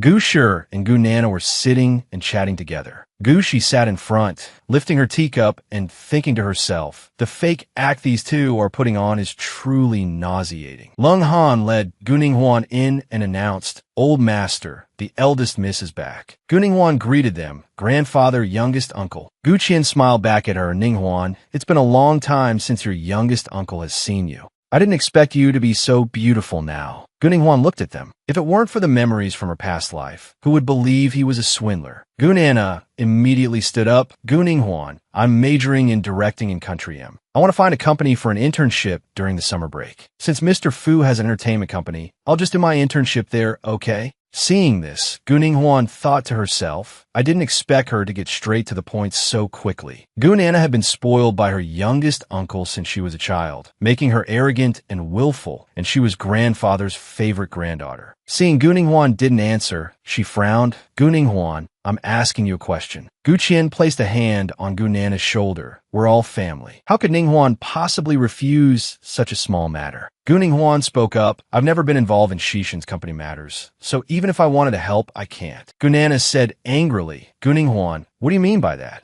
Just because you're Mrs. Fu now, You're starting to put on airs? Gu Qian forced a smile. Gu Ninghuan, if it were just a small matter, your youngest uncle wouldn't dare to trouble you. But this internship concerns Nana's future. Gu Ninghuan replied, youngest uncle, Fu Xishan and I have only been married for a short time. If I start meddling in his company's affairs now, what will the Fu family think of me? Regarding Nana's matter, my hands are truly tied. Gu Qian said angrily, Ninghuan, you're right. It was your youngest uncle who wasn't being considerate. Gu Shi, who was beside them, added, Ninghuan is the young mistress of the Fu family, so it's normal for her to think of the Fu family's interests. Gu Nana came closer. Gu Ninghuan, I haven't been back to the Gu family home in years. Can you show me around? Gu Ninghuan immediately refused. Let Gu Shi go with you. Aren't you two very close? Gu Shi immediately made an excuse. I sprained my ankle yesterday. Why don't you go, Sister Gu Ninghuan? Grandfather then spoke up. Ninghuan, you take Nana for a walk. Gu Ninghuan thought to herself, what trick are they trying to pull now? Then let's go. Gu Nana followed behind Gu Ninghuan.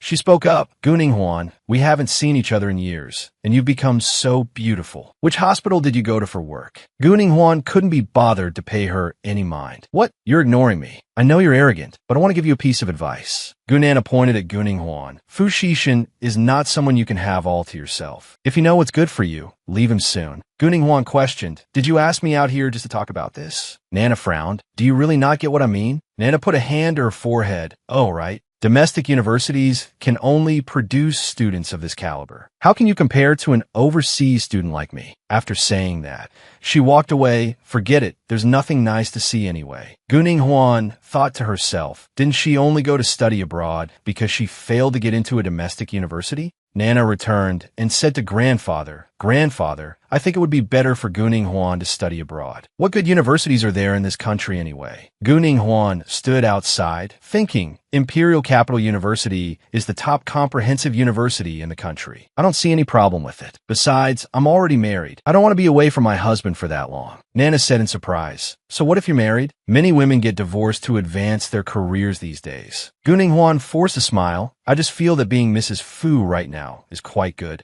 I don't have to worry about working so hard. Gu Shi, sitting in front, called out, Gu Ninghuan, Nana is just trying to do what's best for you. Gu Ninghuan immediately retorted, Gu Shi, you go to the same school as me, and you're not married yet. Why don't you go study abroad? Gu Shi immediately said, no way, are you kidding? I haven't gotten what I want yet. How could I possibly leave? Gu Ninghuan questioned, why not? Gu Shi waved her hands in refusal. Grandfather, what Nana said earlier made sense to me, but now that I hear what Gu Ninghuan said, I think she's right too. I already have someone I like, so I want to stay by his side. Hearing this, Nana gritted her teeth. That wretched Gu Shi doesn't know what's good for her. Grandfather smiled and said, then I won't force you. I'll prepare a generous dowry for you in the future. Gu Shi smiled to herself, thinking, the dowry I want is probably something you can't afford to give. Then Gu Qian approached Grandfather, Dad, about the matter I mentioned to you last time. Should we discuss it again? Gu Ninghuan said in surprise, youngest uncle and grandfather are discussing business. Are we allowed to listen in? Gu Qian said to her unhappily, Gu Ninghuan, why are you suddenly so interested in company matters? Gu Ninghuan scratched her head. I'm just curious. After all, Gu Shi and Gu, she will want to join the company later on. Hearing this, Gu Shi said, youngest uncle, I think Gu Ninghuan is right. There's no harm in us hearing about company matters a little earlier. Gu Qian was so angry he gritted his teeth. Fine. Recently, I've been eyeing a piece of land in Huicheng.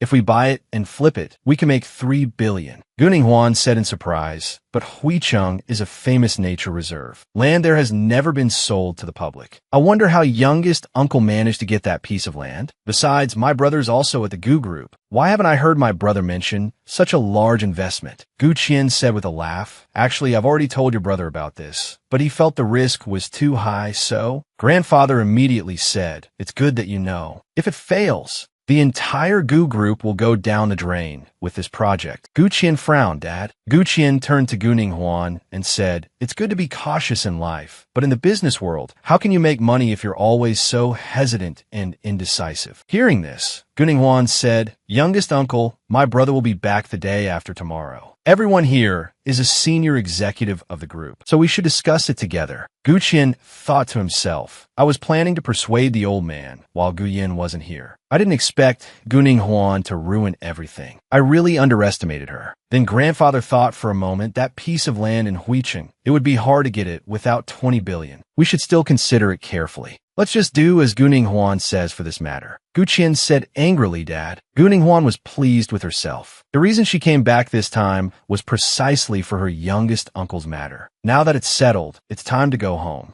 But Nana grabbed her arm. Guning Huan, why are you meddling in the company's affairs? Are you useless? So you want the whole company to be like you and become useless too? Guning Huan said in surprise, I'm useless? Gunana, if you thought what I said was wrong, why didn't you refute it just now? Gunana was stunned.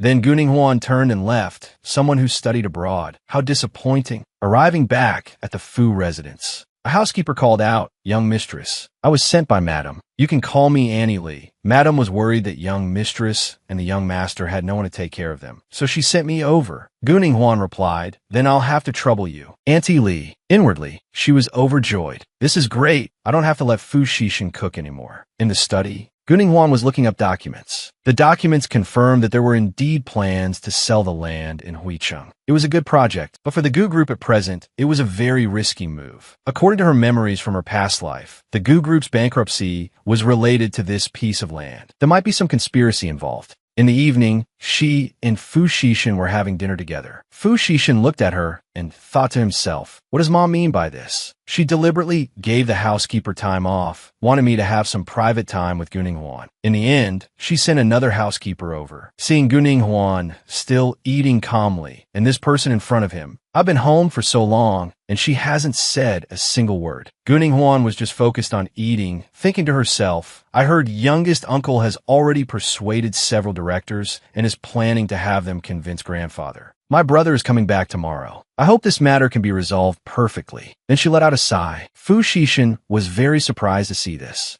Annie Lee opened the door and peeked in. They're clearly a loving newlywed couple. But what's to be done about this situation? This time, Madam sent me here not only to take care of the young mistress's daily life, but also with another mission. The next day, the car was driving on the road. Gu Yin and Guning Huan were sitting in the car. I heard youngest uncle has a gambling debt of 2 billion. It seems he wants to use the Huicheng project to fill this hole. If this were really a good project, I wouldn't say anything. Youngest uncle has booked a room in this hotel to persuade grandfather. You should have arrived by now. Gu Qian saw the two of them arrive. What are you two doing here? Gu Yin spoke up. Youngest uncle, why would you say that? You and I work in the same company, so I should also be here to listen in on this project, shouldn't I? Gu Qian looked at Guning Huan again. Then what about Guning Huan? Today's meeting is very important. It's not a place for a child to come and go as she pleases. Guning Huan replied to him, Youngest uncle should let me in too. After all, I also have shares in the company. Gu Qian said impatiently, fine, then come in together. In the meeting room were several major shareholders. Besides grandfather and 2 people she didn't know, the rest were all youngest uncle's cronies. Grandfather spoke up, Gu Yin, Guning Huan, why are you two here? Gu Yin walked in. We heard that youngest uncle and grandfather were discussing business, so we rushed over, hoping we didn't miss anything. Guning Huan looked inside. It's him, the director the Gu Group hired after the Gu family went bankrupt in her past life. Based on the current situation, the mastermind who wanted to buy this land to make the Gu Group go bankrupt is him. Guning Huan speculated, if that's the case, is today's acquisition of the Huicheng land also related to the Gu Group? Gu Qian suddenly got angry. Guning Huan, didn't you hear Mr. Huang greet you? You must toast Mr. Huang a glass of wine as a penalty. Guning Huan immediately said respectfully, I'm sorry, I was distracted for a moment, but a toast isn't necessary. Youngest uncle is getting more and more out of line. The Gu Group and Huicheng are cooperating from different positions. As partners, why should we be so subservient? Mr. Huang gave a forced laugh. Haha, it is indeed we who were impolite. Ning Huan, I won't hold it against you, but today is all about esteemed guests. You must not be rude. Then he approached grandfather, Dad. Huicheng only has 1 piece of undeveloped land left. As long as Huang Ming agrees to approve it, we can break ground and sign the contract. Grandfather hesitated.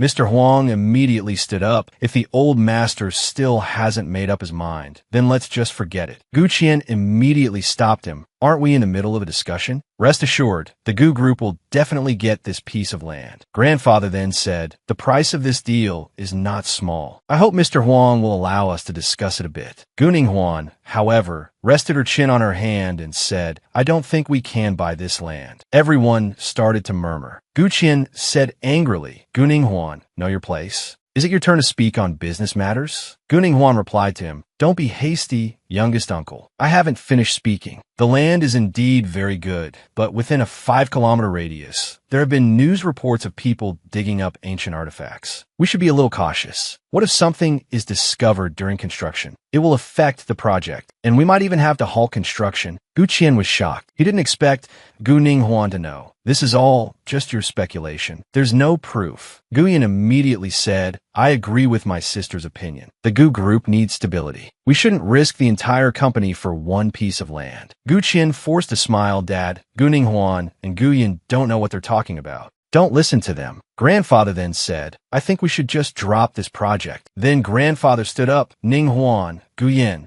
let's go. Mr. Huang let out a cold laugh. Old Master Gu, business waits for no one. If you miss this opportunity, you won't get another. Gu Qian said angrily, Guning Huan, you've ruined this project. I won't let you off the hook. Guning Huan replied, youngest uncle, don't misunderstand. I did this for the Gu family. It should be me not letting you off the hook. Grandfather stood outside the car. You did very well today. Guning Huan stood before him. Thank you, grandfather. I don't understand anything about business. I just happened to find some news online. I saw something unusual in the news, so I couldn't help but consider that possibility. She watched the car drive away, but she knew she wouldn't be so lucky next time. Then she looked at Gu Yan. From now on, I must study hard and help my brother secure the Gu family's position soon. At the Fu residence, Fu Shishin was talking to his mother. She asked, do you really need this relationship? Fu Shishin answered, yes, I hope you won't interfere. She continued, I have already made concessions within my authority. As the matriarch of the Fu family, she does not satisfy me. Fu Shishin defended, you don't understand her. But she immediately said, forget it. I didn't expect you to understand my intention in sending Aunt Li over so quickly. Don't forget what you promised me. The maid walked over and said to him, young master, Miss Meng has been waiting all afternoon. She's insisting on seeing you. Fu Shishin stopped in his tracks. Let her wait. I don't want to see her. Song Si said to Guning Huan, let's go intern at Mr. Fu's company, the entertainment one. My husband happens to be there too. Guning Huan was a little hesitant. Who is your current husband? Song Si said shyly. Do you even have to ask? It's a Nan, of course. I'm truly impressed by the Fu Group's promotional abilities. You have to know, my Nan struggled in the entertainment industry for a long time before signing with them. If we can intern there, we can shorten the distance to a Nan. Guning Huan said helplessly, I think you should calm down a bit. Song Si continued, Ning Huan, I really want to go. Besides, we're about to graduate. We need some pre-graduation experience. Guning Huan thought to herself, she has a point. Then I'll try asking Shishin. Song Si reminded her, also, don't tell Su Muja about the internship. At the company, the employees were gossiping. I really don't get these rich young ladies. They have so much money at home, yet they come here to compete with us for our jobs. The two of them were sitting in front of a computer. How do you know? Look at her home address. Just then, Shun Rue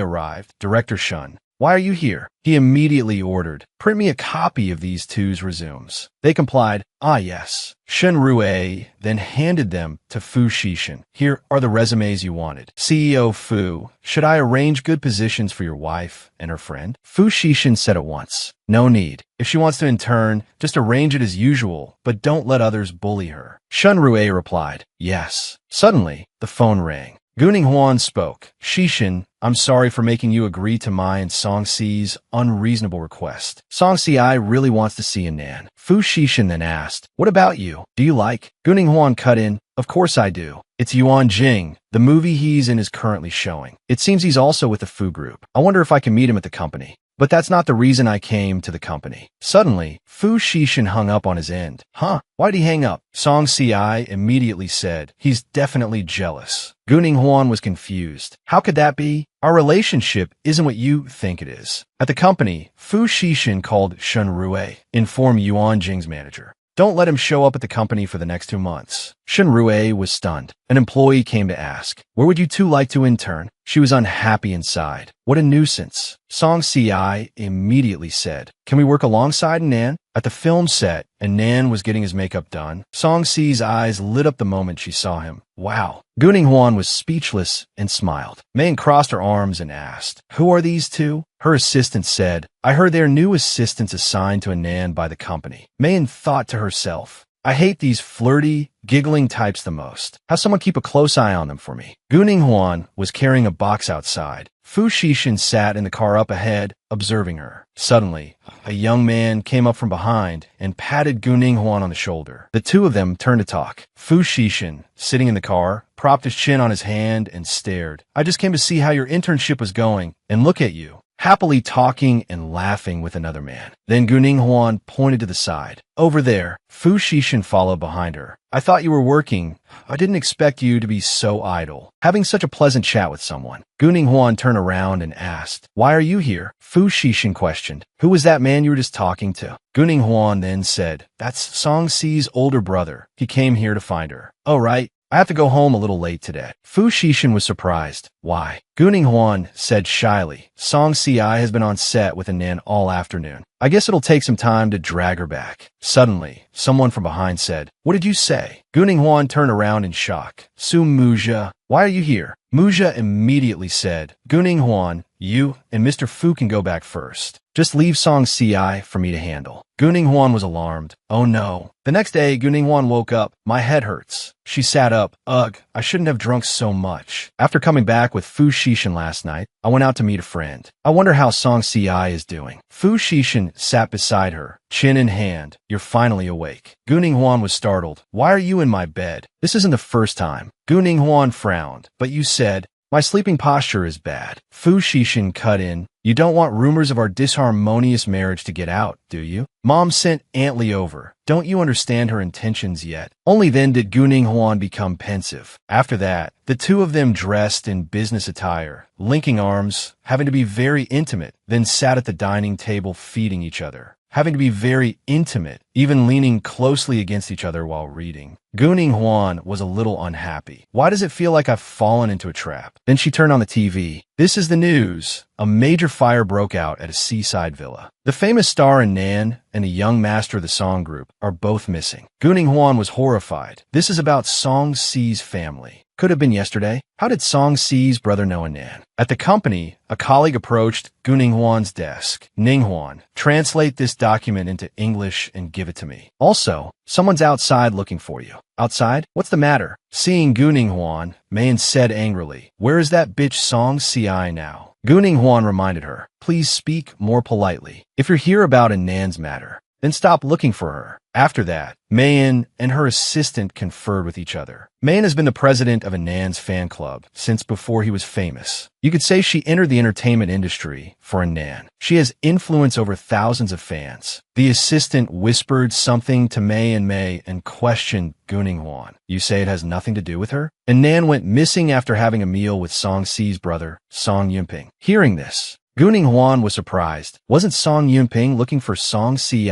People started whispering. She was only on set for one day, and something happened to Anan. "You guys planned this, didn't you?" Guning Huan challenged. "If he's missing, then go report it to the police." Mayan grabbed Guning Huan's arm. "Trying to leave? Are you feeling guilty?" Mayan threatened. "If you don't hand over Song Si today, don't expect to have an easy time here." Seeing her threat, Guning Huan thought to herself, "Does she not know who I am?" Then she frowned and glanced at her. "You can try," and immediately walked away. Seeing Guning Huan completely ignore her and just walk away, Mayan was furious, her heart filled with jealousy. This girl is so annoying. Guning Huan was walking down the street when she overheard two men whispering, "I heard two cars crashed at the gate. I wonder who got into a car accident." Hearing this, Guning Huan had a vague guess. "It couldn't be my car, could it?" Then when she reached the company gate, it was indeed her car parked by the road that had been hit. A crowd was gathered around, curiously whispering. She immediately called Lung Han, "Investigate something. I suspect my car was damaged by that star named May and help me investigate her." Lung Han replied at once, "Yes, eldest Mississippi." Song Si walked up to Guning Huan. She called out worriedly, "Ning Huan." Seeing her arrive, Guning Huan immediately asked, "Song Si, why are you downstairs at the company?" Song Si answered anxiously, "My brother is missing. My family is in chaos because of this, and I don't know what to do." Guning Huan immediately asked, "The police are blocking the news right now. What's the situation with your family? Song Si was extremely worried. No bodies were found at the scene, but the fire burned for so long. Guning Huan immediately cut her off. Don't let your imagination run wild. Did you know your brother knew a Nan? Song Si said, crying, I didn't know, but my brother would never use the casting couch on a Nan. How could those reporters write such nonsense? Seeing Song Si cry, Guning Huan advised, Song Si, don't cry. Song Si said heartbrokenly, Ning Huan, my family was worried sick all night because of my brother's matter. I didn't go home yesterday. Can you take me home? Guning Huan immediately agreed. Of course, let me ask for a leave of absence first. Guning Huan looked at her damaged car and saw many reporters standing there taking pictures. She was very puzzled. Song Si was also puzzled. Why are there so many reporters outside? Then some fans holding signs with a Nan's name looked towards Guning Huan and Song Si, pointing at them and shouting, Look, that's Song Yumping's sister. Let's go settle the score with her. Guning Huan immediately pulled Song Si's hand. Let's go quickly. Suddenly, a black car stopped in front of the two of them. Fu Shishin, sitting inside, said at once, Get in. After they got in the car, Song Si said heartbrokenly, Guning Huan, it's all my fault. I got you involved. Seeing her sad, Guning Huan said, It's nothing, don't overthink it. Fu Shishin, driving the front seat, said, It looks like we can't get in. Guning Huan asked doubtfully, Shishin, why are you here? Fu Shishin replied, A Nan is an artist of the Fu group. No matter what happened, I have to come and confirm things. She then asked, How will the company handle a Nan's matter? Fu Shishin replied immediately, Before the matter is fully investigated, we can only cooperate with the police. Then he turned to ask Song Si, Where is the Song family's search area now? Is there still no news of your brother? Hearing this, Song Si immediately replied, We've asked at all the nearby houses. Suddenly, a phone rang, cutting her off. It turned out to be Song Si's father calling. Song Si then said, Could you please pull over up ahead? I need to get out and take this call. Then she got out of the car. Guning Huan, now alone in the car, said, Shishin, I still have some private matters to discuss with Song Si. You can go back first. Fu Shishin looked out the window and reminded her, then be careful. After getting out of the car, Guning Huan immediately asked, Song Si, have they found the cause of the fire? Song Si replied at once, They have. It was caused by a candle burning the curtains. Hearing this, Guning Huan thought to herself, what would two grown men be doing lighting candles? In my past life, I vaguely heard news that a Nan won the International Best Actor Award before I died. Although the only change in this life is that I was reborn, could it be that just by pointing the way for Song Yumping, I caused her deaths? Suddenly, she noticed a strange red mark on Song Si's neck. Guning Huan immediately asked, Song Si, why is there a red mark on your neck? Song Si replied shyly, I got a lot of mosquito bites yesterday, so it left these red marks. Guning Huan looked closely at the red mark on Song Si's neck and thought to herself, she must have been with Su Muji yesterday. Then she said, assuming your brother didn't encounter anything too serious, if we can't find them, could it be because their personal freedom has been restricted? Hearing this, Song Si immediately began to think. Blurted out, you mean they were kidnapped? Guning Huan shared her thoughts. I'm not sure, but we can find someone nearby and ask if anyone saw any strange vehicles or people. Song Si immediately nodded. Okay, I'll go find someone to investigate right away. Suddenly, her phone rang again. Guning Huan immediately answered. Hello? A voice immediately came from the other end. Hello, Miss Gu. This is May I ask if it's convenient for you to meet and talk right now? Guning Huan thought to herself. So now she knows how to be polite? She immediately replied, I don't think that's necessary. You just need to transfer the compensation for the car accident into my account. Man on the other end persisted. I know hitting your car was my fault, so I really want to meet you to apologize in person. Guning Huan immediately refused. If you want to apologize, then apologize over the phone. Mayan was very angry when she heard this, but she still tried to restrain herself and continued, I'm sorry, Miss Gu. I shouldn't have hit your car. Guning Huan thought to herself, it seems she now knows who she's dealing with. The next day, in a luxurious building, Mayan walked in wearing fashionable sunglasses and said coldly, Miss Gu, you don't have any time to have a cup of coffee with me? Guning Huan looked at her calmly and replied, I have to go to work. Mayan took off her sunglasses, her expression arrogant as she said, I've already personally called to request a leave of absence for you, Miss Gu. You now have a whole hour free for me. If you don't want to, I can go straight to your company to talk. Sitting opposite each other in the coffee shop, Guning Huan asked coldly, "You've already apologized to me. What more do you want now?" Man got straight to the point. "Someone sent me a video. It's information from before I entered the entertainment industry." Guning Huan thought to herself, it must have been sent by Lung Han. Then, Mayan played the video on her phone for Guning Huan to see. "I hope you delete this video immediately." Hearing this, she gave a meaningful smirk. "What does this have to do with me?" The manager standing next to Mayan couldn't help but interject. "How can you talk like that? Do you know how seriously this will affect our Mayan?" Guning Huan replied coldly, "I didn't give the video to the press. I'm just keeping it to demand compensation." Mayan started to soften her tone to negotiate. "Miss Gu, my work has been very tough recently. Can I pay this compensation in installments? I'll make regular transfers to you, okay? Besides, you don't really care that much about that car, do you?" Hearing this, Guning Huan's tone was full of sarcasm. "When you hit my car, why didn't you think about paying in installments?" "I don't agree." The manager beside her quickly chimed in. "Missin already said she doesn't have the money. You still want to make things difficult for her. Do you have any compassion?" Guning Huan retorted without hesitation. "If you think your Missin is in such a difficult situation, then you can pay the compensation for her." Suddenly, Lung Han appeared from behind, his voice deep, steady, and full of authority. Eldest Mississippi Guning Huan turned her head in surprise. "Lung Han,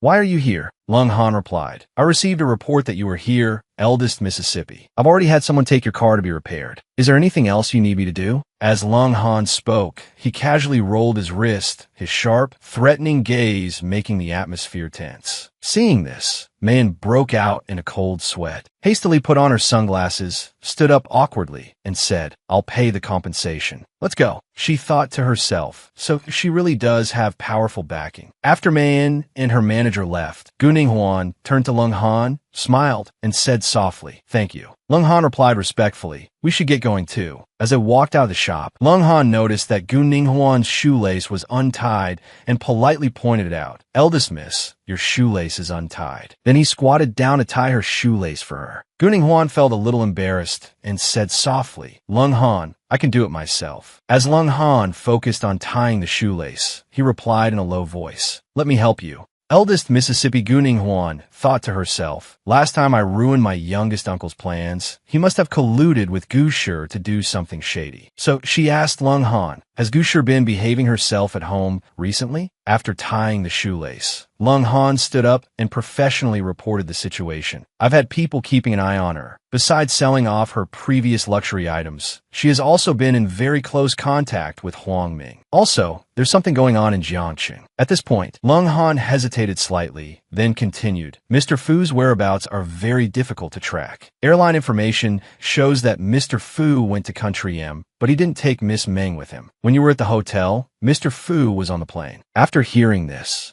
Guning Huan immediately covered her mouth, her eyes wide with shock, and thought to herself, so the person at the hotel then wasn't him. At Fu Corporation Entertainment, Gu Nana sat on the sofa, sneering. "Guning Huan, it seems your relationship with Mr. Fu isn't anything special, is it? Otherwise, why are you just an intern?" Guning Huan looked at her coldly and asked, "What are you doing here?" Gu Nana pretended to have good intentions, but her tone was sharp and sarcastic. "My father is asking you over for a meal, so you can understand how beneficial the Huichang project is. Let someone who doesn't know any better keeps running their mouth in front of Grandpa." Guning Huan was unmoved, immediately turning to leave and replying coldly, "That's not necessary. Regarding the Huichang project, I've already made myself very clear." Hearing this, Gu Nana flared up in anger. "What do you mean? My father is your elder. Are you not going to give him any face at all? Don't think you can do whatever you want just because Grandpa dotes on you." Guning Huan replied nonchalantly, "Think whatever you want." Gu Nana was so angry her blood boiled, and she gritted her teeth. "You just wait." After leaving, she immediately called her father, saying angrily, "Dad, look at Guning Huan's attitude. She won't even give you any face." Gu Nana's father just gave a cold laugh after hearing this. That Guning Huan, she has a mother who gave birth to her, but not one who raised her. Now she's acting so arrogant and bossy just because Grandpa spoils her. If you can convince Grandpa to sign the Huicheng contract, the two of us will make a huge profit. Gu Nana's spirits immediately lifted. "Then I'll hang up now. I'll figure out a way to make Grandpa listen to me." After hanging up, she pondered deeply. How can I get Grandpa to trust and listen to me? The next day, Guning Huan, with exquisite makeup, walked into a high-end restaurant. As soon as she entered, she saw Song Si sitting on a chair, happily waving and calling out, "Guning Huan, over here." As Guning Huan got closer, she saw Song Jinyan sitting next to Song Si, and her eyes flickered. "Song Jinyan, why is he here too?" She walked over and immediately asked Song Si, "Any progress?" Song Si nodded, her voice a little worried. "Yeah, I found my brother's whereabouts, but it seems like he's in danger. I'm planning to go find him tonight. Can you come with me?" Guning Huan agreed without hesitation. "Of course, but have you told your father? He'll definitely be very worried." Song Jinyan, sitting beside them, suddenly spoke up for Song Si.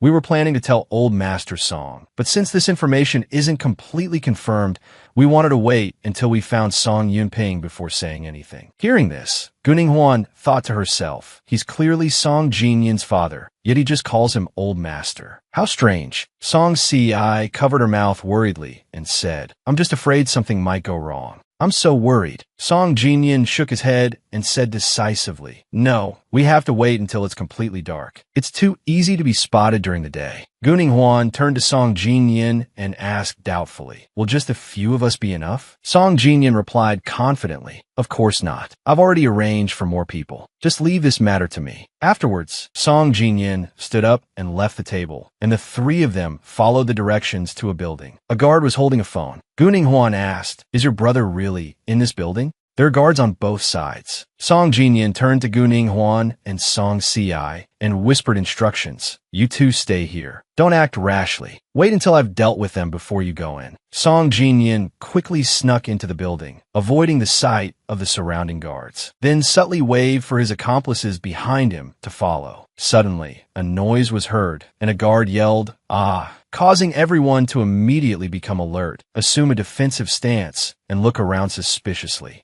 Song Jinyan and his accomplices immediately took action, decisively taking down all the guards without leaving a trace. One person thoroughly searched the area around the villa, then hurried back to report. "Found them. Both are fine, but it seems they've been drugged. They won't wake up no matter how we call them." Song Jinyan approached a guard who hadn't been taken down, grabbed him by the collar, his eyes cold and threatening. "Who are you people? Why did you kidnap them?" The guard was so scared he trembled, stammering incoherently, "I don't know." A moment later, the sound of an ambulance siren was heard as a 120 ambulance rushed over. In a hospital, Song Si stood by the hospital bed, anxiously calling out softly, "Brother." She called out worriedly, her heart heavy. The next morning, Fu Shishin called Guning Huan. As soon as she answered, he asked, "Where are you?" Guning Huan, sitting next to Song Si in the hospital, replied softly, "We found Song Yunping and Anan. They're in the hospital." Song Si turned to her and said, "My brother and Anan aren't injured. They were just drugged. They'll wake up once the drug wears off. I'm going to head back first." Song Jinyan, standing nearby, quietly observed the two of them, then offered, "Let me take you home." After the two of them got into the elevator, Guning Huan stepped out and saw Fu Shishin waiting outside. She said softly, "Shishin,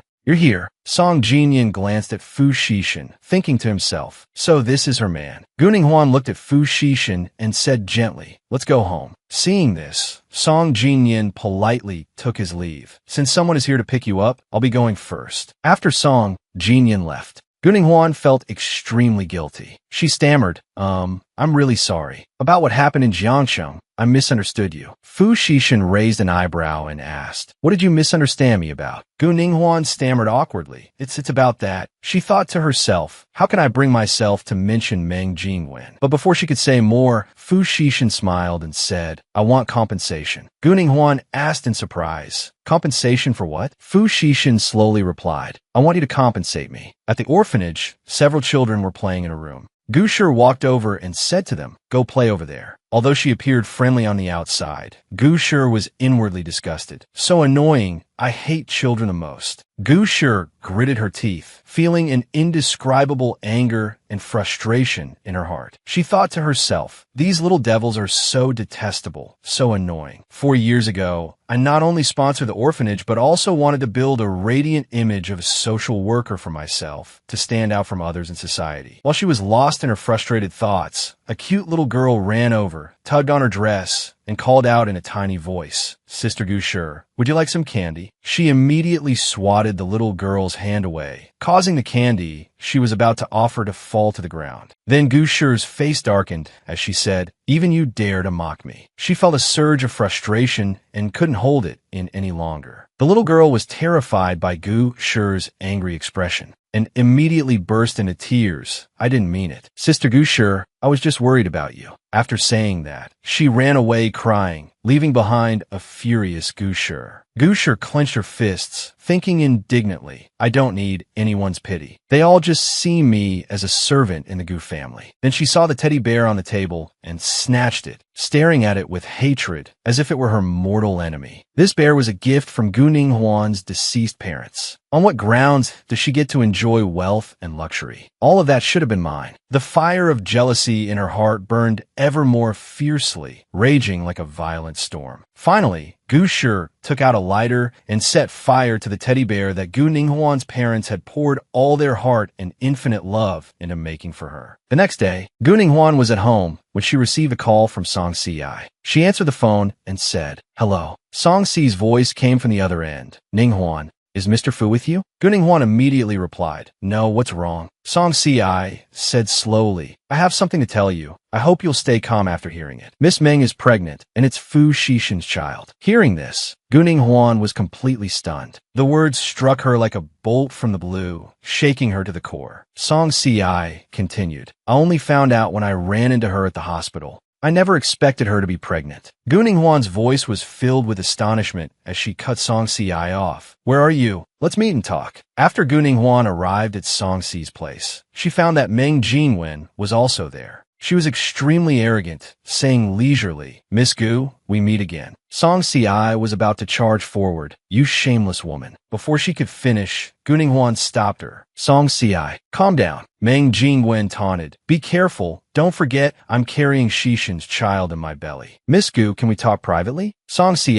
said to her angrily. "Gu Ninghuan, how can you be so calm?" "This woman," Gu Ninghuan said to her, "this is between me and her. Don't worry, I can handle it." Afterwards, Gu Ninghuan and Meng Jingwen went somewhere else to talk privately. Meng Jingwen said hypocritically, "Miss Gu, you're calmer than I thought. I thought you'd be very worried after hearing this news." Gu Ninghuan looked at her coldly and asked, "Why should I be worried? Who knows if the child you're carrying is really Xixin's?" She sneered and continued, "Are you naive enough to think that by showing up pregnant in front of me, I'd be devastated and divorce Fu Xixin?" Hearing Gu Ninghuan's words, Meng Jingwen sneered inwardly. "Ha, in another month, you'll have to change your mind." Then Gu Ninghuan stood up and said contemptuously, "I thought you had some big surprise for me, but it's just the same old trick, using a child to threaten me. How foolish." Meng Jingwen was hit where it hurt, and she spoke up. "You're leaving just like that? Aren't you afraid I'll tell everyone about this?" Gu Ninghuan turned back and said coldly, "If you have proof, then go ahead. What's the point of telling me?" Meng Jingwen was cornered by her, furious. Afterwards, Gu Ninghuan went to the company to see Fu Xixin. Fu Xixin was also very surprised to see her. "Why are you here?" Gu Ninghuan said nonchalantly, "I just met with Miss Meng. She said she's pregnant with your child." Fu Xixin, who was drinking water, was so startled he spat it all out. He glanced at her. "What kind of joke is this?" Gu Ninghuan acted as if she completely believed it. "Although I know I misunderstood you about what happened in Jiangchen. Is there really nothing between you two?" Then Gu Ninghuan hesitantly asked Fu Xixin, "The baby in her belly, is it yours?" Fu Xixin immediately replied, "It's not." Then he said to her, "Her business?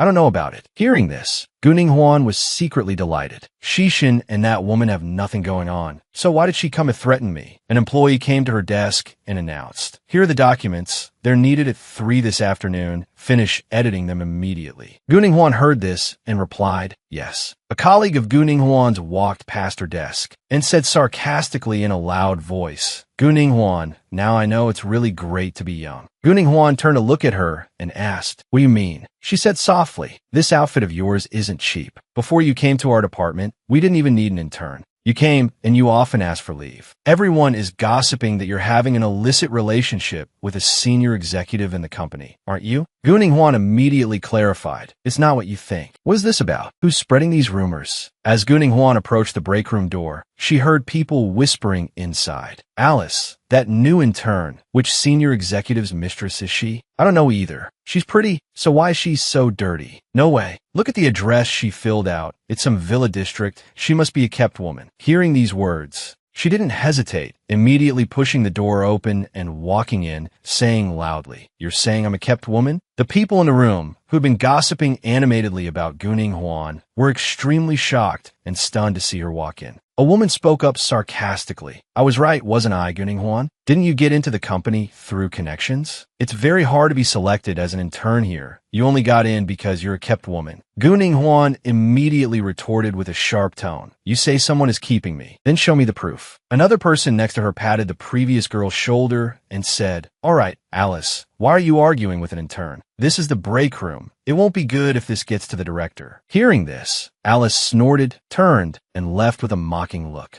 After everyone left, Guning Huan thought to herself, this kind of talk about being a kept woman is really infuriating. But this internship, it's true that I got it through Fu Xixin's connections. An uncomfortable feeling rose in her heart. In the afternoon, Alice carried a thick stack of documents and threw them in front of her, saying in an unfriendly tone, "This pile of documents needs to be finished tonight. Sorry to trouble you." Intern. Guning Huan looked at the thick stack of documents and cried out inwardly, "Is she trying to bully me?" Not long after, another colleague saw this and asked, "Alice, isn't it a bit much to give her all the work?" Alice didn't feel she was in the wrong at all. She said coldly, "She deserves it." Then that colleague said, "Our company is having a wedding banquet tonight. I heard that Mr. Fu, who never attends, will also be there." Hearing this, Alice's eyes immediately lit up and she was overjoyed. "That's great. I have to put on my best makeup." That evening, at the company party, it was bustling with people. One of her colleagues, Pan Hui, saw Guning Huan arrive late and asked curiously, "In turn, why did you just get here?" Guning Huan answered him, "I had to work overtime, so I'm a little late." Then she looked at him and asked a bit shyly, "Excuse me, who are you?" He immediately smiled warmly and replied, "I'm Pan Hui, your colleague." He saw Guning Huan still standing there, not going over to the female colleagues on the other side, and asked in surprise, "Why are you just standing here?" Guning Huan immediately asked back, "Why?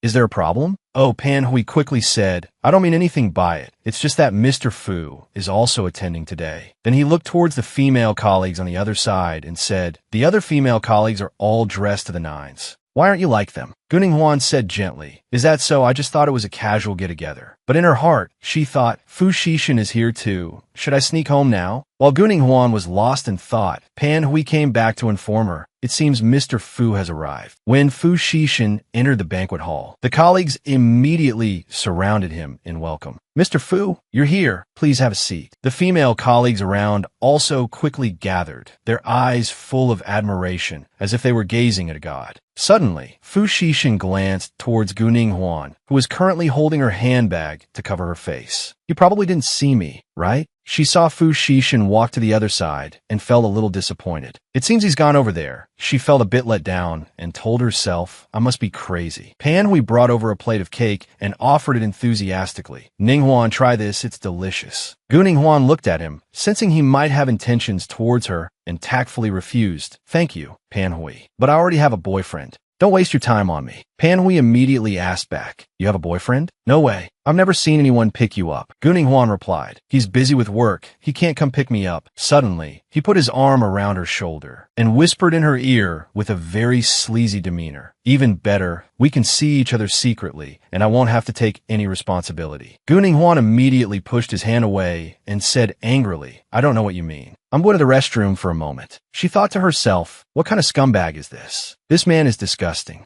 Then Guning Huan picked up her bag, preparing to go home, thinking it would be better to be home. Suddenly, Alice saw her and started to taunt. "Why are you sitting so far away, afraid your sugar daddy and Mr. Fu will run into each other?" Guning Huan immediately retorted, "What's it to you? Look at you, dressed so gaudily. I wonder if Mr. Fu would even spare you a glance." Alice was furious upon hearing this. "In turn, what do you mean by that?" "Let me tell you, Mr. Fu just gave me his phone number. He'll definitely ask me out to dinner soon." She became more and more smug as she spoke. Suddenly, Fu Xixin came up from behind and asked coldly, "Is that so? Why don't I remember giving you my phone number?" Alice stammered, terrified. Mr. Fu. Guninghuan bowed her head from behind her and greeted, "Hello, President Fu." Then, Alice carefully stammered, "Mr. Fu, I'm sorry. It was because this intern was being disrespectful to me, so?" Fu Xixin's face immediately darkened, and he said coldly, "Nonsense. Go to the HR department tomorrow to get your termination notice." Alice was terrified to hear this, but she was unwilling to accept it. "Mr. Fu, are you firing me? I'll accept it. But this intern got into the company through an illicit relationship. I heard she seduced a senior executive to get in." A female colleague beside her advised, "Alice,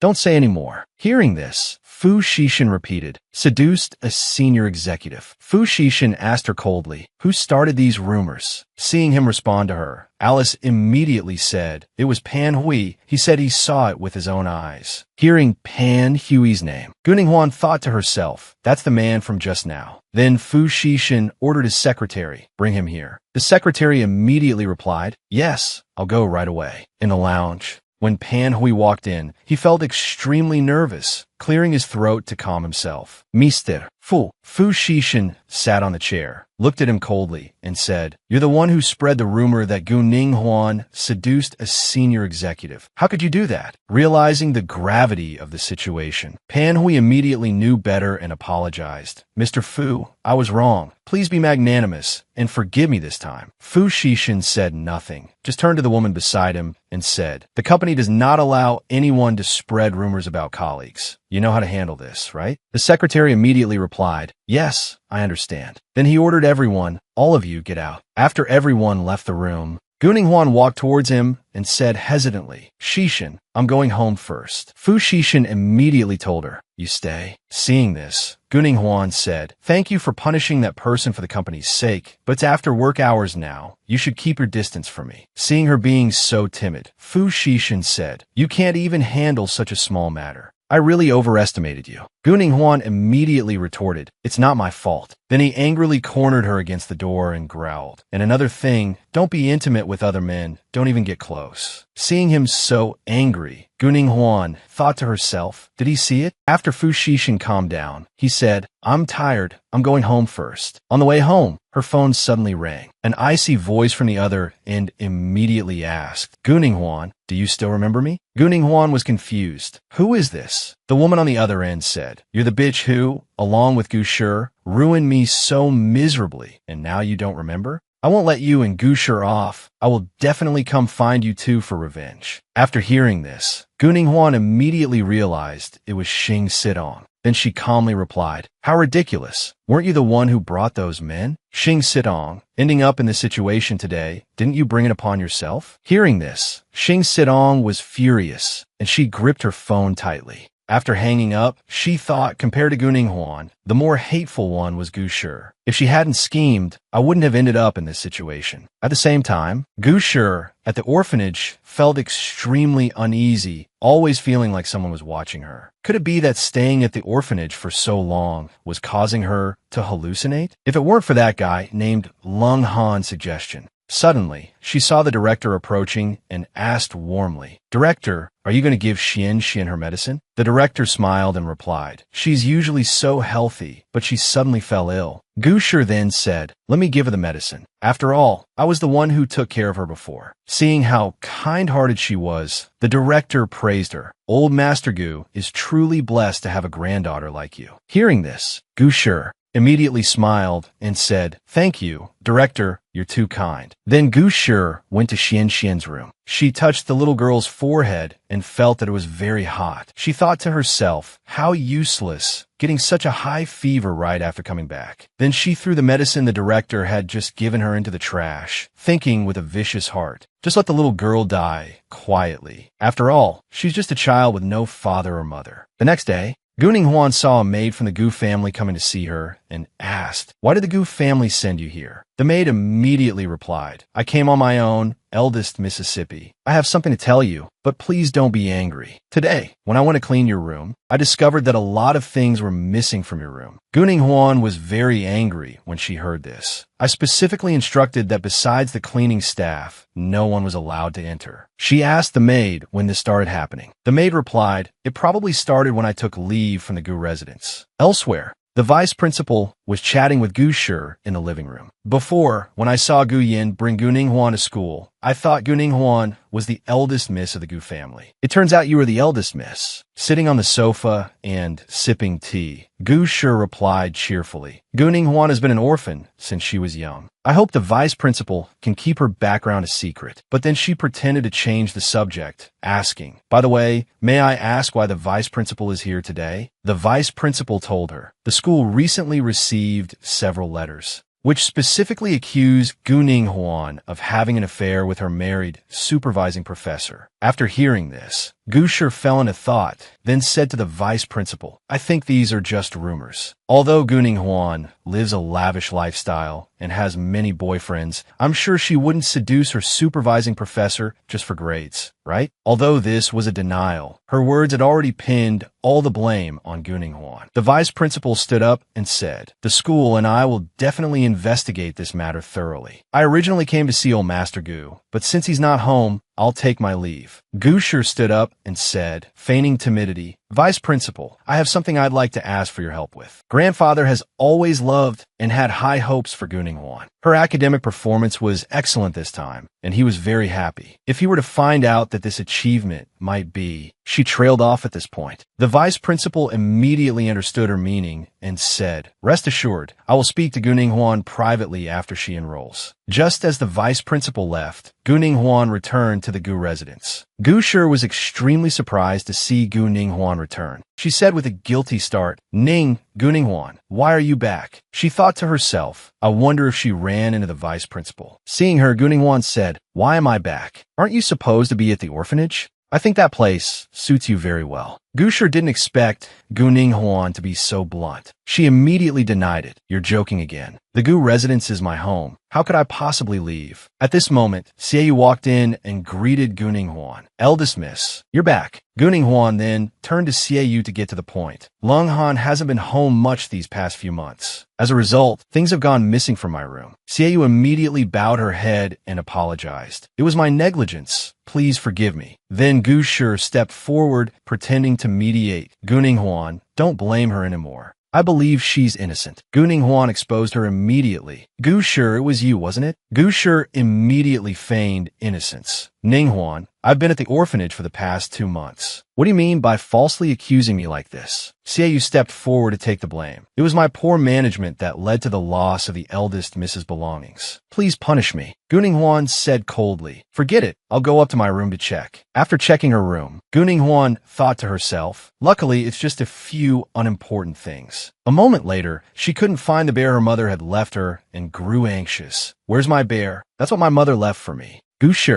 Then she turned to ask Xie. "During the time Gu Shi was at the orphanage, did she ever come back here?" Xie answered right away, "Yes, she occasionally came back to have meals with the old master." Could it be that the eldest miss suspects her? Gu Ninghuan waved her hand. "Forget it. It's just a toy anyway. Grandfather wouldn't want us to argue." At the Fu residence, a maid came to report to Fu Xishan. Fu Xishan then asked, "What is it?" The maid reported, "The young mistress has refused to eat since she returned from the Gu residence." After returning from the Gu residence, Gu Ninghuan sat listlessly in her room, thinking, why is it that even after exposing Gu Shi's true colors to everyone, no one believes me? It feels like she's still so smug. What should I do? Then Fu Xishan walked in and called her to eat. Gu Ninghuan said, "I don't want to eat. You can leave." Fu Xishan said in a cold voice, "Come and eat. I don't have the patience." He saw she was still stubbornly sitting on the chair and pulled her up by the wrist. Gu Ninghuan was startled by his action. She thought to herself, what is he trying to do? As he wrapped his arm around her waist, Gu Ninghuan thought, my heart is beating so fast. Then he reminded her, stand steady. Fu Xishan's voice seemed a little gentler. I don't care what you were upset about at the Gu residence, but here, you have to listen to me. Fu Xishan even gently brushed his thumb across her lips.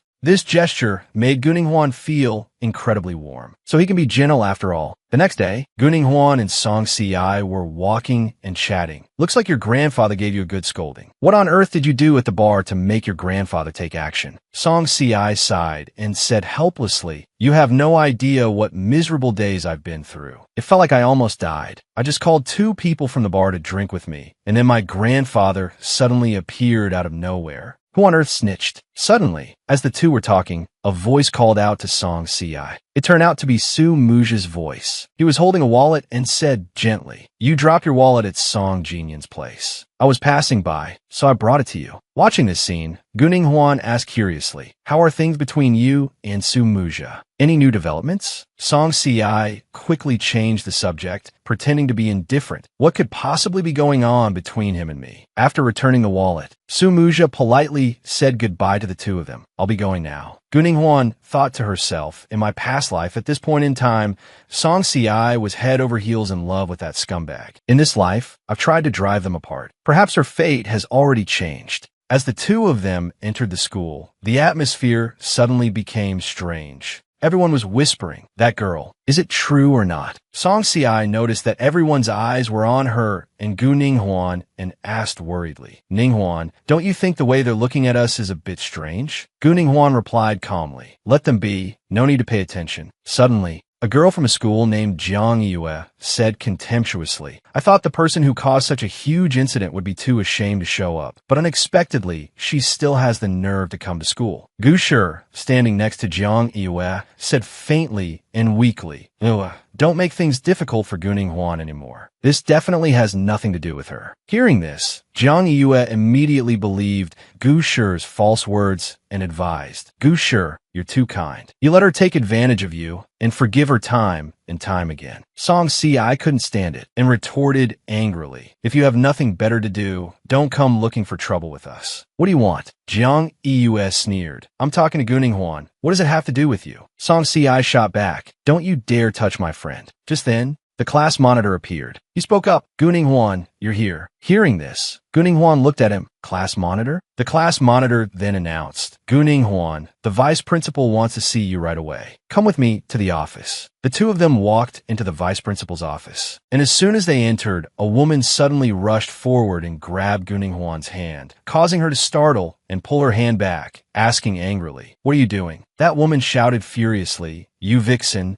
How dare you seduce my old John?" Gu Ninghuan was stunned and blurted out, "What nonsense are you talking about?" The vice principal stood up to intervene. "Ma'am, please calm down." He turned to Gu Ninghuan, his face revealing his anger, and said coldly, "How absurd, Gu Ninghuan. Do you still want to deny it? Or do you want me to publicize this shameful matter of yours?" Gu Ninghuan was confused. "Then I'd also like to know what exactly I did wrong." The vice principal sneered, "You don't know? The granddaughter of the Gu family seducing a teacher for personal gain. I personally went to the Gu residence to investigate, and it turns out you're not their biological granddaughter." Hearing these words, Gu Ninghuan was extremely shocked, unable to believe her ears. Then, Gu Ninghuan immediately calmed down. "Vice principal, don't you find your own words ridiculous?" The vice principal frowned upon hearing this. "If you could be a homewrecker, you can also forge the information on your file." Gu Ninghuan immediately clarified, "I'm not the granddaughter of the Gu family. It must be Gu Shi, right? If that's the case, then call Gu Shi here to confront me." She was furious, thinking to herself, Gu Shi truly never misses any opportunity to harm others. The class monitor, standing beside them, heard her mention Gu Shi, and he immediately stood up to defend her. "Everyone knows Gu Shi is innocent and kind. Are you calling Gu Shi here because you want to bully her?" Gu Ninghuan replied coldly, "If she's really the young lady of the Gu family, what does she have to be afraid of me for?" The vice principal saw her stubborn refusal to admit guilt. He then turned to the class monitor. "Class monitor, go and call Gu Shi here, so Gu Ninghuan will be completely convinced." The class monitor replied immediately, "Yes, sir." After Gu Shi was called, she walked into the room and said gently, "Vice principal, you called for me?" Then she feigned surprise. "Gu Ninghuan, why are you here?" Inwardly, she was extremely anxious, feeling that this was a bad omen. Gu Ninghuan looked at her coldly. "You were the one who told the vice principal I'm not the granddaughter of the Gu family, right?" She immediately retorted, "Gu Ninghuan, What are you talking about? How could I discuss the Gu family's affairs with the vice principal? Grandfather said he doesn't like our family matters being gossiped about outside. The vice principal looked at Gu Shi and said pensively, Gu Shi, I called you here because I want you to repeat what you told me at the Gu residence in front of everyone. At this, Gu Shi's expression changed slightly. She screamed internally, is he crazy? How could I dare say that nonsense in front of her? Guning Huan also immediately chimed in. That's right, say those words again. I like to hear them too. She remained silent. Guning Huan spoke again in a cold voice. What's wrong? Now that you're asked to speak, you've gone mute? You were so talkative with Jiang Yue just now, weren't you? Gu Shi feigned weakness. I don't know what I did to make you angry again. The class monitor saw that Gu Shi was being bullied, and he immediately stepped forward, shielding Gu Shi behind him. He said to Guning Huan, stop bullying Gu Shi. Guning Huan said directly, fine, let's make it clear, between you and me, who is the real granddaughter of the Gu family. Then Guning Huan pretended to be friendly, stepping forward to put an arm around Gu Shi's shoulder, her voice very gentle, but seemingly carrying a threat. If you don't speak, I'll call grandfather right now, and have him come and prove it for us. Gu Shi stammered. Guning Huan, you're the real granddaughter of the Gu family. No one can fake that. The vice principal, standing nearby, heard this and became furious. How can that be? That's clearly not what you said at the Gu residence last time. Gu Shi feigned ignorance. Vice principal, the teacher must have misheard, which is why he misunderstood Guning Huan. In the vice principal's mind, his opinion of Gu Shi seemed to have changed. This Gu Shi, who looks so gentle and weak, used me today to deal with Guning Huan, he thought to himself. Then he said, if this is a misunderstanding, then you can leave. You can explain it to the other students later. It was already getting late. Guning Huan saw that he was trying to shirk his responsibility. She immediately said in a cold voice, on what grounds? On what grounds do you people get to slander me? Then say a few words and act like nothing happened. Don't forget, you owe me an apology. Then she spoke coldly to Gu Shi, who was standing beside her. Gu Shi, this play isn't over yet. Where are you in such a hurry to go? You're the director of this play, aren't you? Gu Shi pretended to cry a river of tears. Guning Huan, I'm also a member of the Gu family. Can you please not make things difficult for me in front of outsiders? Guning Huan said very bluntly, a person with no blood relation to the Gu family. On what grounds do you call yourself a member of the Gu family? When the vice principal and the class president heard these words from Guning Huan, their expressions immediately changed. They thought to themselves, isn't Gu Shi the granddaughter of the Gu family? Gu Shi wiped her tears, feigning weakness. Guning Huan, that day, I had just returned from doing charity work at the orphanage and was really tired. My mind was muddled at the time. It was a slip of the tongue that caused you to be wronged. I'm sorry. I really didn't mean it. Seeing her offer such a weak excuse, Guning Huan sneered. I'm afraid your mind has never been clear. Haven't I been wronged enough? If you truly want to apologize, the best way is to leave the Gu family. Hearing this, Gu Shi exclaimed with a look of utter shock. How could that be? That's my home. Are you trying to kick me out? Guning Huan looked at her weak appearance, feeling utterly disgusted, and sneered. All right, stop acting. Your tears aren't precious. No matter how many you shed, they aren't worth a single cent. Your little trick only works on outsiders. Then she turned and looked at the vice principal and the class president with contempt. If you two knew her true face, you would surely understand that what she's shedding aren't tears, but poison. Gu Shi wiped her tears, trying to appear sincere. Guning Huan, I know you've misunderstood me. Grandpa always taught us to be fair and not to discriminate. Can we settle whatever issues we have privately? Guning Huan scoffed. Settle it privately? You're just afraid I'll expose all your lies in front of everyone, aren't you? Hearing this, Gu Shi's face darkened, and she secretly gritted her teeth. She was furious, racking her brain and thinking, how did things turn out like this? If I had known, I wouldn't have come here with the class president. Seeing the situation becoming more tense, the vice principal cleared his throat and tried to mediate. Guning Huan, the matter is clear now. Let's leave it at that. After all, it's just a misunderstanding between you and Gu Shi.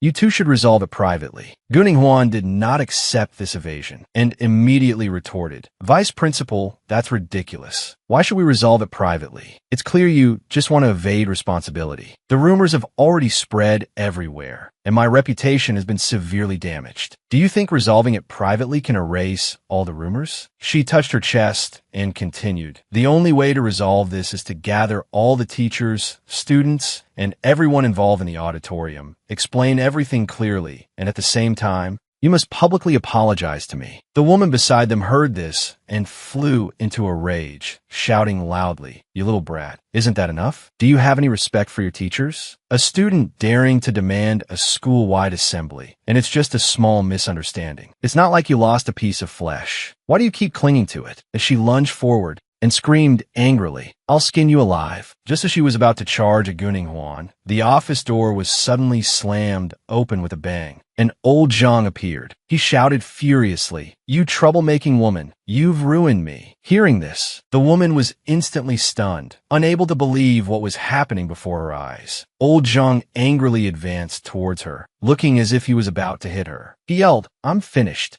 My life is over." The woman screamed in fear. "What are you trying to do?" Seeing this, the vice principal immediately shouted, "Stop! Teacher Zhang, what are you doing?" Suddenly, a voice echoed from outside the office. "Humph, and he calls himself a teacher? Daring to do such a disgusting thing." Hearing this, the vice principal froze. Outside, a few students were looking into the office, pointing and whispering, "Serve him right. You really can't judge a book by its cover." The vice principal was furious and immediately pointed to the door, shouting, "You students get back to class now." As for old Zhang, he grabbed the woman's collar and roared, "This is all your fault." Then the vice principal turned to the arguing pair and yelled, "Stop it. What kind of behavior is this?" But the two paid him no mind and continued to argue. Suddenly, the woman shoved old Zhang away, screaming, "What are you doing? Are you crazy?" Old Zhang was pushed to the ground by her, and his phone fell out. She went closer and saw the news displayed on the phone. She was stunned. What is this? A Weibo account named Tell the Truth had published a post titled "Teacher Violates Professional Ethics." The content was about a teacher who violated ethics, used subsidies for poor students to spend at bars, led a chaotic lifestyle, and maintained improper relationships with multiple female students over a long period. Then, below the post was a series of comments. "Times change, people change. Good thing it's not our school, or it would be a huge embarrassment. He even dared to take subsidies for poor students. How shameless." The more she read, the angrier she got. Then she angrily grabbed old Zhang's shirt and roared, "You get a little dirty money and think you're the boss? And you dare spend it on those vixens? Have you no shame?" Old Zhang roared back in anger, "You have the nerve to say that to me? The money I earn, do you spend any less of it? When you were buying designer bags and watches, why didn't you complain that my money was dirty then?" The two of them continued to argue. Old Zhang said angrily, "Damn it, you vicious woman." The vice principal took the phone and read the post, his face darkening. Afterwards, he walked over to Guning Huan and said seriously, "Guning Huan, the school will give you a clear explanation today. Whoever needs to be dealt with will be dealt with, and whatever needs to be clarified will be clarified. But you should also restrain yourself a bit and not let the matter escalate." Guning Huan saw that he was deliberately trying to brush the matter aside. She immediately said bluntly, "Vice principal, you are deliberately stalling for time, trying to turn a big issue into a small one and a small one into nothing. I've already said it. The school must protect my reputation. Please immediately publicize the truth to all teachers and students and clear up all misunderstandings." Hearing this, the vice principal immediately frowned. "Don't make things so difficult for the school. Blowing this up won't do you any good either. Be reasonable. The school can even compensate you a little. Otherwise, you'll be the only one to suffer." Then he roared angrily, as the vice principal, "To protect the school's reputation,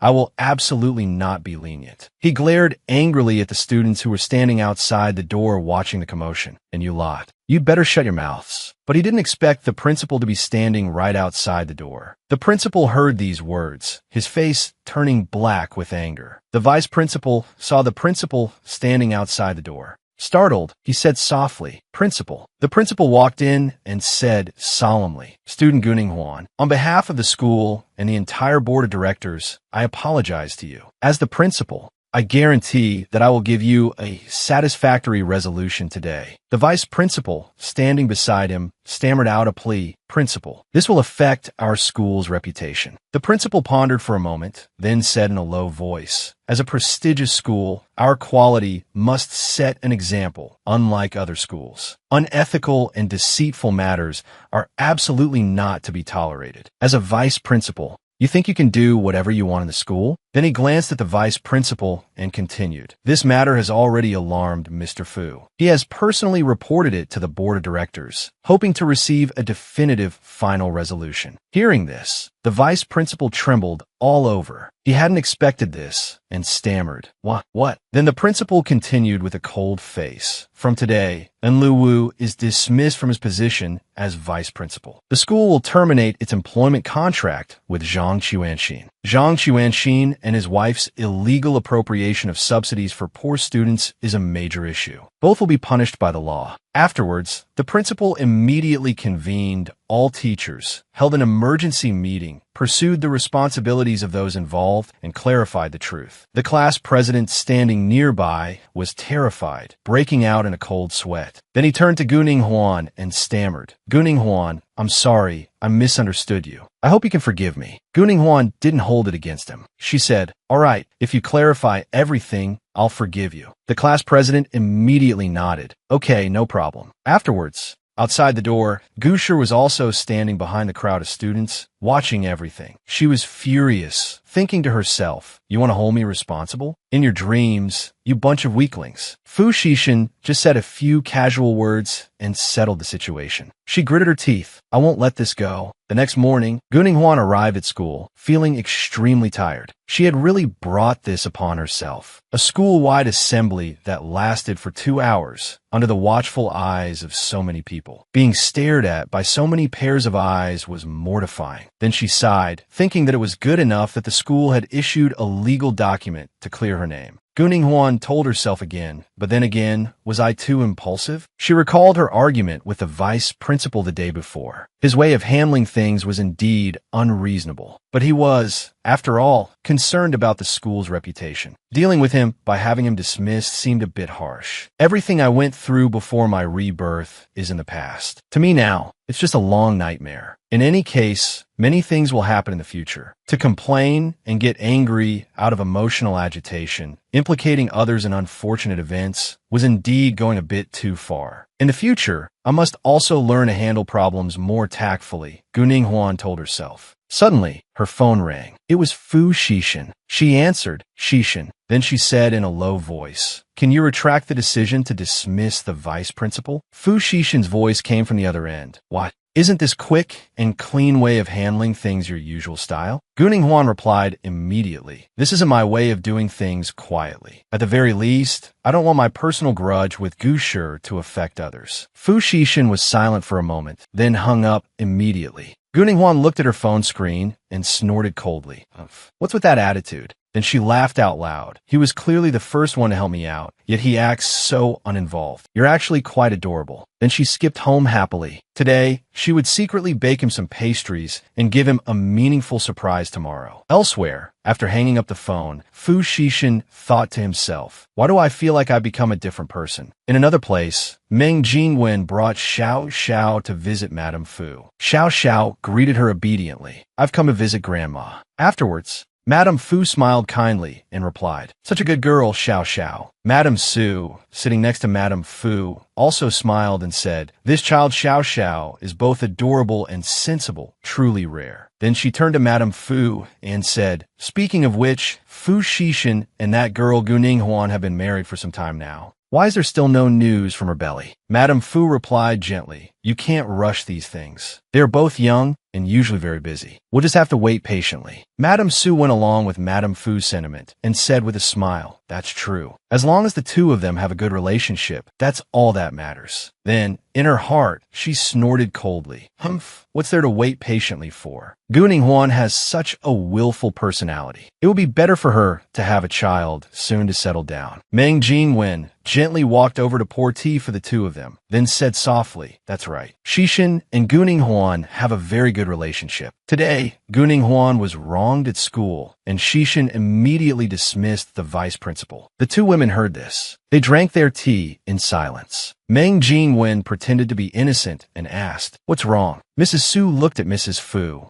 then let out a soft, cold snort. That Gu girl is in the kitchen making pastries. Meng Jingwen was incredibly pleased with herself, calculating that Gu Ninghuan's personality was easily provoked. All it would take were a few harsh words to provoke her. She would surely overreact. Taking advantage of this and the two old ladies, I'll just add a few more insinuations, back and forth a few times. Add to that, Xiao, crying up a storm. She schemed silently, thinking to just let Xiao cry, and then Xiao would say on her own, sob, Auntie Gu Ninghuan is so scary. She scared Xiao. Sobi. At that moment, Mrs. Fu would feel sorry for Xiao and scold Gu Ninghuan. Gu Ninghuan, what are you doing? Her heart was filled with jealousy. A bad reputation spreads far, and I'm afraid she'll never be able to clear her name. Once Mrs. Fu has a bad impression of her, I'll find a chance to reveal the truth, and then Mrs. Fu will easily accept me and Shishin being together. She silently calculated these wicked plans, laughing smugly to herself. Suddenly, she heard singing coming from the kitchen. It was Gu Ninghuan. Meng Jingwen thought to herself, so happy are you? There'll be a good show to watch later. In the kitchen, Gu Ninghuan was happily shaping pastries in the likeness of herself and Fu Shishin. She looked at them happily. They looked so delicious. Hee.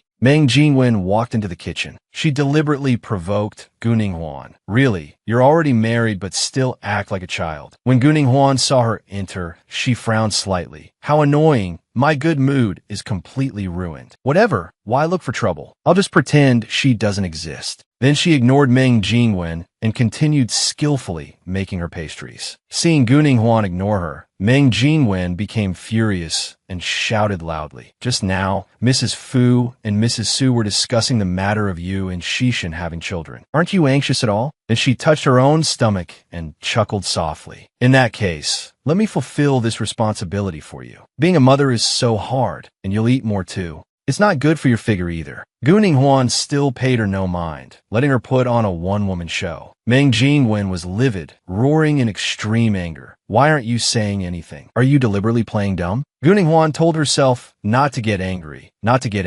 Since I've chosen to trust Fu Shishin, I can't waver. She sighed softly. She told herself to stay in a good mood. Then she turned around, smiled, and said to Meng Jingwen, "It's fine, I don't care." Meng Jingwen sneered contemptuously. What? You don't care? Gu Ninghuan didn't answer, just silently continued making her pastries, ignoring Meng Jingwen. Gu Ninghuan turned to Meng Jingwen coldly, her tone blunt and icy. In any case, from start to finish, it's just been your side of the story. If you are really pregnant with Shishin's child, I will withdraw on my own. If not, how do you think Shishin will treat you? I just want to remind you of one thing. If the child isn't Shishin's, you absolutely must not touch this issue. Otherwise, Shishin's misunderstanding of you will only grow. Hearing this, Meng Jingwen's expression became tense and worried. She didn't know where things would go. The little girl Xiao, standing nearby, couldn't stand this bullying and said angrily in her childish voice, "Auntie Gu Ninghuan is bullying Sister Jingwen again. Do you know? I don't like you at all. You're afraid that Daddy Shishin will love me and not care about you. So you always target me and Sister Jingwen." Gu Ninghuan looked at Xiao with a warm gaze and replied gently, "Who is bullying whom? The Fu family's maids have all seen it with their own eyes. What's the need to ask?" Hearing this, Xiao was both surprised and embarrassed. Not knowing what to do, suddenly, the clacking sound of high heels was heard. What Meng Jingwen and Xiao didn't expect was that everything in the kitchen had been overheard by someone else. Meng Jingwen cried out in panic. "This is bad. Someone's here." Gu Ninghuan immediately turned to Meng Jingwen and Xiao, emphasizing, "Why don't you hurry up and explain things clearly to Mrs. Fu? Otherwise, the misunderstanding will only get bigger." Even so, Meng Jingwen stubbornly refused to yield. "I don't believe what you're saying. Maybe it was just someone passing by accidentally." Outwardly, Meng Jingwen was scared out of her wits, but Gu Ninghuan acted as if it had nothing to do with her, smiling nonchalantly and saying, "Believe it or not, it's up to you. In any case, I'm not the one being misunderstood. It's just a thought about the image someone has painstakingly built, now collapsing so easily in an instant. What a pity." Meng Jingwen seemed to be struck to the core by Gu Ninghuan's words. She frantically opened the kitchen door and ran out to chase after Mrs. Fu. In the tense atmosphere of the kitchen, only Xiao and Gu Ninghuan remained. She gently approached Xiao calling, Xiao Xiao. The little girl stammered in panic. What do you want to do? Are you going to bully a child? You're too much. Guning Huan didn't want to argue with the little girl. Just smiled gently and said, all right, stop acting. Your acting is so brilliant. I almost want to give you an award. She lowered her voice and said softly, Xiao Xiao, haven't you ever wondered why it's been so long and you still haven't seen Daddy Xixin? Her words were like a bolt from the blue, leaving Xiao Xiao stunned, not knowing how to respond to this loaded question. Her innocent and pure expression was momentarily replaced by an unshakable anxiety. She continued speaking to Xiao Xiao. That's because Xixin hates your sister Jinwen, so he's avoiding you too. If you still want to have Daddy Xixin, you'd better learn to hate her. Xiao Xiao looked at Meng Jinwen with hateful eyes. Meng Jinwen was walking over. A maid informed her, Miss Meng, the madam would like to see you. Then Meng Jinwen followed the maid. Miss Meng, this way please, the madam is waiting for you. As soon as Meng Jinwen arrived, she said, Mrs. Fu, things are not what you think. Mrs. Fu said in surprise. Oh, then tell me what I should think. Meng Jinwen stammered. Then Mrs. Fu sighed. No need to explain anymore. The inner court affairs of prestigious families. I'm used to seeing them. It's nothing strange. Besides, Xixin is such an outstanding man. Meng Jinwen said in a panic. Mrs. Fu, I truly love Xixin. For him, I can give up everything. Mrs. Fu let out a cold laugh. Whether it's true or false, I don't care. To be honest, I don't like Guning Huan at all. Hearing this, Meng Jinwen was stunned. What did this old woman mean by suddenly saying that? Mrs. Fu crossed her arms and said, before the two of them got married, I already disliked this marriage. Because they are not compatible, Meng Jinwen said in a panic. If that's the case, why did you agree to their marriage, Mrs. Fu? She smiled and said, as a mother, of course I want my child to be happy. So whether I'm satisfied with the person Xixin chooses or not, as long as Xixin likes her, it's fine. Hearing this, Meng Jinwen was so angry she gritted her teeth. I don't believe it. What on earth does Xixin like about Guning Huan? When he's with Guning Huan, he never truly smiles happily. Meng Jinwen clasped her hands together. I understand, Xixin. Living with someone like Guning Huan, he has it very hard, very tired. Mrs. Fu laughed to herself. You understand Xixin very well? Then you must know what he doesn't like. He will absolutely not accept. So marrying Guning Huan was Xixin's own choice. I won't interfere in the affairs of you young people. I just want to remind you of one thing. Absolutely do not touch Xixin's boundaries, because in the end, the one who gets hurt will be you. Meng Jinwen just stood there silently. Since Xixin is already married, whether he and Guning Huan are happy together is their business. I hope you won't interfere in their affairs. Do you understand? Meng Jinwen replied, yes, I understand. Suddenly, Xiao Xiao ran over. Mrs. Fu, Sister Jinwen, Mrs. Fu, I have a joke to tell you. Meng Jinwen immediately turned back and called to the little girl. Go. Xiao Xiao said in surprise. Sister Jinwen. Meng Jinwen's face darkened. You think it's over just like that? I am carrying the Fu family's blood in me. You want me to stop? Impossible. She and Xiao Xiao went out to the yard. Xiao Xiao said, does Mrs. Fu know that we were giving Guning Huan a hard time? Meng Jinwen angrily turned back and shouted, shut up. Xiao Xiao had no choice but to shut her mouth. Meng Jinwen let out a cold laugh. So what if she knows I was giving Guning Huan a hard time? The good show has only just begun. Suddenly, the phone in her pocket rang. She answered it. Mom, her mother asked. Meng Jinwen, is what you just texted me true? Are you pregnant with Fu Xixin's child? Meng Jinwen was flustered. Mom, what should I do now? If this gets out, how can I ever show my face again? On the other end of the line, her mother said, come on, don't I know my own daughter? Stop putting on an act in front of me. This is a good thing. Meng Jinwen's mother sat at home, pleased. Have you told Mrs. Fu about this? Meng Jinwen said, today when I was with Guning Huan, I deliberately brought it up and Mrs. Fu happened to be passing by. But when I spoke to Mrs. Fu alone, she didn't mention it. I really don't know if Mrs. Fu didn't hear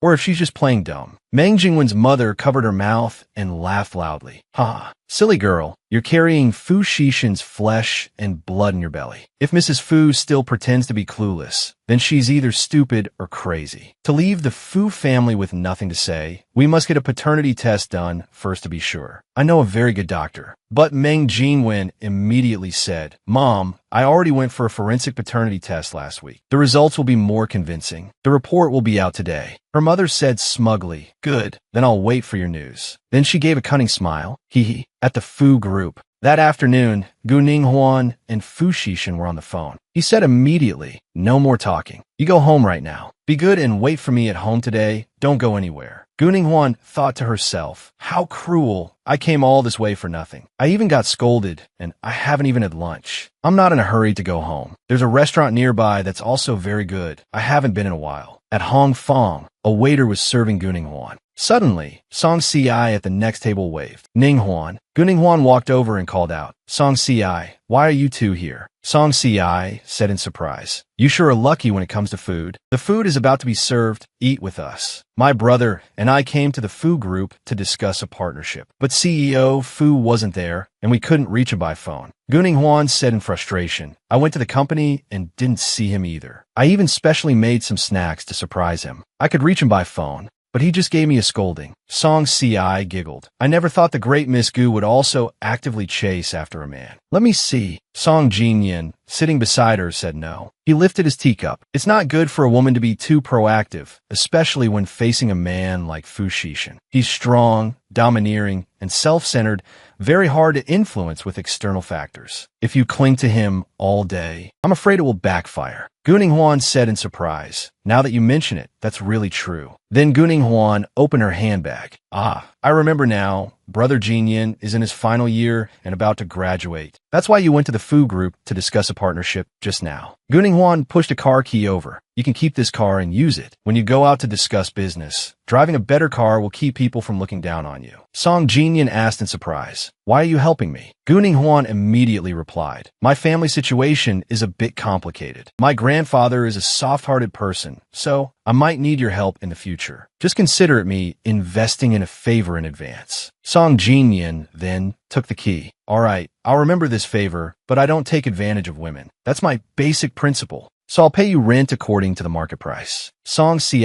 teased. Brother, do you have to be so calculating? Guning Huan is my best friend. Song Jinyin immediately snapped. Shut up. Then Guning Huan added, all right, we should go eat. Song Jinyin is truly a smart person, using this as a way to conveniently use his car. On one hand, he can reasonably accept this favor of mine, and on the other hand, he can also avoid unnecessary misunderstandings. Suddenly, the phone in her pocket rang. She took it out to look. An unknown number? Was it a telemarketer? Guning Huan answered the call. Who is it? A voice, indistinguishable as male or female, came through Guning Huan. Go to the Meng family's house. There's a good show specially arranged for you. Hith. Guning Huan said angrily. Who is this? The call was immediately disconnected. She recalled what Fu Xishan had told her. Today, you must stay obediently at home and not go anywhere. Maybe I should just go and see. Then Guning Huan stood up. Song Si, Song Jinyin, I have to go first. Arriving at the Meng family's house, Guning Huan rang the doorbell. She had a feeling something would happen today. Could it be that Meng Jingwen was up to her tricks again?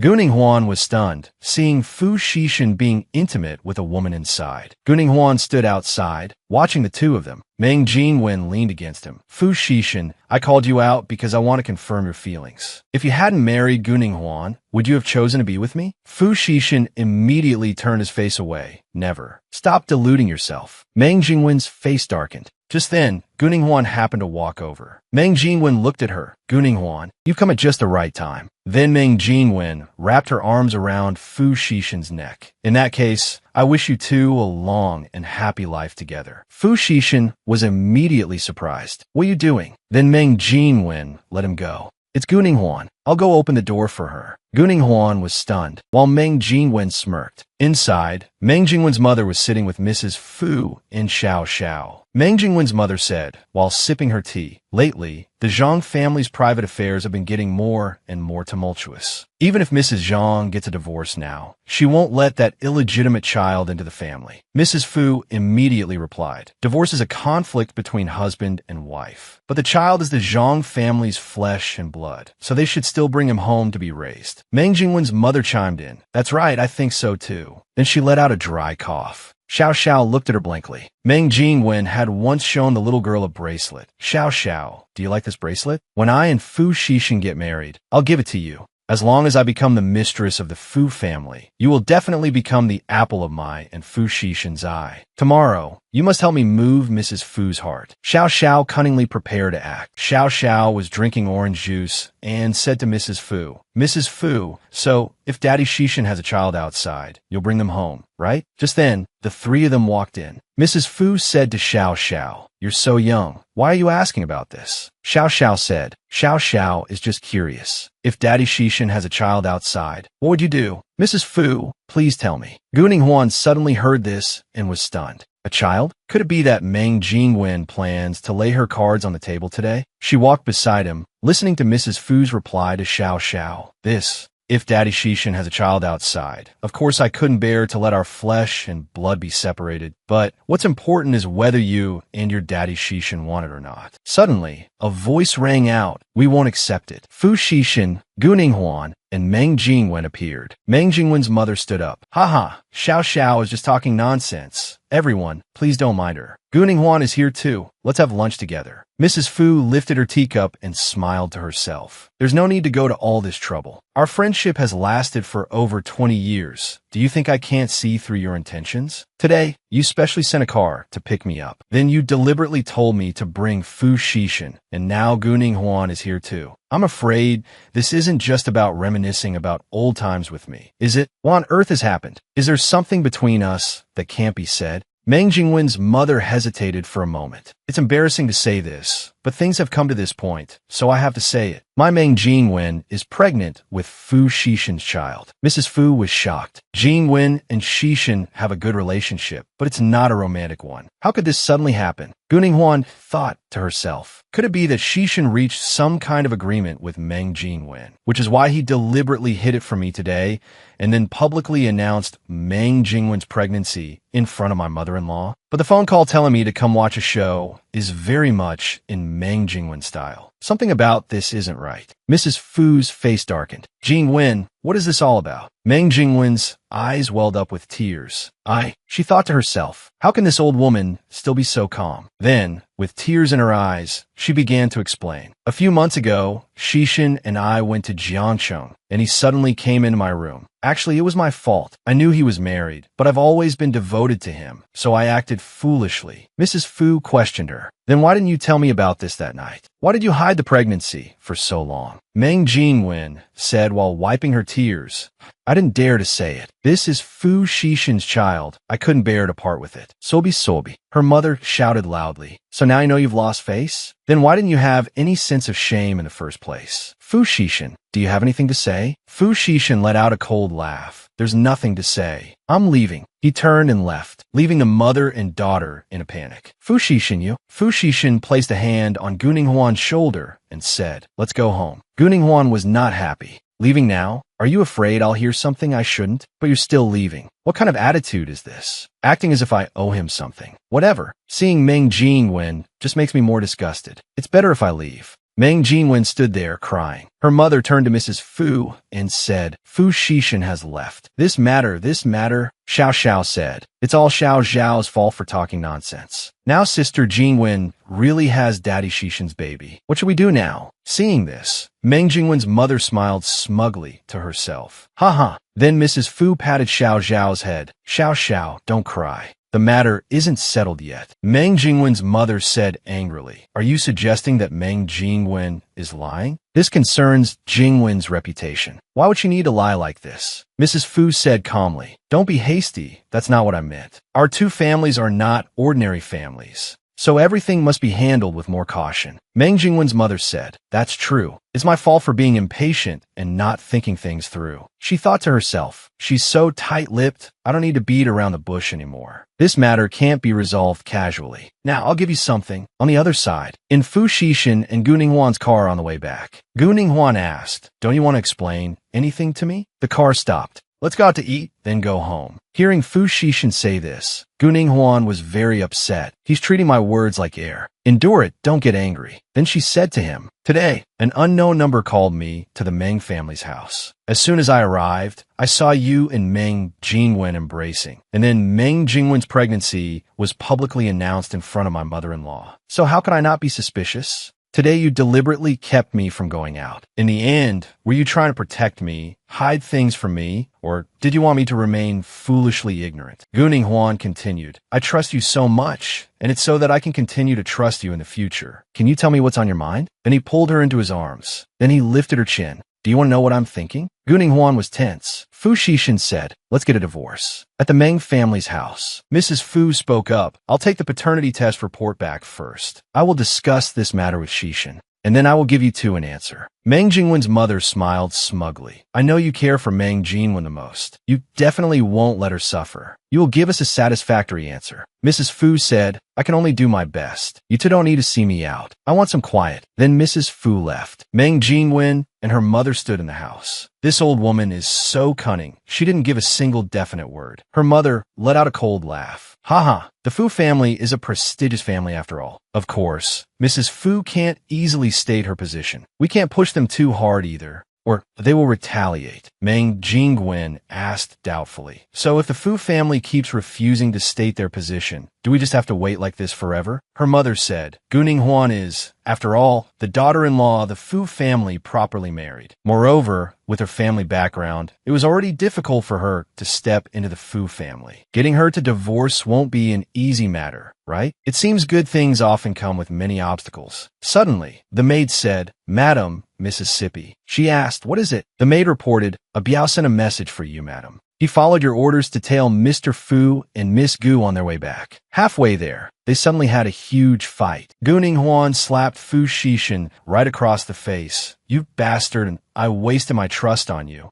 It turns out you've been deceiving me all along. The maid reported, I heard Miss Gu hit Mr. Fu. Fu Xixin also grabbed Guning Huan's hand, his face dark, and said, You, how vicious. I don't want to see you again. After that, they went their separate ways. Mr. Fu left Miss Gu in the middle of the road and drove off by himself. After hearing this, Meng Jingwen and her mother looked at each other and smiled. She said, Guning Huan's temper is truly unbearable. Acting like that is no different from a moth flying into a flame. Meng Jingwen was secretly delighted. How about we give her a helping hand? Her mother immediately said, Daughter, don't be hasty. Not now. Wait until she loses the Fu family support. It will be better to make a move then. Meng Jingwen laughed to herself. Hith, mother is right. At the villa, seeing Guning Huan, the maid said in a panic, Young mistress, did you drink? Guning Huan said unsteadily, I'm fine. I just had a little. The maid said worriedly, Young mistress, the madam is waiting for you in the living room. Then Mrs. Fu showed the paternity test report to Guning Huan. As Guning Huan held the paternity test report in her hand, Mrs. Fu asked her, Ning Huan, what do you think? Guning Huan said, Mother, this is a matter between me and Xixin. I don't think you need to worry about it anymore. Since things are already like this, what I think is no longer important. Mrs. Fu said in surprise, You mean you'll leave it all for Fu Xixin to decide? Is this decision because you trust Fu Xixin, or have you already given up? Guning Huan lowered her head.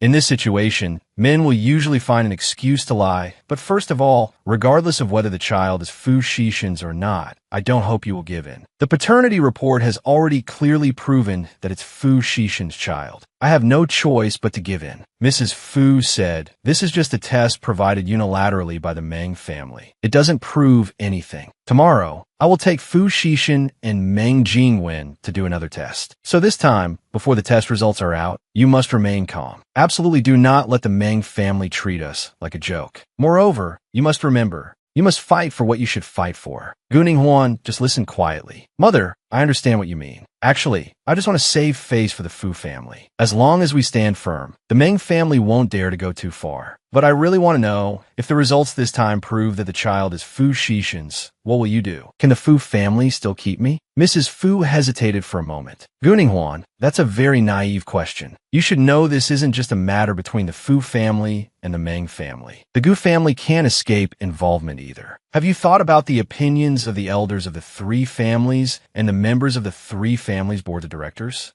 Whether the child in Meng Jingwen's belly is Fu Xixin's or not, those with ulterior motives can certainly profit from it. Seeing Guning Huan in deep thought, Mrs. Fu continued, You weren't wrong before. Telling you to go and fight was to suppress the Meng family, but I wasn't using you. I just wanted you to understand the principles of survival in large families sooner. You are indeed lacking in this aspect. Think about it. If you had Fu Xixin's child now, would you still need to worry about gains and losses? The Meng family wouldn't be as arrogant as they are today either. After hearing this, Guning Huan thought to herself, my mother-in-law is indeed thinking of me. But Meng Jingwen's purpose is still unclear. I'm just afraid Meng Jingwen will do even more vicious things. Mrs. Fu smiled and said, but since things have come to this, there's no point in bringing these things up again. Right now, you just need to maintain a good relationship with Fu Xixin. As long as he has you in his heart, you don't need to worry. Guning Huan said, but today Fu Xixin and I had a huge fight, and then I went out drinking by myself. Mrs. Fu said in alarm, what? Guning Huan hesitated for a moment. I just wanted him to give me an explanation.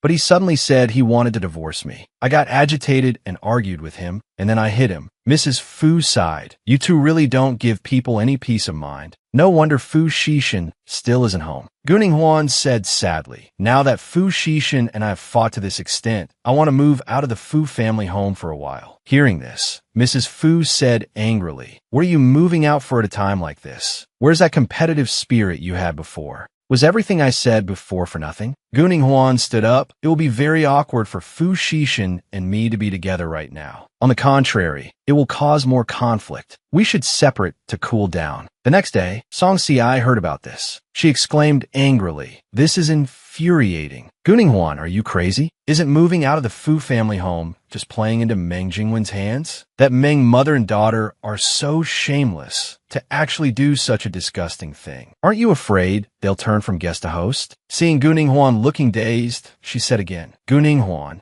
are you listening to me? Guning Huan said dejectedly, yeah, you're right, but I feel that taking a timely step back is better than fighting. Song Si continued, you're still so stubborn. I've been worrying about you for nothing. What are you going to do next? Guning Huan said thoughtfully, don't worry. It's not like I can't survive after leaving the Fu family. I have an apartment in the Haiyun condominiums. Someone has always been cleaning it, so I can just move in directly. Guning Huan became interested again, but I'm actually quite worried about you. Those red marks on your neck. Aren't you afraid people will see them and laugh at you? Hearing this, Song Si was stunned, then said shyly, Su Muzhou left these. They're proof of our love. Hee hee. Guning Huan said helplessly, you really dare to do and say anything. At Building 3 of the Haiyun condominiums, Guning Huan and Song Si were looking at the apartment. I lived here for a long time before, and there are still a lot of things from my childhood. Suddenly, the two of them smelled a strong stench of alcohol and covered their noses with their hands. Also, what's with this pile of shoes? The two opened the door and went in. In the living room, two men in just their pajamas were lying messily on the sofa. Cigarette butts and liquor bottles were scattered on the floor. Song Si said in surprise, Guning Huan, do you know these people? Guning Huan walked over and pulled off their blanket. Wake up, who are you? Why are you in my house? Guning Huan was furious and shouted, wake up. Suddenly, one man woke up, then a bedroom door opened and another person walked out. What's all the noise? Guning Huan watched with a dark expression. Song Si came closer and took her arm. Ning Huan, could someone have rented the apartment to others behind your back? Guning Huan said with a dark face, impossible. Only I have the key. Even the person who helped me clean has to borrow the key from me to get in. Then a girl walked out from inside. Who is this? The man in front said, don't know them. Song Si stepped forward and asked, you don't even know who she is, yet you dare to stay in her house so brazenly? She is the owner of this house. The other girl scratched her head. Are you nuts? Did you go to the wrong house? How can we not know the owner of this house? She was the one who let us stay here overnight. Then the two men asked, hey, how did you two get in? Did we not lock the door last night? These two must have seen the door was unlocked and planned to come in and steal things. He approached Guning Huan. Beauty, how should we handle this? Otherwise, I'm calling the police. Guning Huan said provocatively, fine, then you call the police. Song Si handed him her phone. Here, phone, make the call. Suddenly, a voice echoed from the room. Everyone's in high spirits, drinking so much yesterday. Li Jiahui, Guning Huan's classmate and a member of the student council, walked out, rubbing her eyes as she went, and still able to wake up so early. Then Li Jiahui said in surprise, Guning Huan, why are you here? Guning Huan said unhappily, I should be the one asking that question. Song Si said with her hands on her hips, this is clearly Guning Huan's house. Why can't she be here? Li Jiahui stammered, This has nothing to do with us. Gu Shi said this was her house. She was the one who invited us to hang out here. Hearing this, Guning Huan said angrily, where's she? Call her and tell her to get over here right now. Li Jiahui said, she's in there. She drank 2 bottles of Western liquor yesterday. She's still sleeping like the dead now. Guning Huan couldn't stand it anymore. Drag her out here for me. The others were getting dressed. Li Jiahui went in to call Gu Shi. Gu Shi, wake up. Guning Huan is here. Wake up. Don't sleep anymore. Then Gu Shi walked out. Ning Huan, sis, you're here. Why didn't you tell me beforehand? Then the others reacted. What? So it's not her house. What a buzzkill. Let's go. Gu Shi hesitated for a moment. Then Li Jiahui started to leave, saying, Gu Shi, we're leaving first. Guning Huan angrily rushed to block the door. Nobody is leaving. Gu Shi was flustered. I'm sorry, it's my fault. You can scold me, I won't mind. But please don't make things difficult for my friends. Guning Huan was so angry she gritted her teeth. Cut the crap. You should know that I lived in this house for a long time. They hold a lot of memories. Look at these liquor bottles, the cigarette butts on the floor, shoes thrown everywhere. And now you people have made it like this. Gu Shi, you're deliberately picking a fight with me, aren't you? This damage can't be measured in money. The others were very anxious. That man said, so pretentious. Don't you just want to name a price? Stop dragging it out. The girl next to him said impatiently, don't waste time with her. On what ground should we compensate you? This is between you and Gu Shi. Let's go. But Guning Huan still blocked their way with her arms outstretched. His face immediately darkened as he said, move. Gu Shi remained silent. Guning Huan said angrily, so it seems you are all intentional offenders, trespassing in a private residence without the owner's permission.